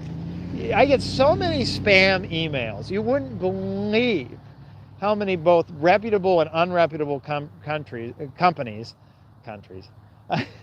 yeah, Russia, no, reputable and unreputable companies pitch me every day, try to say like, hey, well, I represent these special roller skates that have a lithium-ion battery in it. We'd love to, and they never say, we want to advertise in your video. They say, we'd love to do a collaboration, as if like, oh, okay, sure, send me a free pair of roller skates and then I'll give you a free video about how great they are. Or, oh, okay, well, or tell us what your rate is. I don't know what your, like, okay, I'll give you 5 seconds at the end of the video and I want $19,000. Like, and they're saying, no, we want you to have the entire first 6 minutes of your video be about our product and we'll give you $300. And it's like, that's dumb. Like, and in the end, I'm working for the roller skate company at that point, right? And so I worked in journalism too long to feel comfortable with that. Like, this event I went to in Santa Maria, they had food, they had hors d'oeuvres. I didn't eat them, right? Because that's what I learned back with the old reporters have all retired now, before the journalism industry completely imploded because we all stopped buying newspapers. There was a time where you wanted to be as independent as possible from your source. Not because your source isn't a nice dude or that the company's crooked or anything like that, but because you didn't want any appearance that you were doing marketing for your source. And so if you went to a press event and they had food there, you would politely decline because you didn't want to look like they were, because they buy you lunch, then you feel slightly obligated to give them a good, oh my gosh, auto journalism. I know I've ranted about this before, but I'm going to do it again. Auto journalism is not journalism. The only auto journalists left are Consumer Reports because they buy the car. So they sneak into a dealership and under a name that doesn't say anything about Consumer Reports, buy the car as if they're a regular customer, put it in their test fleet for like a year, drive like 20,000 miles on the car with tons of different employees, follow a rigorous process. And the only reason they can do that is because people actually pay them money, like customers, like, I guess I'm a Consumer Reports member. I pay them the $30-40 a year for access to their paywall reviews and ratings and things. And so because of that, they can put a wall between them and the automaker. Even when there's a new car that comes out and it's not even for sale yet, and so they'll send out this press car to all the auto journalists, right? And so it's like, you ever notice when a new car comes out and you go on YouTube, and like the Civic hatchback hybrid just came out this last week. And seriously, all the reviews happened at the same time. You notice that? Because they're not doing auto journalism, they're doing marketing. They just don't know it. Or they know it, but they enjoy the trip. And so what they do is as a, I mean, we got a big enough YouTube channel here. I could do this. I'm not going to. I call Toyota, and I say, or any automaker, and I say, hey, I would love to review your new car when it comes out. And they say, okay, and they put me on a list. And then they have, in the case of this like Honda Civic Hybrid that's been going around, you know, it's like half the videos have this same color car. It's because over the last several months, they've been taking this prototype vehicle or one that's ready to go on sale, and they'll go like day by day, say, okay, you get the car for a day, you get the car for a day, you get the car for a day, and they pass it around. And then the guy gets like one day to drive it, try to hurry and get an impression of it, and then put the car, his review on YouTube. But he can't put it on YouTube because one of the conditions of getting the press car is an embargo date. And so, and I used to always laugh at these companies would send us a press release about like, please mention in your newscast this announcement we want to make as a company. Story is embargoed until October 3rd. And I'm like, I don't care about your stupid embargo date, right? But you do if you're an auto reviewer, because if I don't abide by their embargo date and hold off on my story, because they want all the stories to launch at the same time, to time it with the product launch. But if I go, screw Honda, I'm going to release my view, I'm going to do a live stream of the car while I'm reviewing it, right? Well, their press people are watching me, and they're going to go, oh, this guy's not reliable to deal with. So next time they have a product launch, they forget to call me, and I don't get the car. And they go, oh, we're so sorry. We'll totally get you one next time. And then they just start to like slowly ghost you, and then you don't get the car. And so what happens is it becomes the sort of evolutionary survival of the compliant, right? The type of people who are willing to kind of do actual journalism and say the car was bad, don't get invited to review the cars in the future. And so you notice the people who are left on YouTube who review cars, typically these press cars, are the ones who stick to, like, Honda and Toyota aren't telling them what to say, but what they're saying are things that Honda and Toyota would like them to say if they could dictate to them. So most of the review is going through and mentioning the technical specs and pointing out the new features. And yeah, there's some negativity, like, oh, the seats aren't as comfortable as the outgoing model or whatever. Sure, Toyota and Honda expect that. There's got to be still some degree of, but like, if you come in and just massacre the car, you're not going to get invited back. If it was like, if I got invited to review a Dodge, and most Dodge products are not good nowadays. The Stellantis company's been very bad to bad to Dodge. Then all of a sudden, you're not going to be invited to. Dodge isn't going to send me more cars. Anyway, I'm getting off on it. But that has to do with Nebula. Is if Nebula have expectations like Toyota, where they're demanding certain things, it's not interesting to me to be on Nebula. So, all right, let's get back to it here. So we've got, I guess, a couple of options. Let's see how my battery's doing. I'm happy to continue to take your texts and things. The Yugo, oh, City Guy USA, how was the Yugo? The Yugo was terrible. It was just terrible. They were,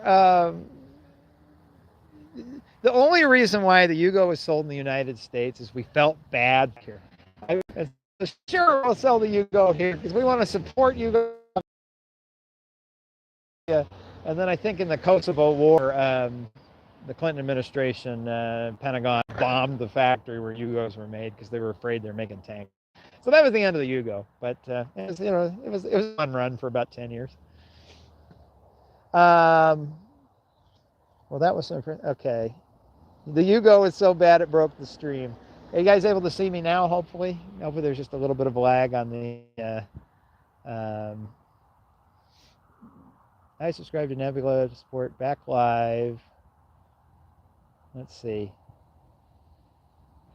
Okay, so the question is, do I dare try to move all of this equipment to my car and drive to central Paso Robles Robles, and we can walk around the little downtown with the risk that the stream completely falls apart in the process, or just hang out here and just keep chatting.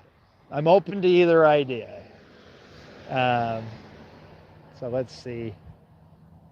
Is my cell service bad?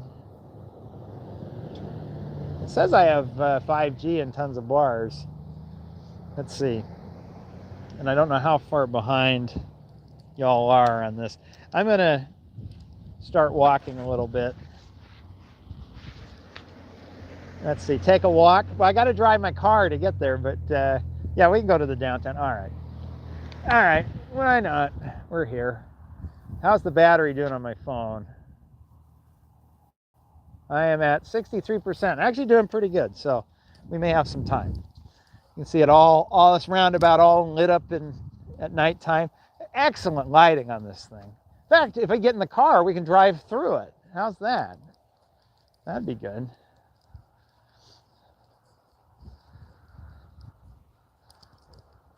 So it says very pixelated right now. Yeah, I'm wondering what's going on. Hopefully walking around clears it up. Is the audio at least clear? Can you at least hear me? Because if I sound like a robot, then that's not going to be any good either, you know. It could be somewhere in the middle that's causing the lag. Let's see. Yeah, audio is just fine. Okay. Well, I was a radio guy, so as long as just pretend it's a talk show, I'll narrate everything. That's when I started to walk across the crosswalk. I felt oddly vulnerable when I got to the middle of the street, but I knew if I just persisted and made it to the other side, everything would be okay. It says R. Dreher writes, the car companies heard what you're saying and are hacking your signal. I know, big Toyota. And you know what I do to those car companies that stick it to me? Yeah, I show them who's boss. I buy their product. As much as I make fun of Toyota, there's probably a good chance the next car is going to be a Prius. I don't know, that Honda Civic hatchback, all the so-called journalism I saw this week actually makes me pretty excited about it.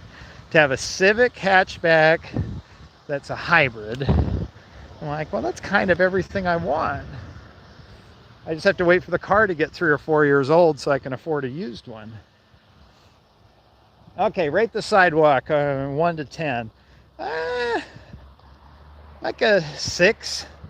Like the driveway apron here is in the middle of where I was walking. So I didn't like that. I have to walk, but I do have a place to walk around it. So that's all right. Jovette writes, used cars are still expensive. Yeah, they are. That's why I'm still driving my car with 345,000 miles. Okay, as far as the lighting, everything near the roundabout is great. As you come away from it, the lighting pretty much goes away. And some of that's, there's neighborhoods over here, and so they're probably not trying to completely light this thing up. Like right now, I can't see any more than you can. I mean, it's just completely gone. See, I hope I don't trip on something.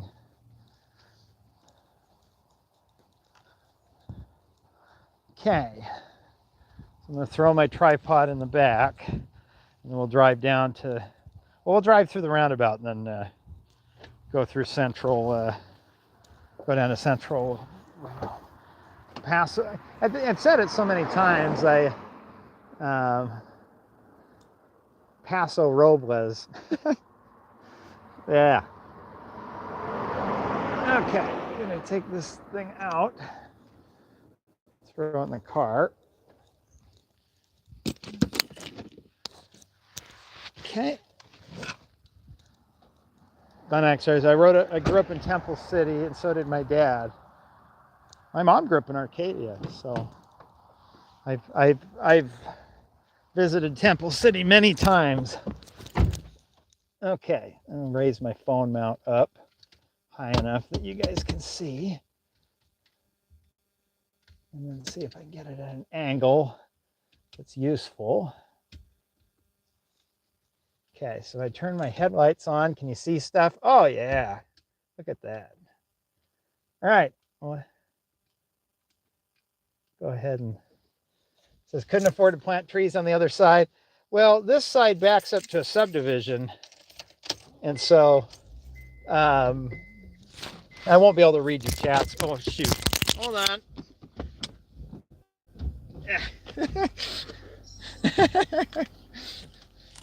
Hello, floor. Oh, we got a couple of problems there. Okay, so I'm going to be reading your chats while we're driving, by the way, so we'll, or at least I shouldn't be. Okay. So, phone cord. Oh, shoot, what's it doing? I don't know why it just turned the other way.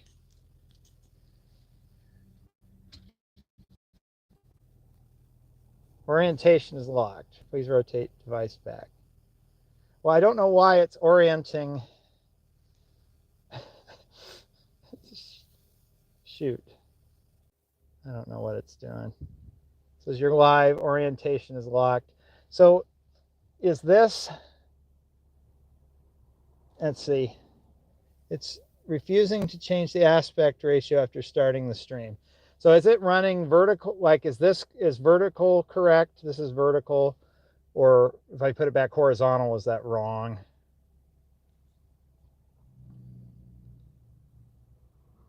So should I hold it this way then? Usually the orientation is based. Wrong now, vertical. When you said it was vertical, it was horizontal. Okay. So what I'm going to do is this is 1. This is 1. If 1 is correct, say 1. If this is 2, if 2 is correct, say 2. 1 or 2. Okay. I will hold it like this. Apparently we're going this way now. I don't know why. And apparently something broke when I dropped it on the ground. So.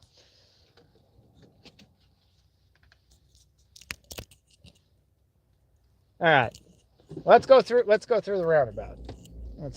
So as I approach it, like I say, hopefully this is correct here. Yeah, so it's got where, see, it's pointing me a little bit to the left, and then I have the channelization that pushes me in to the right. Super chat, I'll have to get to you after I'm done driving. And I come around, and then this is where you hit that second roundabout. And I can see people thinking, oh, this is really confusing, but it's really not too bad. It's something that when you have a single lane, it's kind of hard to get it wrong, because you're, oh, well, where else am I going to go? You know, I got somebody behind me. Otherwise, I'd play with the apron. See, a bicyclist actually wants to enter in. So he's entering behind me.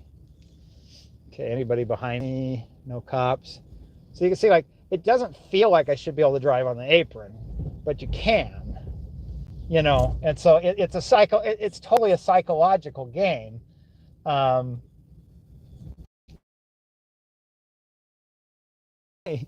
Through the, okay. So yeah, see the apron, you can drive on it just fine, and there's no issue.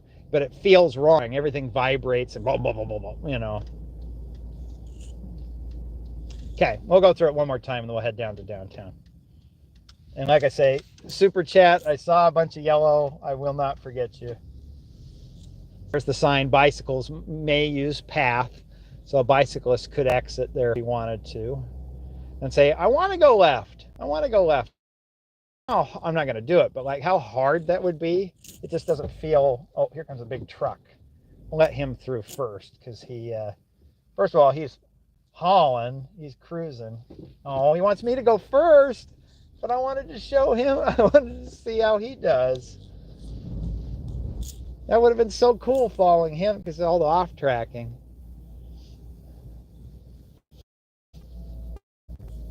Yeah, he's behind me. Oh well.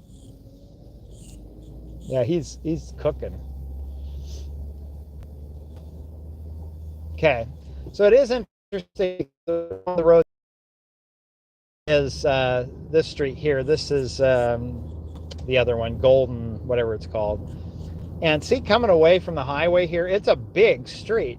I think it's got space to be a 7-lane street, 2 lanes in each direction, and it sheds everything before it gets to the roundabout. And that goes back to the video we were talking with Carmel earlier this summer about how if you have random arrival, random departure, that roundabout can really keep everything moving with just 1 lane, you know. And so the question is, if they had done a signal, would they have had to extend this road as a 5-lane, you know, 2 in each direction with a turn lane all the way up there to Union Road to keep the traffic moving, and then you'd have something much bigger and more difficult to cross. This is State Highway 46 way, that'd be the road to Bakersfield. This thing is something that, yeah, you wouldn't want to put a roundabout on because it's we'd be getting up to about 65 miles an hour here. That says 50. Okay, but either way, freeway speed. What I don't particularly care for, California does, is see this advanced warning beacon here, letting me know that there's a signal coming up. They don't activate it based upon if the signal's turning red. If that thing was staying green, it just flashes static all the time. And I appreciate the early warning knowing a signal's coming up, but I feel like it would be more useful in places, and you may have seen this in rural areas near where you live, where the beacon turns on to let you know, hey, signal's changing ahead, you might as well start letting off the gas, versus, like I said, California. And it may be some state laws that limit what the state can actually do. School zones have that same problem in California, where they have you know, many places you can turn the flashing lights on while children are present, which lets drivers know they have to go 20 or 25 miles per hour through the school zone. California, either the lights are on all the time or there are no lights. And so you end up with this sign in California that says 25 miles an hour when children are present. And you go, well, what do you mean when children are present? It doesn't mean anything to me, you know. So there's another static beacon blinking all the time. And again, I just don't know how useful that is, you know. Coming up to the 101 freeway, this is it's not, you'd think 101, when you look on the map, you think that's the main route through California, but everybody uses the 5. So the 101's pretty, though, because it runs through all these little mountain towns where, you know, closer to the ocean. The 5 runs through the Central Valley, and it's pretty ugly. It's a funny joke that the 2 freeways through the Central Valley are the 5 and the 99. The 99 runs through all the valley towns. It runs through Fresno, Merced, Modesto, Bakersfield. The 5 skips all of them, and it just zooms along. And a radio host in LA had a pretty good joke about that. He goes, yeah, you ever go up to Sacramento, you can take the 5 or you can take the 99. And he compared them to different street drugs. He goes, like, the 99 is kind of like weed, you know. It's the guy driving with his window missing, and he's got like duct tape and cardboard, front windows down, and he's just like having a good time. He's doing about 55, just, you know, air conditioner's not working. He's just going for a ride, you know. And versus the 5 is the guy in the Audi who is 1 inch behind your bumper, and he's just zipping along at 90 miles an hour, and it's still not fast enough.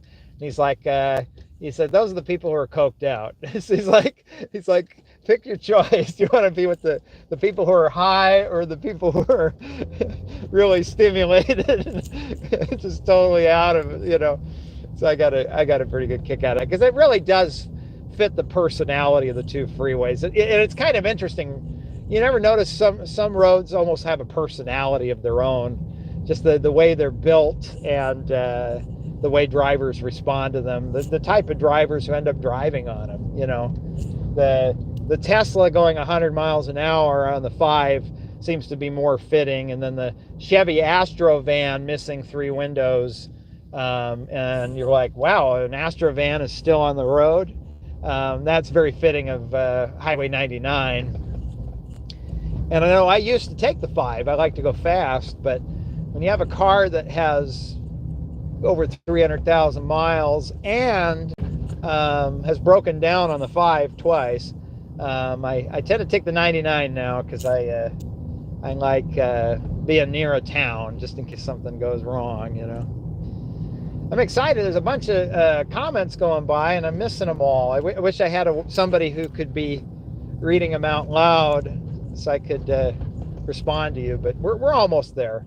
So we're paralleling, we're going southbound Riverside Road, I think, parallel to the 101, and we get down to about 13th Street here. We'll cut over and get into the downtown area here. So let's see, this is 13th Street. Okay, we'll make a right turn here, find a place to park. I'll get the tripod back out. We'll start walking around. I'll start reading what you've had to say here. And part of the point of this is that there's these neat old little downtowns that all these old California cities have that I think are a lot of, like, you know, I grew up where the only real downtown was the big city, downtown Salt Lake City. And so that's where you go downtown. And it was the 90s. Early 2000s, nobody went downtown, you know, not until the Olympics. And so it's kind of neat to see all these little California towns have their own little mini downtown. And I start to go, you know, the mini downtown is frankly more interesting than the big downtown. It's more human scale. I remember that being something planners would talk about. They talk about how you want, you know, the big downtown has such tall buildings that they could be overwhelming to people, where people don't even want to. Okay, so the question is, it says orientation is unlocked. Rotate device back. Well, maybe we'll just leave it this way. Okay, get my tripod out.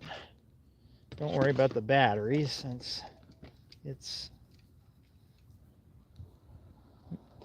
Let me get this flipped around so you can see me struggling with the equipment here. There's this thing I gotta get loose. The USB connector is stuck. Hold on just a second. All right. Try to be as professional as I can with these things, but it's hard when sometimes you just have to take a minute and fight a tangled cable, you know. Okay, I think that's almost free. All right, so I'll leave the battery here, pull the tripod out. Let's see what fun things you guys have been saying. It says,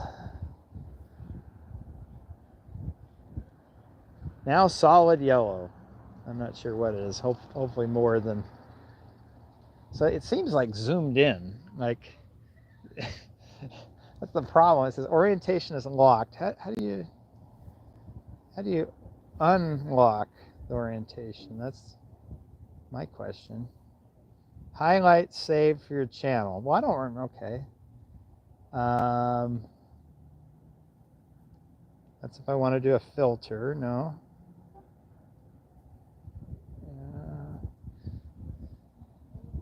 Okay. Well, anyway, if I can find the chats now. So we're talking about the different roads having different personalities, and saying, yeah, 99's where the farms are and the workers are.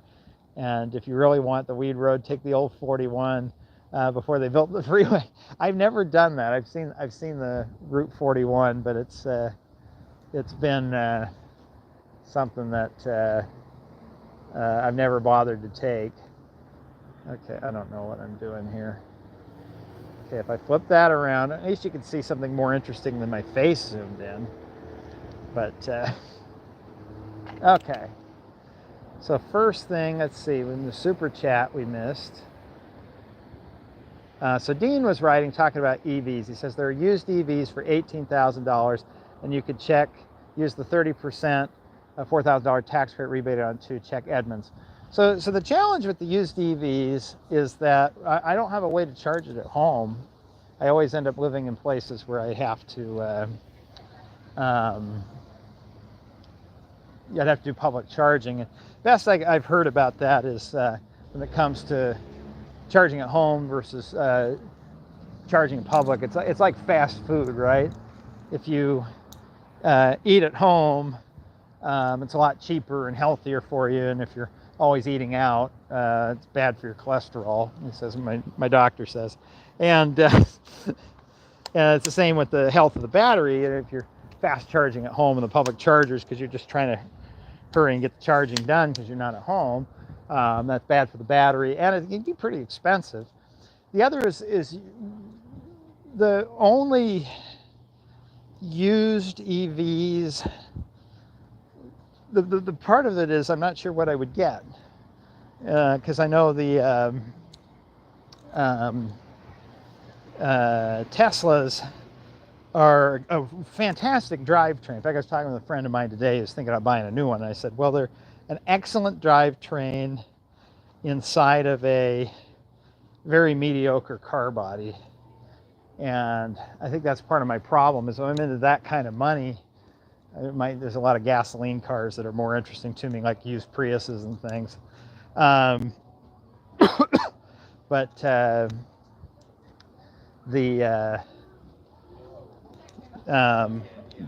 as far as the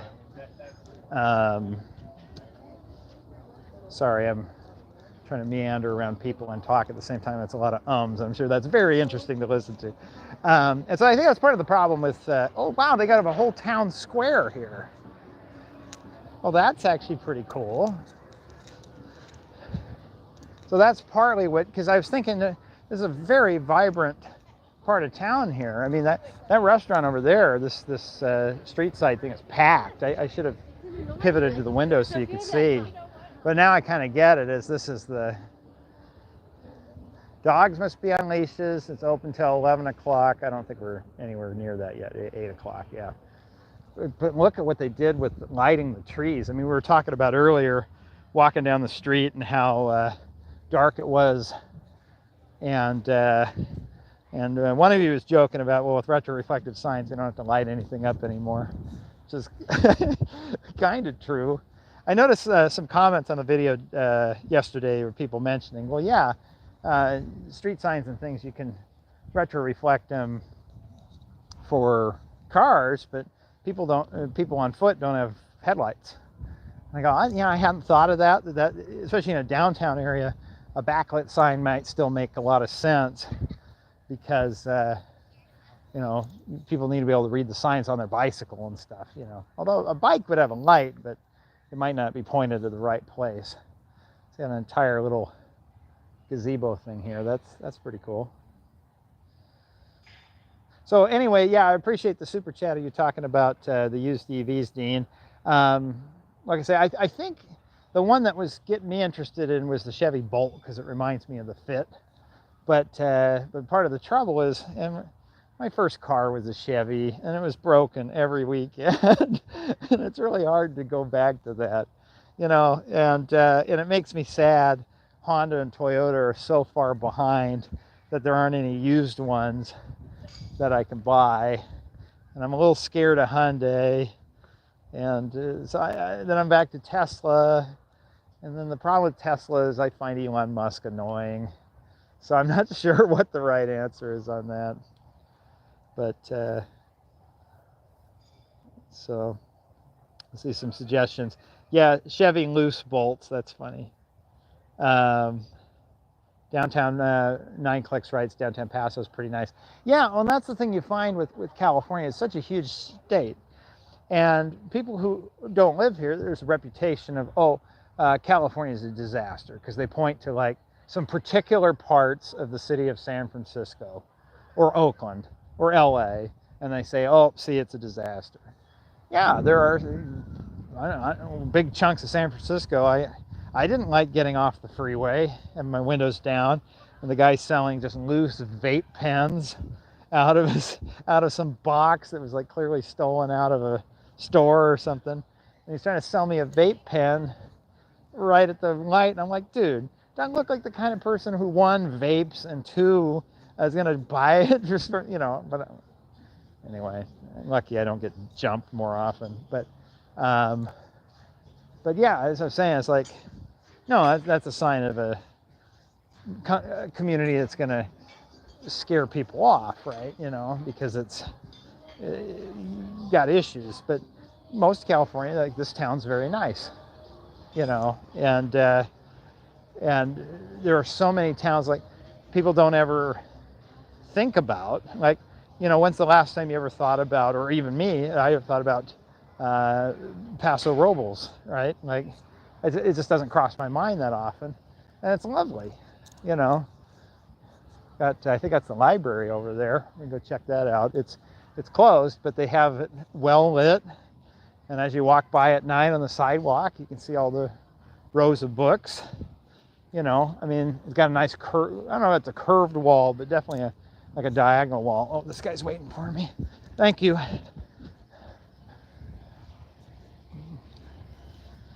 But like that, I mean, how could you do better? Like that's just good design. I think it is a curved wall. And so day or night, the library adds to the aesthetic of the street, you know.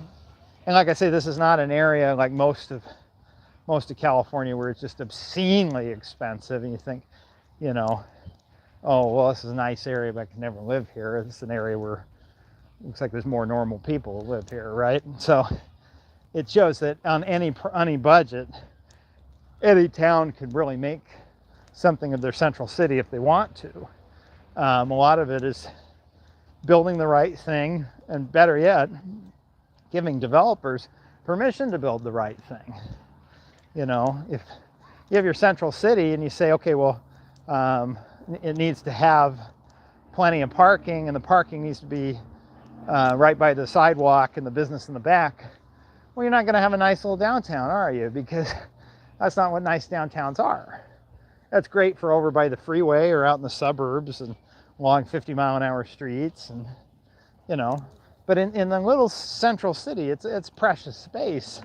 You know, you got to treat it like every little area is, you know, $1 million lot, even if it's not, and let people say, oh yeah, we only have half the anticipated parking, and that's okay.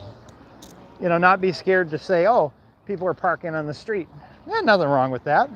Good use of space, you know, especially if it's high turnover. They even have a whole, I won't stare on it long because it's children, but they I would point out they do have a kids area. So something where you have families, and it's like, okay, you build these trendy places where mom and dad can go to this like nice steak dinner. That's like an urban planner's dream, right? Somehow we all live above the coffee shop and we all work in the coffee shop and there's no kids around. And it's like, to actually put in amenities to get families out to your downtown. Now you're cooking, because instead of families going to the mall, they can say, oh, we'll go downtown instead. Say it's Saturday night, we got nothing to do, let's go to the city square, kids can play on the playground, we'll grab an ice cream. I noticed there was a Cold Stone Creamery over there. And then maybe on date night, when you have a babysitter, you have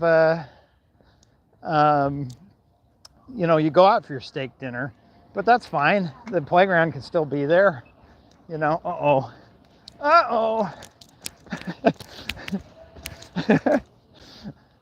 Okay, let's get caught up here. I'm gonna stop for a second. What's neat with the downtown, though, is it's not just the one block. It keeps going. And my question is a lot of this must predate some modern zoning, and so it must be from an era where this type of development was allowed by right, because it doesn't seem like something that is modern, like, oh yeah, that's my question, is from the ground up, why can't we build stuff like this anymore, you know?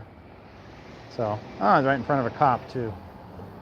Well, at least they didn't seem to care, so. Okay, so I have no clue how I'm supposed to frame myself because it says orientation logged. Okay, Dean writes, have you checked the Kia Niro? I like the Kia Niro in terms of practicality a lot. I like the shape of it. I like the cargo area. But my brother just got rid of a Hyundai Azera that spent half of its life at the dealer broken in warranty. And he traded it in and got a Miata because he's an attorney and he's got the money, he can do it. Now I say the Miata is the most practical of the impractical cars, right? And so he kind of it has me scared of Kia and Hyundai right now. But the electric cars may be great, but I'm just a little scared. It was like if Honda had made the Kia Niro and it had Honda stuff in it, I'd be all over it. But I'm a little scared of it being Kia. And we might find under electric cars, Kia and Hyundai are fantastic. I just, it's just probably a completely different development team, but I'm not there yet. So I don't know. My plan had been, I bought another Fit. You might remember from the license plate video last year. I bought another Fit. It was one that was already crashed and we got it cheap. Somebody pieced it back together, and somebody driving their Cybertruck over there. I'd show you, but you've seen them, so who cares? My brother-in-law got rear-ended on the freeway. He was borrowing it, and so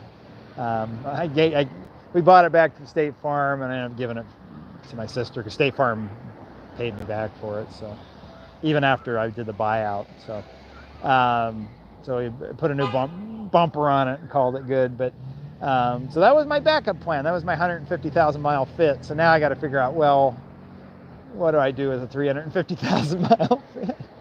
Which I put all the miles on. I bought it new originally, but okay, let's get caught up a little bit more with talking a lot of Tesla stuff. I believe this is Tesla, though this could apply to a lot of electric cars. Lawrence writes, the idiocy is the touchscreen controls for anything the driver should be doing. Amen.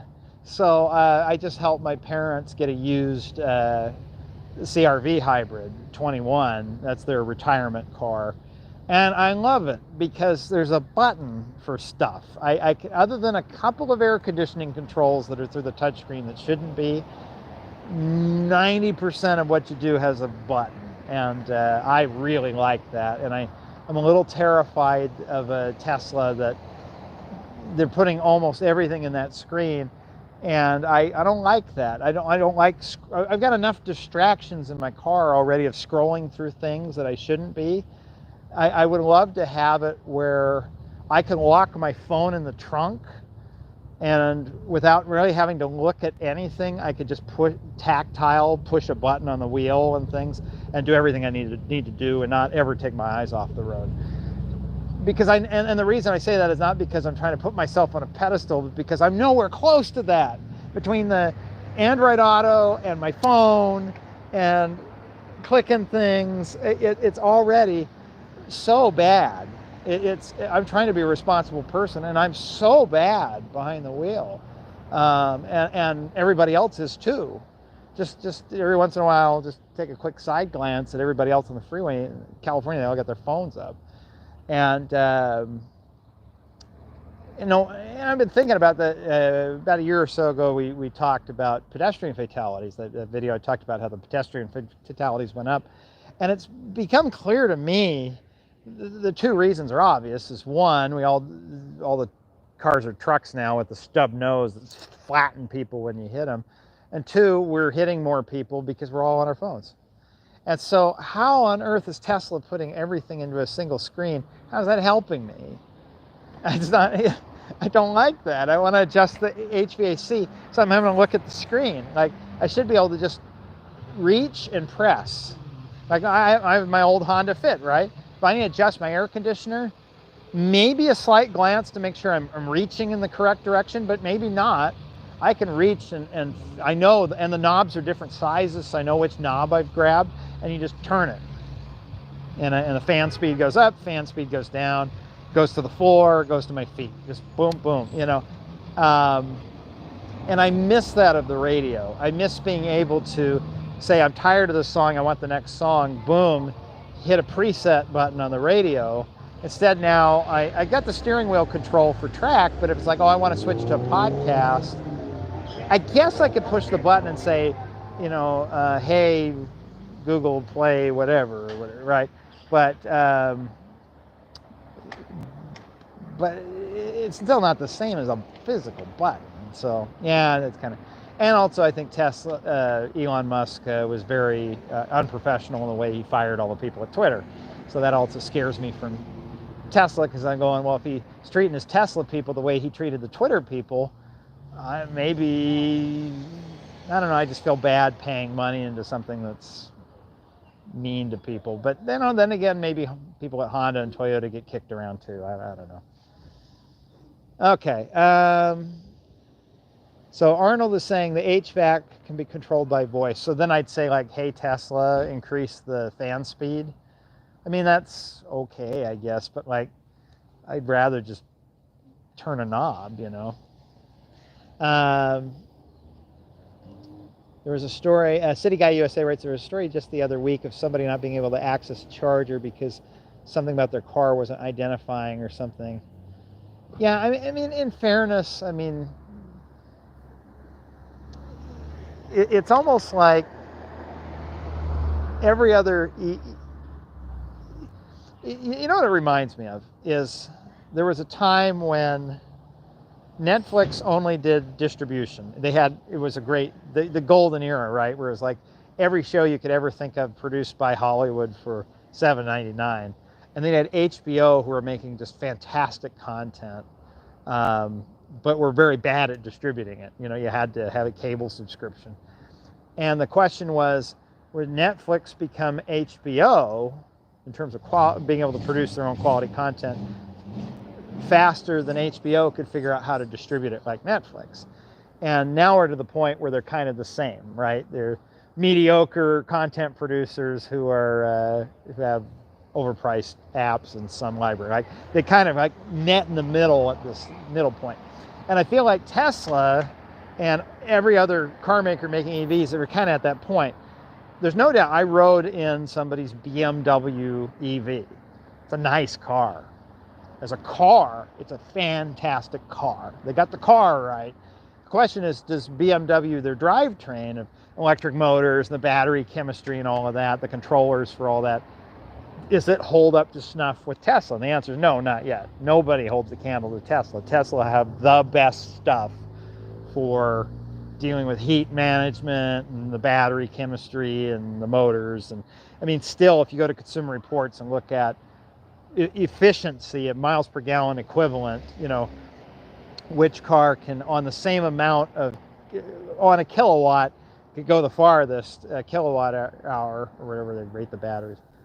The Teslas are over 100 mpge, and a lot of the other electrics are below that. But Tesla don't make a good car. We've been complaining about the infotainment system and the buttons being confusing. Squeaks, rattles, panel gaps, you know, dashboards melting and having problems. Like, it's not a good car, but it's a brilliant drivetrain. And so the question is, will Tesla get good at building cars faster than everybody else who are good at building cars can build excellent drivetrains? And that's the race. It's the HBO Netflix thing all over again.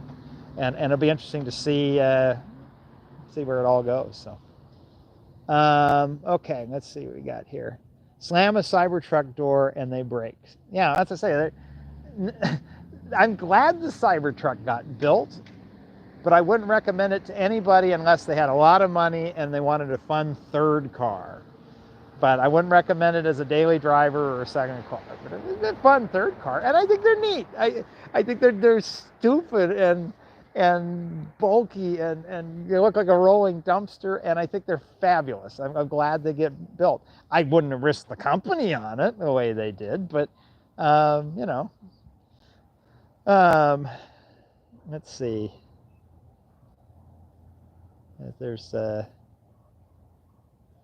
Aaron W says hello. Well, hello to you, Aaron. Aaron writes, I have a 2002 Elantra and has buttons for everything. The steering wheel is directly connected to the front wheels, and the smartest thing in the car is me, but that's debatable.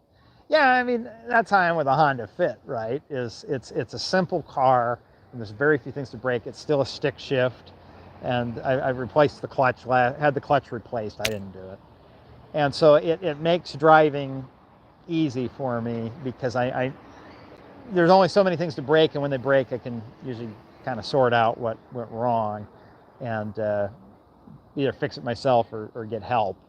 And part of the problem with an electric drivetrain is it's simpler, but I'm starting at zero on that, you know, and there might not be things to fix. It might be an issue of, well, the inverter blew out and you just got to replace the whole inverter.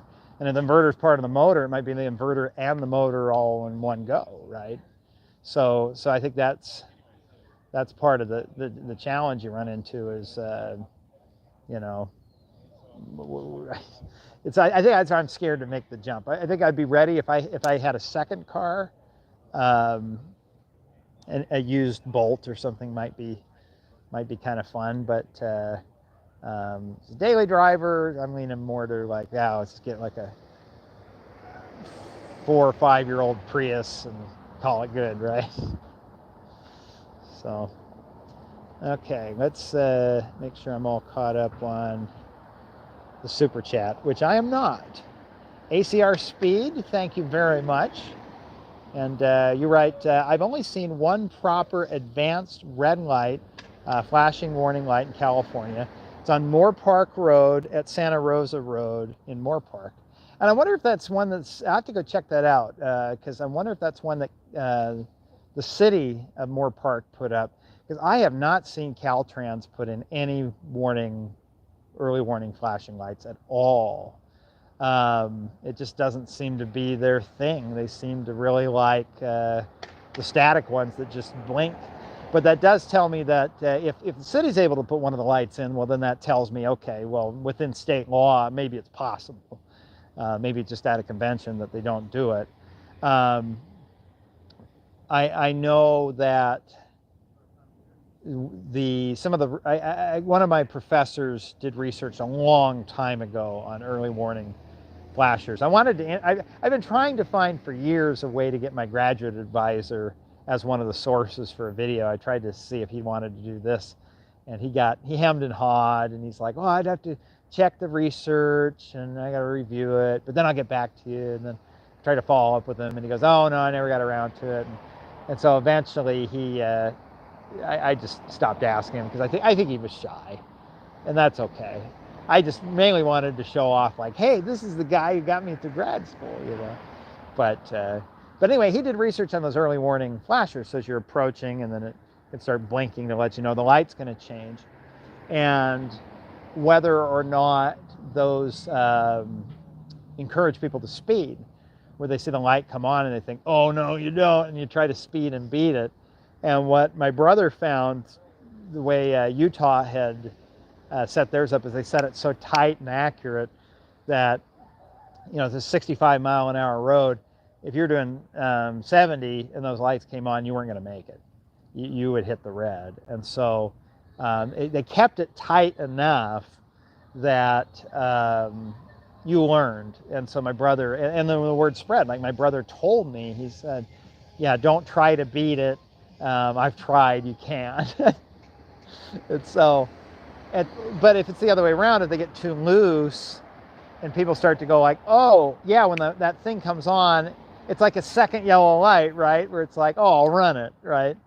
But you're so far back that there shouldn't be a dilemma zone on that. Like if the flashers come on, you should see the yellow light pretty quickly after that, so you feel reassured that braking was the right choice, you know. But But yeah, that's cool to know there's one in California. So if I ever have to go film it, Moore Park Road would be where I head out. So ACR Speed, thank you again for your super chat.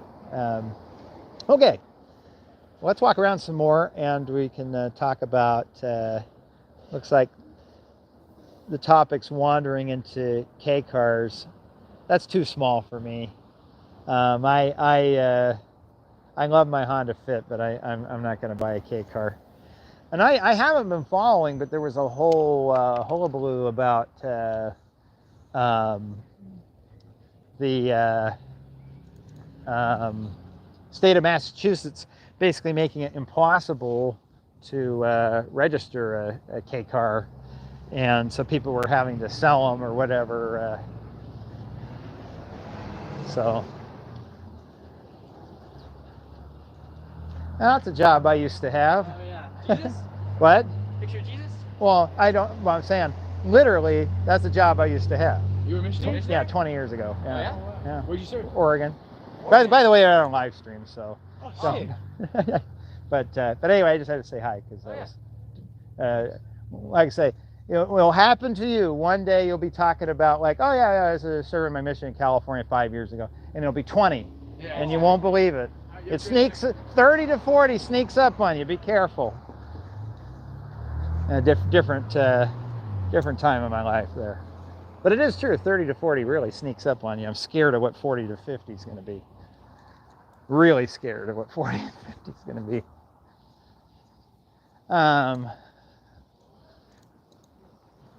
Okay, so we're back to 13th Street. I think that's where we came off the freeway here.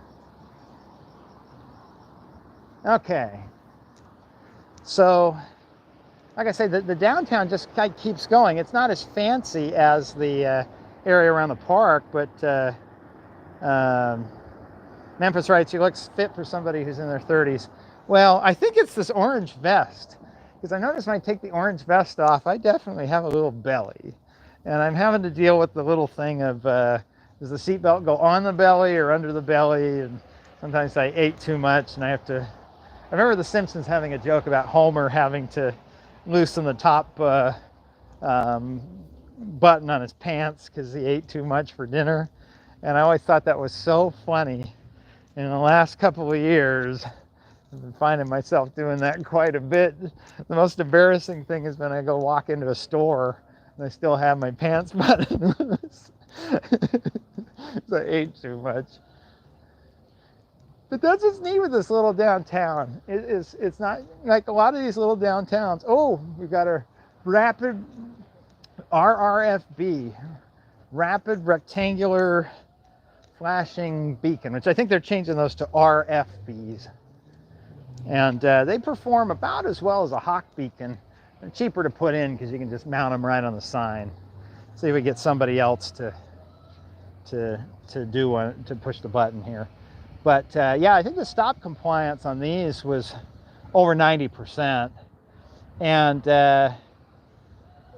basically, on a smaller street like this one, the RRFBs are better because they're cheaper. They just blink, and they you know, and people do a pretty good job stopping. On the bigger, faster streets like Tucson, Arizona, where they invented the Hawk beacon, those you want more of a Hawk beacon because you really got to get the driver's attention. You actually need red. They're not going to do a good job obeying the yellow. But still, I mean, that's hard to ignore. That's a really good, well-lit RRFB. Although it is interesting because it's in a sign that's a diamond, so it's not just you know, he's talking about, I guess RRFB with it being rapid rectangular flashing beacon is probably a reference to the light fixture itself, not the sign it's mounted. Because I think if we actually look up on it, you'll see it's actually the. Well, where are they? Oh, so they're not actually rectangular. It's in a strip of LEDs.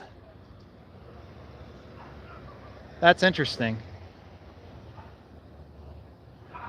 So it's probably the term RFB is probably more correct now, a rapid flashing beacon rather than a rapid rectangular, because like I say, if it's just a strip of LEDs, it's not really rectangular anymore, is it? That's interesting. Okay, let's see where we're at here. And if somebody else crosses, we can watch it again here. So y'all are talking about the 2000 Honda Insight.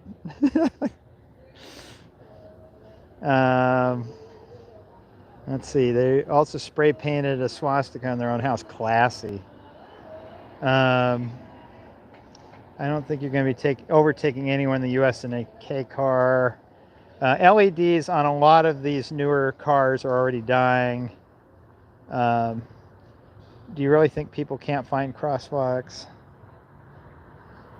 Yeah, that's interesting. Hello. Hi. What are you doing? I'm just curious. Sure. So we're doing a live stream talking about transportation in town. We started over at that, you know, that big roundabout that's weird up at Union, and so we started over there, and then we worked our way downtown in a car. Wait, so that's live? Yeah. So that's right. We're watching the crosswalk here to Oh, so you just watch it? Yeah, so I do a transportation channel. We talk about transportation stuff. And so this thing's called a rapid flashing beacon. It used to be rapid rectangular, so RFB. And because it has that bump, bump, bump, bump, bump, bump strobe, unlike a regular blinking light where like a third of the cars will stop, you get about 90% in research. I don't know if you get 90%, but. So like, is this your job? Is it? Yeah, it turned in. Like It kind of turned into my That's job over cool. time. So you just like monitor it or what? No, we're just walking around looking at different transportation features. So being Cool. downtown, I happened to see a rapid flashing beacon, so we're stopped to take a look at it. Cool. So. Tell them I said hi. Okay. So she says hi. Fake Name Jones writes, how much does a flashing beacon sign cost? I'd like one where I cross the street for work. Well, I don't know if it's so much the cost that's the problem, it's the permission. I'm not sure that, well, because I think you gotta run power to it. There it goes. So you get the beacon lights up, and it's got that strobe pattern. Bing, bing, bing, blink, blink, blink, blink, blink, blink, blink, blink, blink. And that is sort of the secret sauce that gets a driver's attention. But, you know, you got to actually mount it to a pole with power and run the button to the pole. And so I think I don't think it's a matter so much the cost of the sign. I suspect that this is a traffic beacon that the price of the installation is probably more than let's say I had a perfectly good beacon. I think I scared them off. We'll have to keep walking because I don't want to scare people off from this. But I do think it's probably a matter of the cost of the installation is probably more than the beacon itself. Well, we might as well use it. Wait for them to clear out here for a second. Okay, let this guy go ahead. I hate to, when everybody's stopped and loaded up, I hate to make people wait. Okay, and it's a hot button. It just goes immediately. No lag time. And the compliance is excellent, you know. I mean, granted, I am wearing an orange vest, but still, the stop compliance. In the research was showing that this was really good. It was like 90% or something.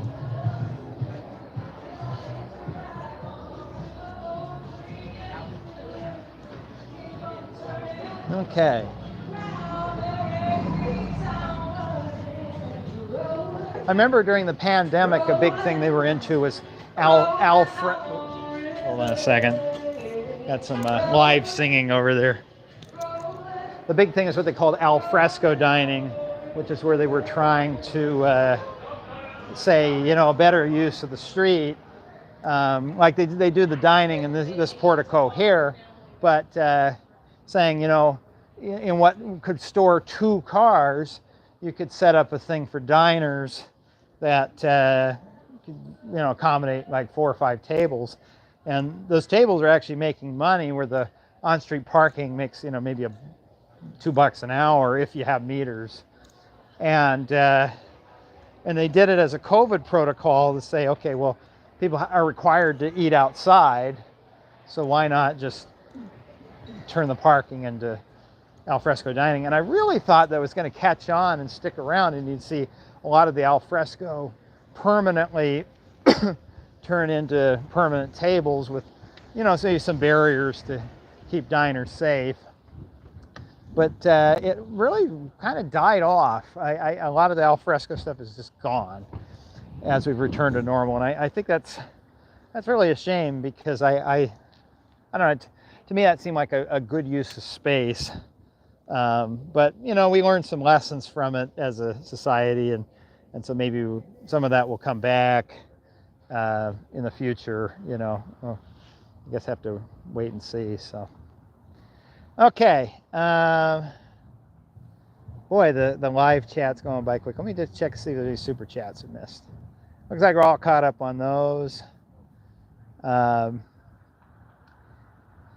So T writes, you should make a video on stop compliance, please. So when it comes to the pedestrian stop compliance, I kind of do. I took some of the research of stop compliance and did one, and I'm trying to remember what the thumbnail and title are on it, but it has to do with pedestrian safety. It was right around the same time as the Hawk Beacon video in 2020, early 2022, I believe, or late 21. So you might check that out. It has a bit early on where I push my baby in a stroller across the street, but my baby is a computer, a desktop computer. The idea being I had a gaming machine that I cared about, and I pushed across the street. But it's actually a prop. I just got a junk computer from somewhere and marked it with computer parts that don't actually exist. You know. Like a RTX, I think at the time the joke was it was an RTX 4000 series card or whatever, which didn't exist, and now it does. But you know, like an Intel i12 processors, and I can't remember. I had some jokes on there, but the stop compliance, it was taking existing research, and I think that video has different methods where it was Hawk beacons, flat RFBs, the flags where people would have a little orange flag and they'd wave it, static blinking lights, unmarked crosswalks, and taking other people's research and then combining it together to kind of see the good, better, best of ways to mark crosswalks. And basically the takeaway is the RFBs are pretty good. You know, they're cheaper than Hawk Beacon, but have probably the best stop compliance out there. The catch at the RFBs is they were not a recommended practice for a couple of years, because one of the rules in the MUTCD, the traffic sign and signal manual that sets all the road signs and things, it said that they're not going to recommend a practice that has a patent on it. You know, this is a government recommendation. They're not going to say, okay, our recommended practice is that you go buy this very expensive thing that somebody has a patent on. And somebody had a patent on RFBs.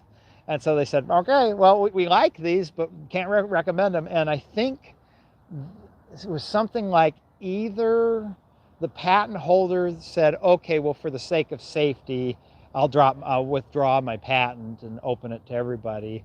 Or there was a big company that's involved with traffic sign stuff who bought the patent and then opened it up to everybody. I can't remember. There was some story behind it. And as soon as the patent was moot and it was gone, RFBs became a government recommended practice. You're starting to see more and more of them because they're really not that expensive. You have a sign, you drill a hole in it, you put a flashing beacon inside of it and hook it to a button. So, but I don't know. You were mentioning, one of you were asking, me if you wanted to put it up by your work, how much it costs to put it in. I have no idea. So, let's see.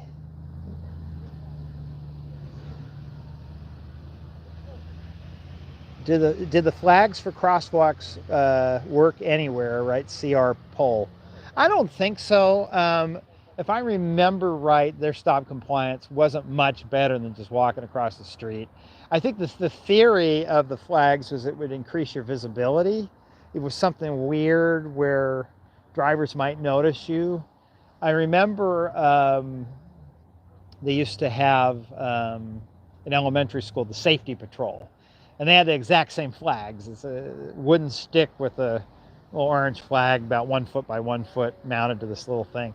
And the safety patrol kids, they would mostly patrol where the driveway to the school was, where teachers were exiting, and flag teachers from exiting while students came by. And then when they let a student out, they turn their flag this way and stop students from crossing in front of the teachers. They didn't actually patrol out in the street.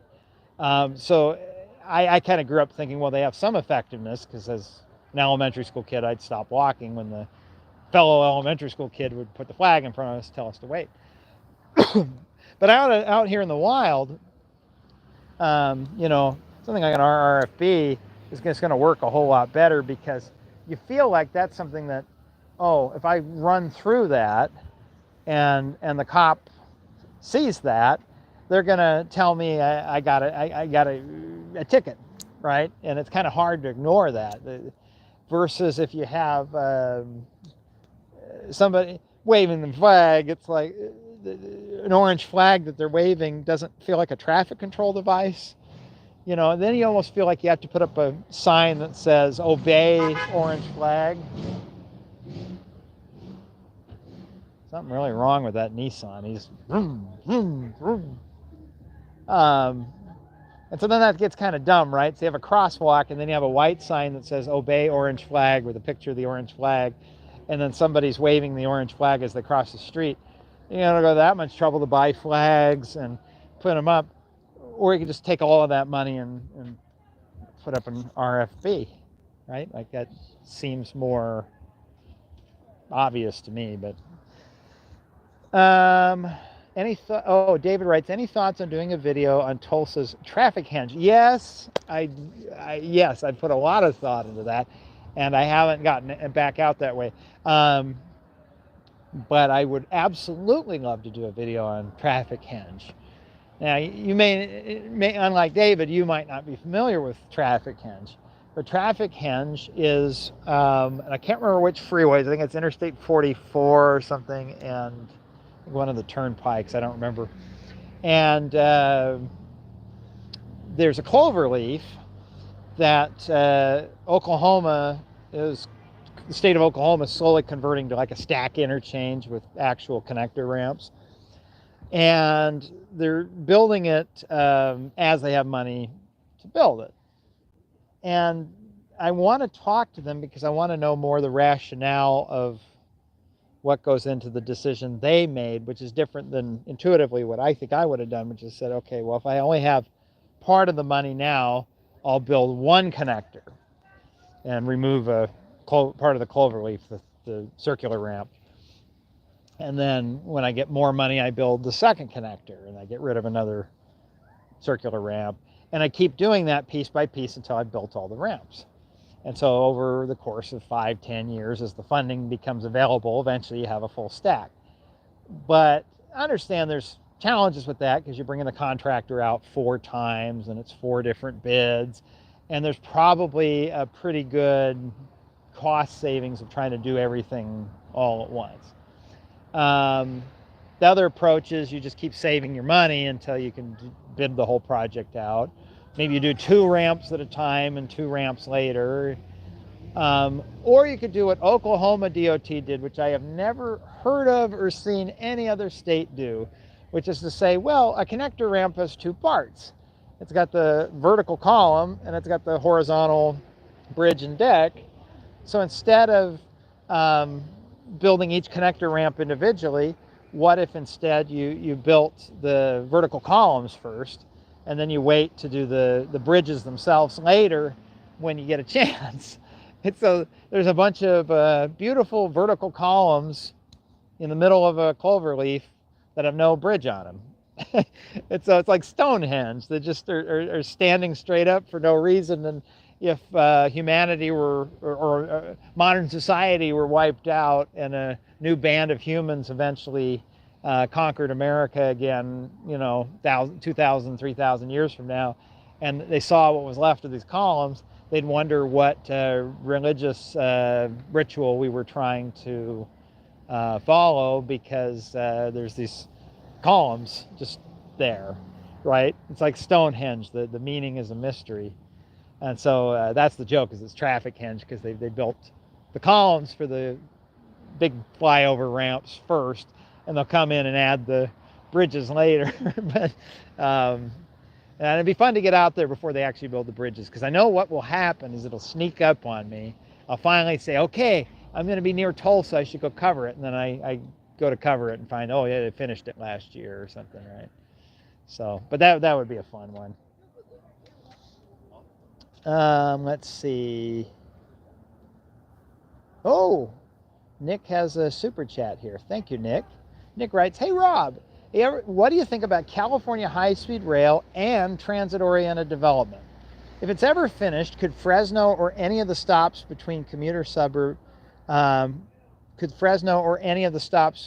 commuter suburbs or mini downtowns? Absolutely. I think that although in the short run, California high-speed rail makes little to no financial sense, in the big picture, 100 years out, it's critical to the economy of California. And I'm also confident that we're not building a high-speed rail system for us, we're building it for our kids, which is something, because I don't have my kids yet.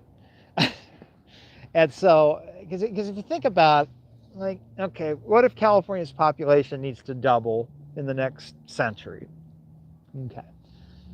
So one of the challenges we have in this state is you could take beautiful areas and, take this town, for instance, and double its footprint, right? But the problem with that is you start getting houses into places that become basically impossible to insure because of wildfire, or you put them near fault lines, or you start messing with,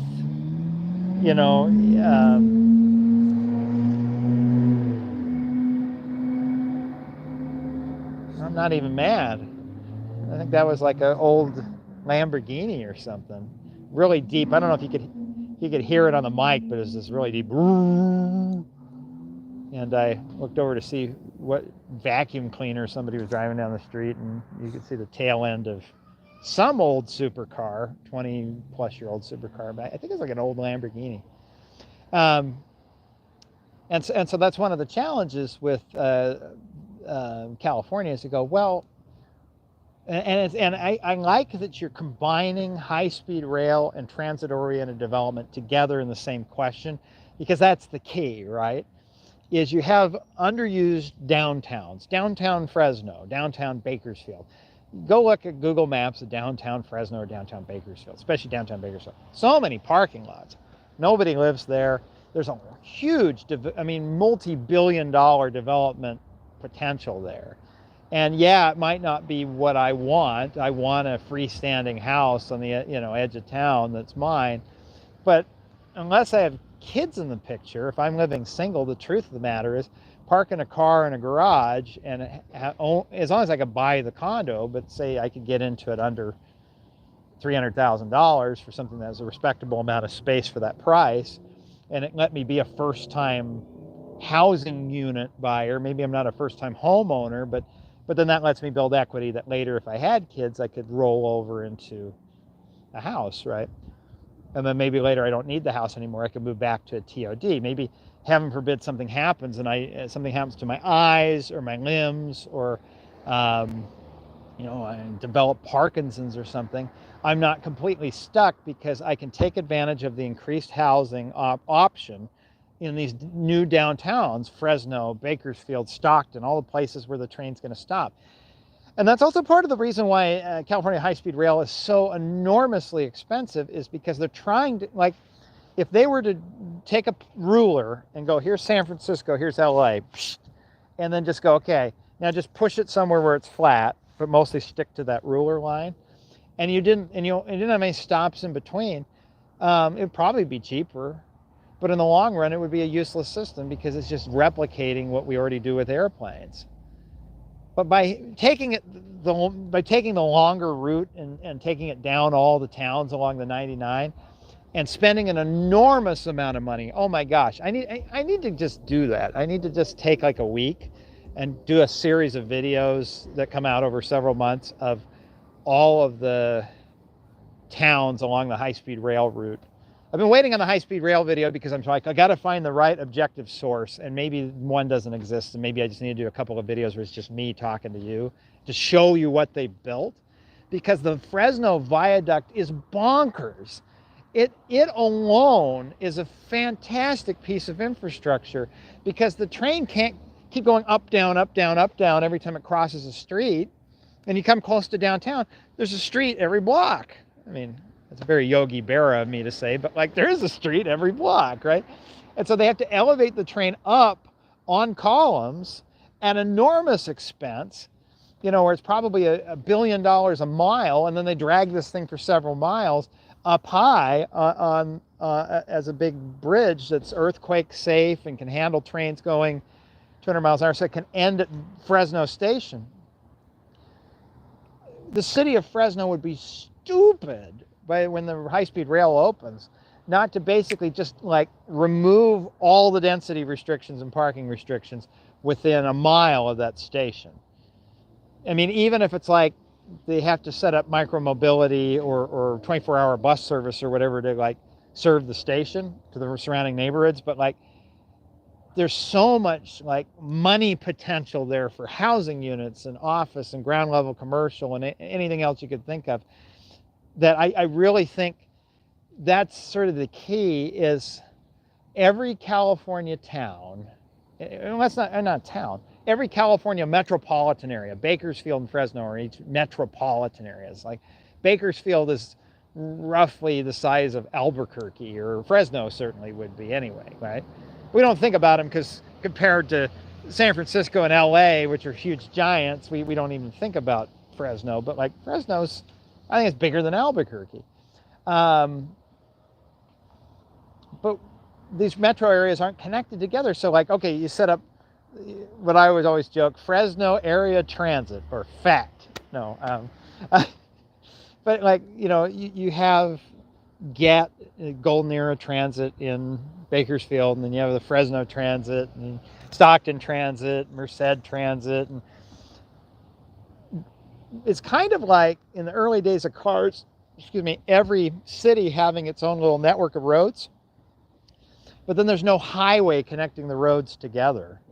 And the state comes in the 1920s and says, we're going to build these big state highways that are 4 lanes that tie all the cities together.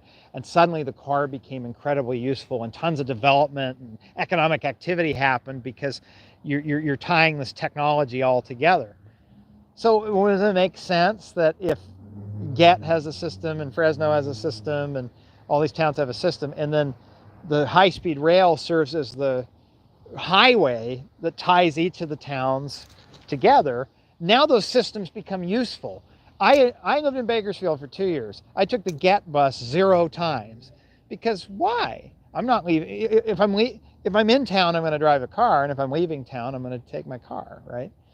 But I did have to take Amtrak once, and I didn't even think about it, but I guess I could have taken the GET bus to Amtrak, but like not enough people take Amtrak for GET bus to really focus on the Amtrak station, right? But if twice an hour there's a high-speed train coming through and it's loaded with people, oh, you bet GET's going to point all their buses at it. You might even see Bakersfield build a light rail system coming off of it, right?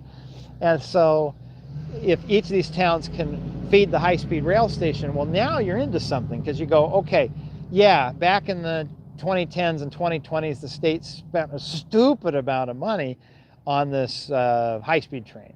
But now on the back end, we're getting an even stupider, crazy amount of money in new economic activity, and it's using existing infrastructure rather than relying on greenfield, of having to do 100, like, if Bakersfield were to double in size over the next 30 years, it would mostly have to do it through greenfield, where you build new subdivisions and shopping centers and stuff on the periphery of town, on the edge of town, which means new sewer pipe, road widening, new schools, new everything. And it's saying, well, what if you could do like 60-40, right? So 60-40, 60% greenfield, 40% taking the existing downtown within reasonable distance of the high-speed rail station and putting it to work and saying, hey, we already have sewer pipes there. We already have water. We already have crappy sidewalks that we can upgrade. We already have schools that we can expand and modernize. And we have parks that are there. And really get in and use that.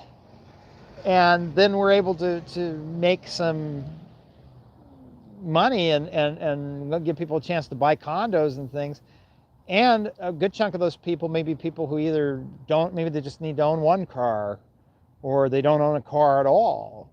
So that's good for if you're trying to address climate change, because now what would have been 100% car dependent, well, maybe now it's 60%. So you reduce that footprint by 40%.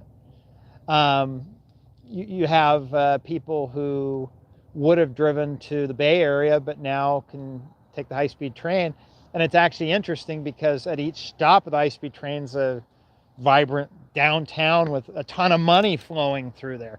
Because you think about when we built the freeways, I don't think enough people truly realized how much money you can make off a big box development at the off-ramp. I mean, you can plop down a Best Buy and a Costco and a Walmart, a bunch of parking lots right by the exit. And man, the people who lease those spaces out make so much money because you have all of these people with money in their pockets getting off those off-ramps, and you can make money off of them. The train can be the same thing. People who ride high-speed trains have money in their pocket too. And so the difference is it won't be a Costco, it'll be something walking distance, but you can see it. You go back east, go to Union Station in DC, what's within walking distance? A whole bunch of chances to spend your money. Okay, well, it's just like a less crappy version of that because it's new. And when you get on the train, you go 200 miles an hour, right? Like, I honestly think there's so many things about California that it's easy to get discouraged about. A lot of the rules we have that make housing production fall way behind, the insurance crisis of basically a lot of the state becoming very difficult to insure because of wildfires, the looming earthquake that's going to wreck everything, you know, the uptick in crime we've had recently that seems to be slowly getting better, but, you know, got kind of scary for a while. There's a lot of things to feel discouraged about. And Daniel Burnham, who was somebody who made the plan for Chicago, I believe, has a quote that urban planners learn on their first day of school, which is make no small plans because they don't have the ability to stir the hearts of mankind and get them excited or whatever. I also believe Daniel Burnham had some problems too. It seemed like there was something about him. He was racist or something. I don't remember. But his quote is absolutely true. Sometimes you have to chase something big. And by making it big, people get excited. And in some ways, it's like if the interstate highway system had been 1/4 of its size, it wouldn't have gotten built. Because people would have been like, like you want to just build a few highways? That's not that exciting. Woman I talked to the other day lives in Ireland, and she was complaining about how they were banning gasoline cars from parking in the village center because they were trying to combat climate change. And it was like so annoying and wimpy and inconsequential that she was like anti-addressing climate change entirely. But in all of these cases, we made the interstate system big, and by making it big and it touching every congressional district and it linking the whole country together, people got excited about it, and we built it. And I can't help but wonder that if her village in Ireland had done something big, like, you know, we're going to build okay, you park on the edge of town and take like a tram into the city or something, maybe she would have gotten more excited about it because it would have been consequential. Or if it had been like a nationwide plan, right, that was going to be all of Britain or all of she's in Ireland, so it'd be actually all of the EU, right? Maybe that's something, because then that's consequential. One little town in Ireland isn't going to make a difference. And I think the high-speed rail is the same thing. Because, okay, Sacramento has a great light rail train. LA has a good subway. but it's like hard to get excited about them because like other than them, they're important. They benefit neighborhoods. They benefit some few suburbs and things. The Sepulveda Pass project that'll take a subway from Santa Monica to the San Fernando Valley will be a game changer for 1 million people. But that's not as exciting as a high-speed rail thing. It's going to tie it all together, like where you can take this train to the big train and then the big train to another little train and get, you know what I mean? Like the idea that you could get to 80% of the population of the state without a car, but they're not taking the car stuff away. You can still do that, but you don't have to. That's big. And that, I think, has the potential to get people excited, even though in the short run, boy, is it seem like a colossal waste of money. Yeah. And hopefully as they learn. But that was true in the 1920s. When they first started building roads, so much waste of money. One of the guys who later became the architect of the interstate highway system. Hi. Viva Mexico. Yeah, Viva Mexico. Oh, yeah. Yeah, Viva Mexico. Okay, my friend. Okay, have a good night. And I'm trying to remember the guy's name, but he's somebody who like is really consequential in transportation, and he almost doesn't even have a wiki page. But he, I lost my train of thought. I had a good thing going, and now all I can think about is Viva Mexico. I want to go find like a street taco or something. That sounds good. Okay, anyway, enough of that. Long story short, high-speed rail, stupid in the short run, critical in the long run, and even if politics slows it down in the short run, it will get built, even if it takes 30 years. And once it's done, it'll be the most important thing California ever built. So thanks again, Nick. Let's see what we got here. Oh, Matthew. So thank you for your super chat, Matthew. You write, at Memphis Worth, repeating, at Road Guy Rob, which U.S. state do you personally think has the best transportation? Well, it depends on what you do. And obviously it's going to bias out west just because it's newer. And it also biases toward a car because that's what I typically use. So for instance, you could argue the Las Vegas metropolitan area is probably a great freeway network. Phoenix too. But if you don't have a car, Phoenix is a terrible place, right? And so trying to think holistically of like, is there a good metropolitan area that sort of, you have it all, right? You go to Manhattan. Manhattan has a fantastic network of subway lines. They're old and they're outdated though, and a lot of them are broken, don't have handicap access, and it's a bad place to drive. But you know, most New Yorkers live without a car. Florida has a fantastic network of roads, but a lot of them are toll roads. Same with Texas. Texas expanded their freeway network bigger than California did. Which, by the way, and again, not being political, but if you watch the mirror of California in the 1960s when it had its big boom and building all the freeways and expanding the community colleges and just couldn't be stopped, it sure looks a heck of a lot like Texas in the last 10 years. I'm not saying there's any political implications of that. I'm just saying it's as much as Texas hates California, there's a lot of similarity. But there's a big difference. California had federal help in the 60s because a lot of it they were able to build using the federal highway aid money, where for every $10 California spent building an interstate freeway, the federal government paid $90. Every state had that, but that helped. Texas doesn't have that, not for new construction. And the other problem is where California would just lean into gas taxes, where California leaned into the gas tax and tried to keep as many roads as they could free and didn't really start building toll roads until the 90s. And even then still continued to build free roads after that. Texas has leaned almost exclusively into tolling. And so Texas has some wonderful stuff they've built with the network of high occupancy toll lanes, express lanes, typically are 2 lanes, unlike California where they just put flappy delineator posts. Texas built concrete walls. so it's truly a separate facility. Texas has freeway interchanges that actually kind of put the California ones to shame. I think Practical Engineering talked about this a few weeks ago, so I give credit to him. But in California, you can play with the interchange a little bit to reduce its height by having the freeway coming this way could be at ground level. Freeway coming this way can go down. Let's change this. This is at ground level, and this one's at ground level. This one can go down subgrade and then come back up. And so you're already getting two levels of the interchange at ground level, and then that just leaves you 2 more levels to go on top. Well, Texas, there's water table issues and things, and so they typically don't go down quite like they do in California. And so some of those interchanges get pretty high for the ramps and things. It's like everywhere you go, there's an Achilles heel, right? So of the places I've been, Oregon has a great rail system, but it comes at the cost of a freeway system that still looks like it's from the 1960s.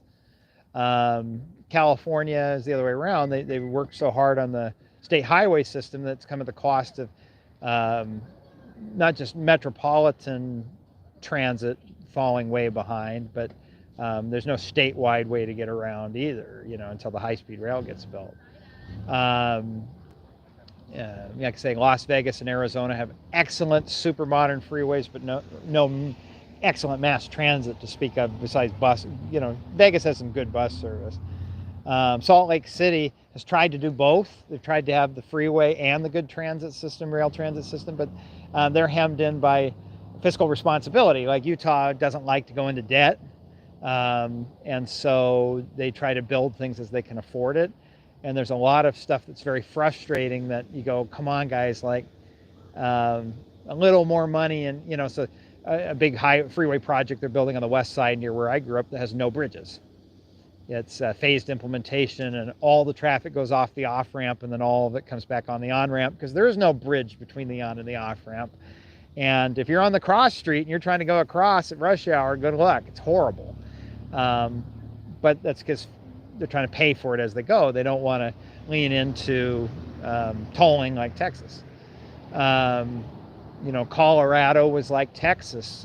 Colorado's in an interesting thing because it's a little bit like Oregon, where they've decided all highway expansions are bad. And they're a little bit like Utah in that they don't want to... No, I'm going to take that back. Utah's not afraid to raise taxes to pay for transportation. So I'm trying to think of a good example, but Colorado, it's very difficult to raise the gas tax or a sales tax to pay for a new freeway. Very different than Arizona, where they have no problem passing those. And so they've done some rail, but not enough in Colorado.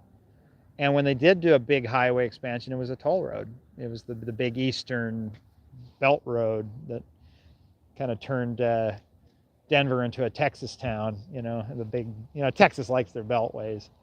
I always joke that Denver's my favorite city in Texas, but anyway. But where else have I been? New Mexico just has no budget to do anything, and so they have 2 freeways, and they have no plans in their 30-year long-range plan to expand it. They don't really have any light rail to speak of. They do have the rail runner that runs between Albuquerque and Santa Fe, but no regional light rail system that I see planned out. We talked about Texas at length. I don't think Wichita has much in terms of transit. They have a country highway they're slowly turning into a freeway, but I don't know much to speak of Kansas City or St. Louis. Both of them have good freeway systems, but they start to get, especially you get to St. Louis, you start to get kind of the East Coast spaghetti systems, where because of topography and things and trying to follow little river valleys and whatnot, you end up with the worst example of this is Atlanta. We got to talk about Atlanta. Atlanta has a great MARTA system, doesn't go enough places. If MARTA went more places, they wouldn't need to expand the freeways because you just take MARTA. MARTA's really good. Like it's not a light rail system, it's a heavy rail system. It's something that's very robust. It's basically like a subway, except it's above ground most of the time. But the problem with MARTA is, for genuinely racial reasons, it ends at certain county lines, where certain counties did not want MARTA coming to their county because they had their little racist acronyms. I'm trying to remember. MARTA was something like moving African Americans around town or something like that. I can't remember, but like, I mean, I'm not trying to be political, but when race is part of transportation, it's part of transportation. It's the decision-making thing. They didn't want it. And that's a shame, because MARTA, like I have a friend who had a job up toward Marietta. I keep saying Murrieta, which is a city in California, not Marietta, which is a city in Georgia. So how's your job up in Murrieta? And I said, well, does MARTA go up there? And he goes, no. And he's the one who tipped me off. And sure enough, you go back and look back to wasn't that long ago, it was like the 80s. They said, no, we don't want that racist thing, you know, or we don't want the wrong kind of people coming up to our county. What do you mean by that? You know, and whether those attitudes are gone now, it doesn't matter. It's not on their long-range plan, like to even consider, even 30 years from now, expanding MARTA. So then you're left having to take the freeway. Well, you know, I'm used to living in valleys, you know, the big basin of LA and the Inland Empire, or the Salt Lake Valley where I grew up, or even when I visit Phoenix or even Denver. We have these big flat areas, and you have a network of freeways, and if the freeways aren't working, you hop off, you take long, straight city streets and get where you want to go. You know, Phoenix is fantastic. Like, between the very logical places they put the freeways, because they put them in the 90s and 2000s, and then the very large streets every mile block. If you're in a car, you can keep moving. Atlanta doesn't do that, because Atlanta has to follow the hills and the little river bottoms and things. And sometimes there's only one way to go. And so there isn't like, oh, I'll go this other way, because if you go the other way, the river valley takes you the totally other direction. And so freeways kind of follow that logical desired path that you want to go, and everybody's on the same path. And if something goes wrong, a crash, a lane closure, Georgia DOT storing a PVC pipe under the freeway, a homeless guy sets on fire and it destroys a bridge. That's it, your one path is gone. And so then at that point, it's like, well, to go around, you got to go all the way down this river valley and then come all the way back. And it's just awful. And so Atlanta is really heartbreaking to see, because it's a city that, but for its transportation, has a lot of great stuff going for it, despite the humidity. It's a real solid place. But as long as the MARTA system is as small as it is, and I mean, again, you're talking to the car guy, right? And even going downtown Atlanta from an area where I was staying, that relatives happen to live near a big MARTA station, obviously. Because once I get to downtown Atlanta, I don't want to deal with my car. I want to walk around and see things. I went to the CNN Center back when it was there. I guess it's going away. The World of Coke, and enjoyed all the different sodas from around the world, including the earwax flavored one called Beverly, which I actually kind of liked it. It's made out of grapefruit rinds. And you take MARTA back at the end of the night. So the Northeast, I don't know that well. I know a lot of the infrastructure is old, and like Boston had some actually pretty nice turnpikes, but they were all turnpikes, you know. And that's just grating on me. It's hard for me to call that a good transportation system if I'm on a road that's old, you know, 2 or 3 times older than me, and I'm still paying a toll on it. You'd think they would have paid it off in 30 years, not, you know, indefinitely. And upstate New York was the same way, where it was just a moderate quality road because of how harsh the winter is to the pavement. and still a lot of tolls. And I don't know, one thing I want to find out is I don't understand, how does the Pennsylvania Turnpike have like a $100 toll from one end to the other? I mean, there's something really wrong. And, but that's something I haven't had a chance to do. When I did the story on the Merritt Parkway a couple of years ago, which was the kind of the first freeway that ever got built north of New York City as you get into Connecticut, the question was, when they built the interstate system, did they want to copy the Merritt Parkway, which is beautiful and more art than machine, or the Pennsylvania Turnpike that was built more like a machine? It would just carve right straight through the hill and go through a tunnel. And we copied that more for the interstate highway system, because the goal of the interstate highway system wasn't to build a beautiful network. It was to generate economic activity and connect the country as, cost effectively as we could.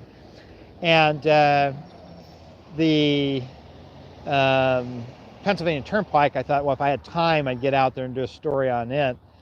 But what I want to know now is, why is it so darn expensive? But that'll be another thing for another time. I don't have the answer to it. I have to look it up. So to answer your question, Matthew, as far as which U.S. state has the best transportation, you can see why it's difficult to answer that, because there's trade-offs everywhere you go. And, lastly, you could mention Chicago. Well, they're not going to win, because how on earth are there potholes on a toll road? You know what I mean? And oh my gosh, and the commuter rail system, the Metra, is like walking into 1930. Paper ticket, you pay on board with cash. The guy comes around, the paper ticket, click, click, hands it to you. Same thing with MBTA, the T in Boston. I guess they did have an app, but like the first time I wrote it, they're like, oh no, you bring cash on board and you pay the guy, and he goes click, click. And then I think even with the app, I showed it to him, and he like clicks this piece of paper and then like sticks it above my, and I go like, what century am I living in here, man? I mean, the T worked great in Boston, but a lot of this infrastructure feels like it was built a century ago, probably because it was. Okay, well, I think that catches up with the super chat. What do you guys got going on over here in the big party in the live chat here? And how's my battery doing?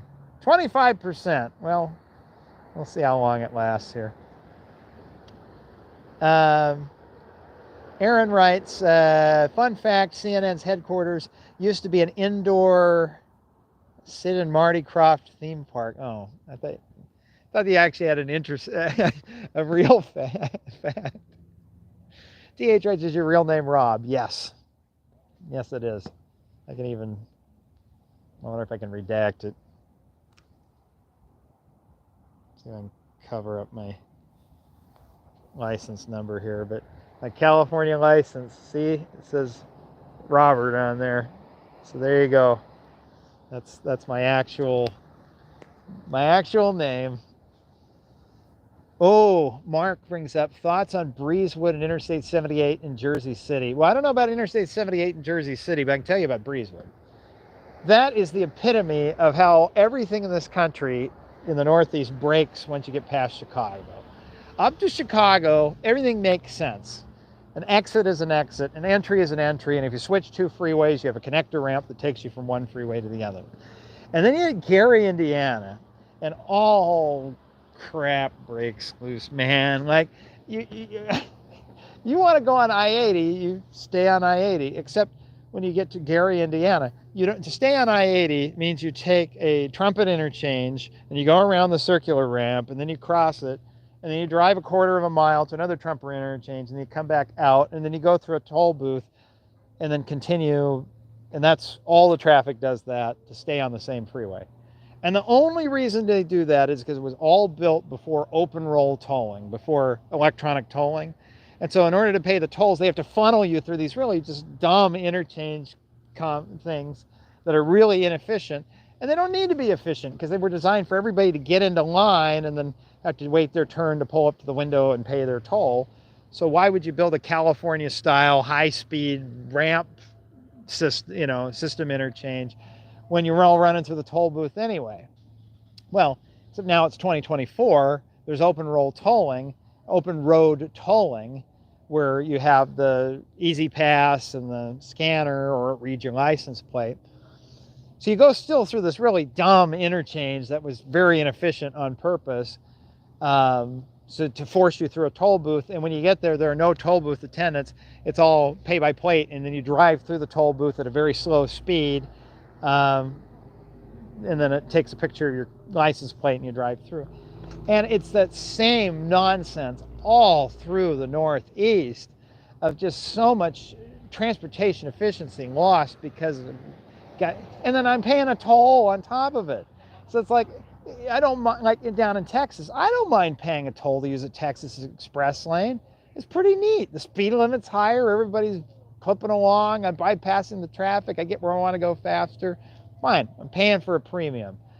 But the Northeast, man, I'm paying for something that's far worse than what I'm accustomed to out west, that I get to drive on for free, financed through sales tax and motor vehicle registration and gas tax, right? Which I'm still paying for all of those, but now I'm paying for a toll on top of it, right? And I don't know that the state of Indiana lets you, if I say I was on the Indiana toll road and if I lived there, can I subtract my tolls from my state gas tax then? Like, do they let me do that? I don't know. I guarantee New York probably doesn't let you do it. So I'm paying twice for something that's worse. So then we get to Breezewood, New Jersey, I believe. There's Breezewood, Pennsylvania. I can't remember. But Breezewood is famous because I-95, to stay on I-95, you have to exit I-95. And the reason you have to exit I-95 is because I-95 stops. It just dumps you into this town called Breezewood, at like a T intersection. And everybody has to make a turn, drive a block through Breezewood, and then get back on the toll road so they can go through a toll booth. It was this inefficient thing that they built back before electronic tolling to funnel everybody through the toll booth. And it's so dumb. And I would love to see the state of Pennsylvania, New Jersey, I'm trying to remember where Breezewood is, just plow 95 straight on through and connect them together and put up a toll gantry all the way across the freeway with no posts in the way, and you just drive under it and your Easy Pass goes beep and you keep going and life can move on. But instead, everybody back east has to subsidize the economy of a otherwise forgettable little town called Breezewood, because they make everybody on I-95 exit. Yes. So my thoughts on it are very much against the Breezewood gap. That would be in most other states absolutely unacceptable, and they fix it.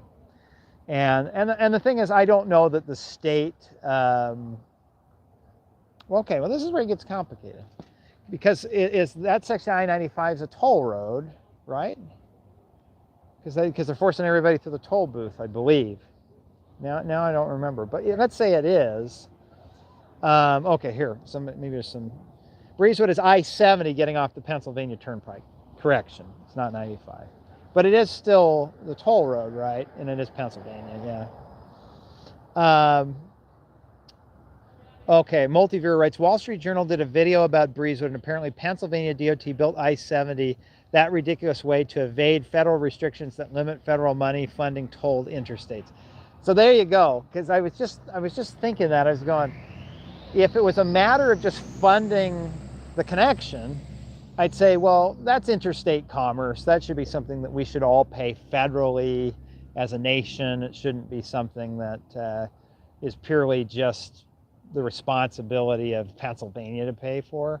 So at that point, I'm like, okay, I'm cool with, Congress can just appropriate in the next transportation bill, like, here's $1 billion, connect the thing together. But if it is a toll road, then yeah, that's a problem, because that's part of the deal. If you want to be eligible for the federal trust, the Interstate Highway Trust Fund, you have to abide by the interstate highway rules, and one of them is no tolling. It's what keeps the freeways free. Every once in a while you'll see, like Wyoming, some bright mind in the Wyoming legislature who is well-intended but undereducated about the issue will say, hey, most of these trucks start in California and they drive straight through our state. And some of them, they'll get gas in Utah and they won't pay any motor fuel tax in the state of Wyoming. We should put up a toll booth, one on each end of the state as you enter, so that we can capture all of these out-of-state vehicles and generate revenue from them. But then we local people in Wyoming, well, we don't have to pay anything, right? And as a revenue generating. So I think that's a good idea. So they start batting it around in their legislature and even get to the point where they're starting to maybe pass a resolution on it. And then FHWA has to come back and say, hey, just a reminder, if you do that, you lose all your federal aid money for I-80. You can't double dip. And they go, oh, well, maybe that's not such a good idea.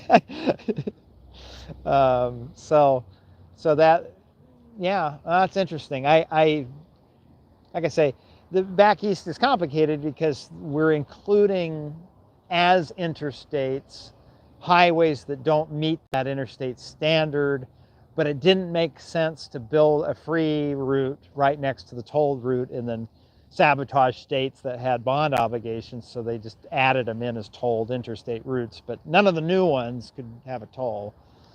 So, let's see. Joel writes, how did you end up where you are? Like, what did you study? What did you do for work? I worked 14 years in radio. So I had, about a decade ago, had it one day. At that point, I'd been working radio about a decade. I'd done everything control board stuff, which is sort of the second to the bottom rung. The bottom rung in radio is the guy who goes out and hands out swag at the little events where you go set up the easy up and the table with the banner on it and do promotions, you know. I was able to skip promotions. I started as board op. Later on, I would go out with the promotions people. It was a lot of fun. And then I got a job writing news and anchoring news when I was in college. And that was fun, being on a full market station, getting in trouble because it was a classical station affiliated with the university I was going to, but professional staff. And coming in thinking I was this hotshot news anchor. And so, the older classical host would say very, it's 5:30 on Classical 89. It's time for local news.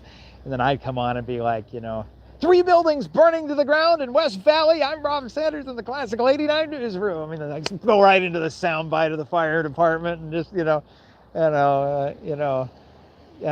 Wall Street, the Dow was down 200 points. The S&P was up 5. And there's Salt Lake City weather tonight, and like I was some top 40 guy. And I thought it was my job. This is the way you think when you're 23 years old, right? That the problem with the classical station was it was too boring, and that the ratings would be better if they were more excited about classical music. And so in my little way, if I could make the newscast more exciting, that I would help steer the station to be more, I don't know what I was thinking. You don't have a fully developed brain yet, and they're letting me do news. And that's the fun with radio, is you have a lot of, in the old days especially, you have a lot of young people who can get into it who, TV, they wouldn't let you touch a thing, and on camera, forget about it. But radio, they're so desperate for people. I mean, they were paying me $7.05 an hour to be on the radio, as they were just so desperate for help because radio pays so little, And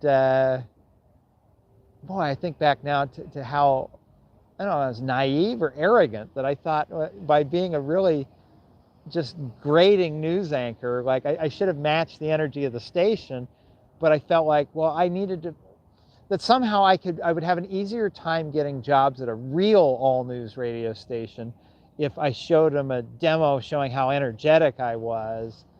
But it's like, now that I think about it, like if I was a news director at an all news station, and I got a demo of some kid in college who's on a classical station, and he's not matching the energy of the station. He's just coming on and like, and I would hear as this is a guy who doesn't play by the rules, right?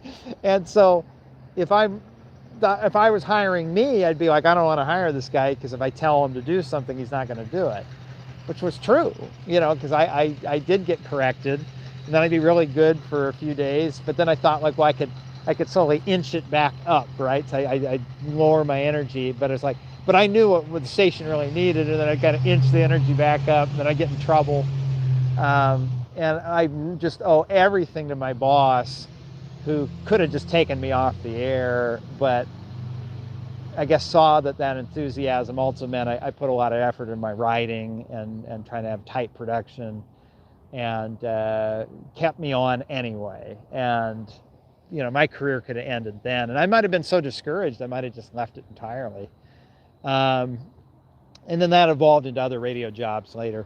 It was one of those radio jobs where this is in the Great Recession, it's around 2013, 2014, and I was tired of I've never been a full-time employee in my life, because I came out of college and I would always get hired on a contract or some type of a gig thing, where it's like, okay, well, we'll hire you 40 hours, so you're full-time, but it's this weird way of hiring you where you don't get benefits and stuff. And so as a negotiating tactic with my boss, at least I was a little bit older at that point, I was like 28, 29, but I thought, I'm going to say that I should have been a civil engineer all along, because I've loved roads from the day I was born. I wanted to drive on them my whole life. When I was a kid, Salt Lake City rebuilt the 15 freeway, and I'd go to the library and grab every flyer I could. I just was so fascinated by it. And I was planning to be a civil engineer, and like I say, my radio career hijacked me, because that was fun too. And I got to this point where I'm 28 years old, I'm still single, having trouble dating, because, you know, girls are like trying to, like, you're 28, like, aren't you gonna, you know, if we're dating, I want to find somebody who can like get me in a house. And I'm like, hey, at this point I can't even get you in an apartment. And so it wasn't winning over, and I thought, well, if I want to have some success with girls and make some headway of actually being middle class on my own right, I got to go back to school. But maybe if I could actually get this job to take me seriously, I won't need to. So I thought, here's what I'll do. I'll apply to get into the master's program, even though I have no civil engineering training at that point. And, you know, my undergrad was in urban planning and a bunch of broadcast classes. And my boss, my radio boss, write my letter of recommendation. And you'll see that and he'll go, oh no, I might be losing this guy. I ought to offer him something more substantial. In fact, I went to my boss before that, and I'd been negotiating hard to be made full-time, and he gave me less stuff to do. He's like, oh, you sound busy, we'll just give you less to do. And I'm like, oh no, that's not what I was saying. I'm saying I want to be hired more. And I thought, well, clearly what'll happen is I'll get promoted at work and finally get a permanent position that's full-time, benefited.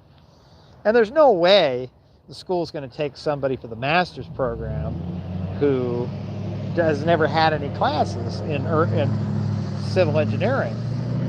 And I was so sure that was what was going to happen, and the opposite happened. I got accepted to the program. I thought, well, I got accepted to this thing.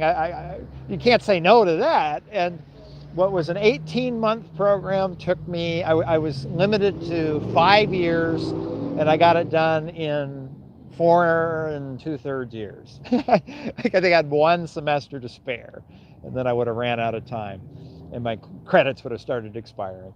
And I took classes while I was working in radio. So at that point, like I say, my boss cut me down. It was at like 30 hours. This is their way of avoiding paying me insurance at that point, and any benefits. And the nice thing with working hourly with no benefits was I could take all the time off I wanted. It was just at my expense. But that was good with homework and things. And that every transportation class was fascinating. But partly why it took me so long is I had to go back and take most of the undergraduate catalog too. You know, I think what would have been an easy 2.5. I'm like, is this truck circling the block to like bug my, but no, it's just, there's a lot of lifted diesel trucks here. Anyway. So how's my battery doing here? Maybe 15%. What were we talking about? Anyway, I got all done. I was all set to take a job with the state of California as an entry-level civil engineer. Combination of my grandfather having a stroke and the pandemic hitting, and just feeling uneasy about it. It just didn't work out, and this pandemic hobby turned into a job. I did interview with the state of California to be a PR person for Caltrans, but I didn't get the job. But I did actually have that offer to be an engineer, and my career would be in a totally different place had I done that. But we wouldn't be talking right now, because I would, first of all, probably wouldn't be able to do this type of media because I couldn't represent the state of California on my own. You have to go through the right PR channels, but also I just wouldn't have time, and just busy people. They do more than 40 hours, and a hobby like this takes all time. It is more than a full-time job when I add it all up, because I'm doing all of it. I mean, even the stuff that you never see, like the accounting and the IT support for broken equipment and broken software, and so let's walk to my car, see if I got another battery. It's giving me a battery drive. And so, like I say, I'm not trying to be self-deprecating when I say I don't know something, and I'm not that smart on a lot of this stuff, and what I've picked up I've learned from other people. Because the truth is, there are people in this business who spend an enormous amount of time on one little aspect of transportation, and it's their entire career. And I could come in and sound smart because I get to interview them. And then the facts I'm telling you are things they told me. And I try to give attribution. I'm talking in between sound bites, and so I think it's pretty well implied that it's their knowledge, not mine. But that comes from working in news, right? News people can sound smart, but they're not. News people are smart at being able to know how to ask the right questions and be able to kind of tell if the source is jerking them around a little bit, or if they're getting used for marketing purposes rather than actual reporting. Maybe see the story that the person doesn't see. That going out to an event like a ribbon cutting's not a story, right? You typically aren't going to see me say, okay, here's the story. I went to a ribbon cutting and they cut the ribbon and they gave some speeches, and here's the facts about the project. Ta-da, we're done. That's not a story. An event is not a story. A story goes beyond that. And that's the stuff the journalists get pretty good at. And so that's what I'm bringing to you is, if you're coming to me going, oh, Rob's really knowledgeable as an engineer. No, not at all. But Rob talks to knowledgeable people and knows how to kind of pull the facts out and share them in an interesting way. That, I think I have something to offer. Okay, let's see what we got here for batteries. So I'll get a little bit behind the curtain here. I've got, when I travel, I take all the equipment that I think I'm going to need and I stick it in a backpack. And I take the backpack in restaurants and things with me because I don't want to get it stolen. And so in here this is the camera I film with. It's a Sony 4K one with a 1-inch sensor. I've got other camcorders that are not as good that are my backup. I only have one of these. This thing I got it used. It was like $1,500. I don't use SLR camera because every piece of equipment I own has fallen on the ground, including that camera.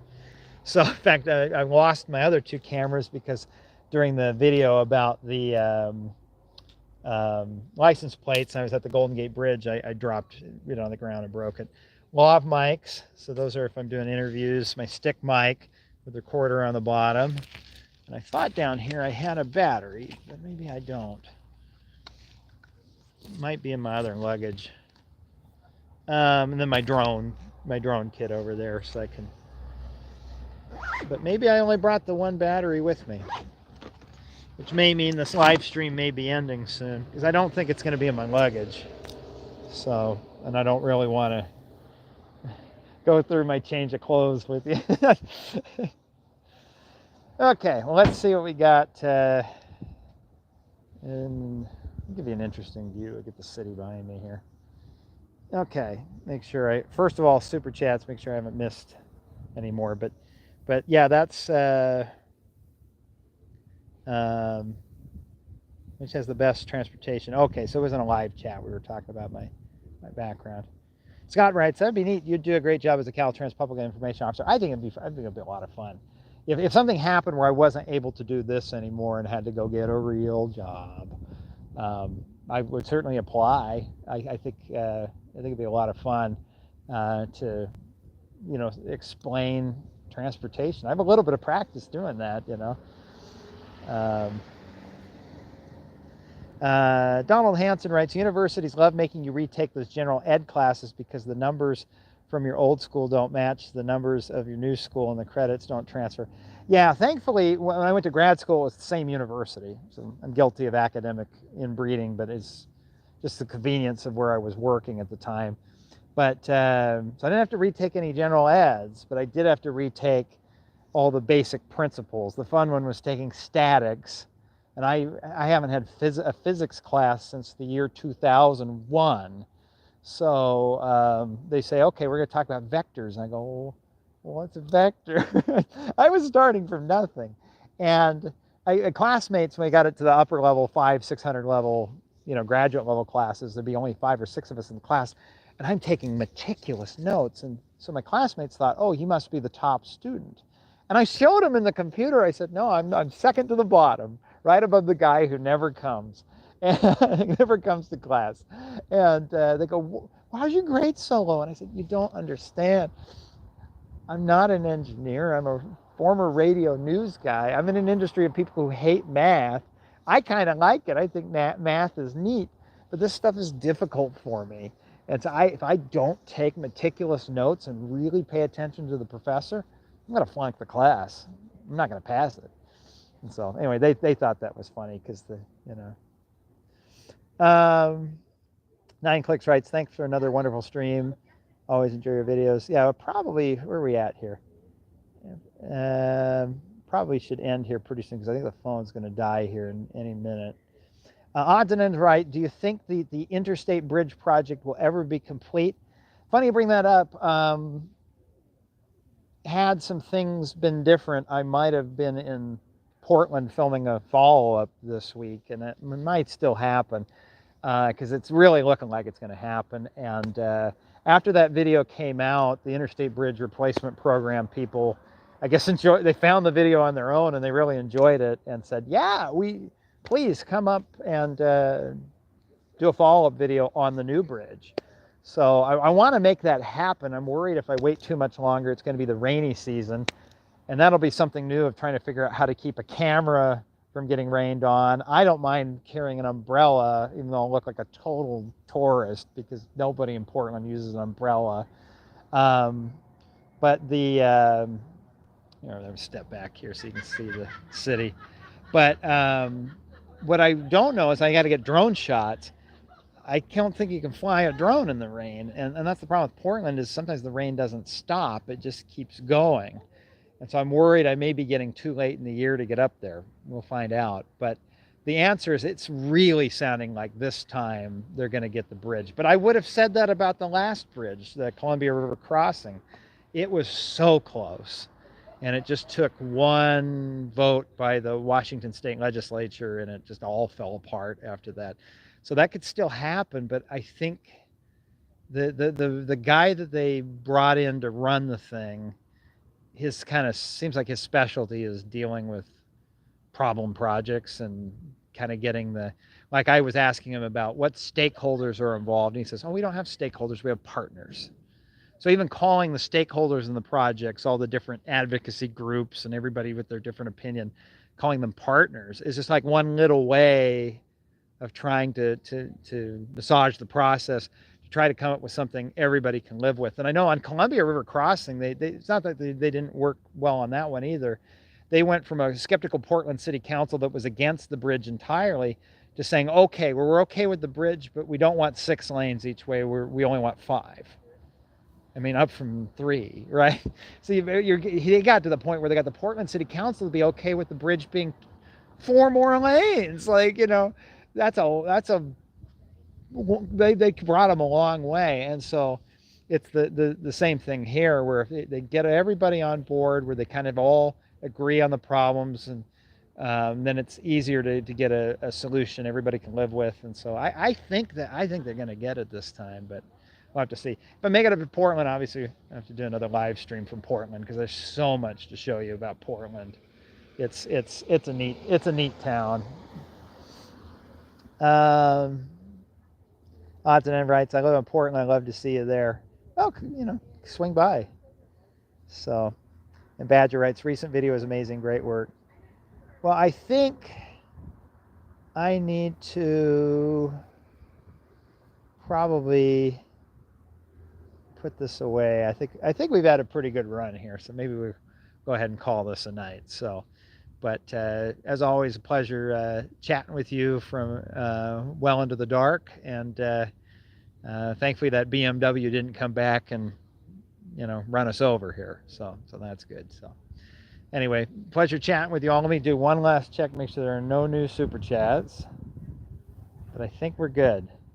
The U.S. state, you think, is the best transportation. So thanks again for joining me. I'm always astounded. You know, you and so many others will pop in, and I'll go like, oh yeah, people will stick around for a half hour, and then they'll go to something else, and they stick around for hours. And that's, oh, we got another super chat. Dorkmo, thank you very much for that. No question on that one, but thank you very much for your super chat. So yeah, well, depending on what video travel comes up in the upcoming next few months, we'll have to see. But there may be a few more live streams if I'm in interesting places, and it might not be with much warning. It might be like today, where it's like something pops up in the morning, and next thing you know, I'm jumping on the live stream. But that's the fun of the age we live in, right? You know. So, okay, well, you all have a good night.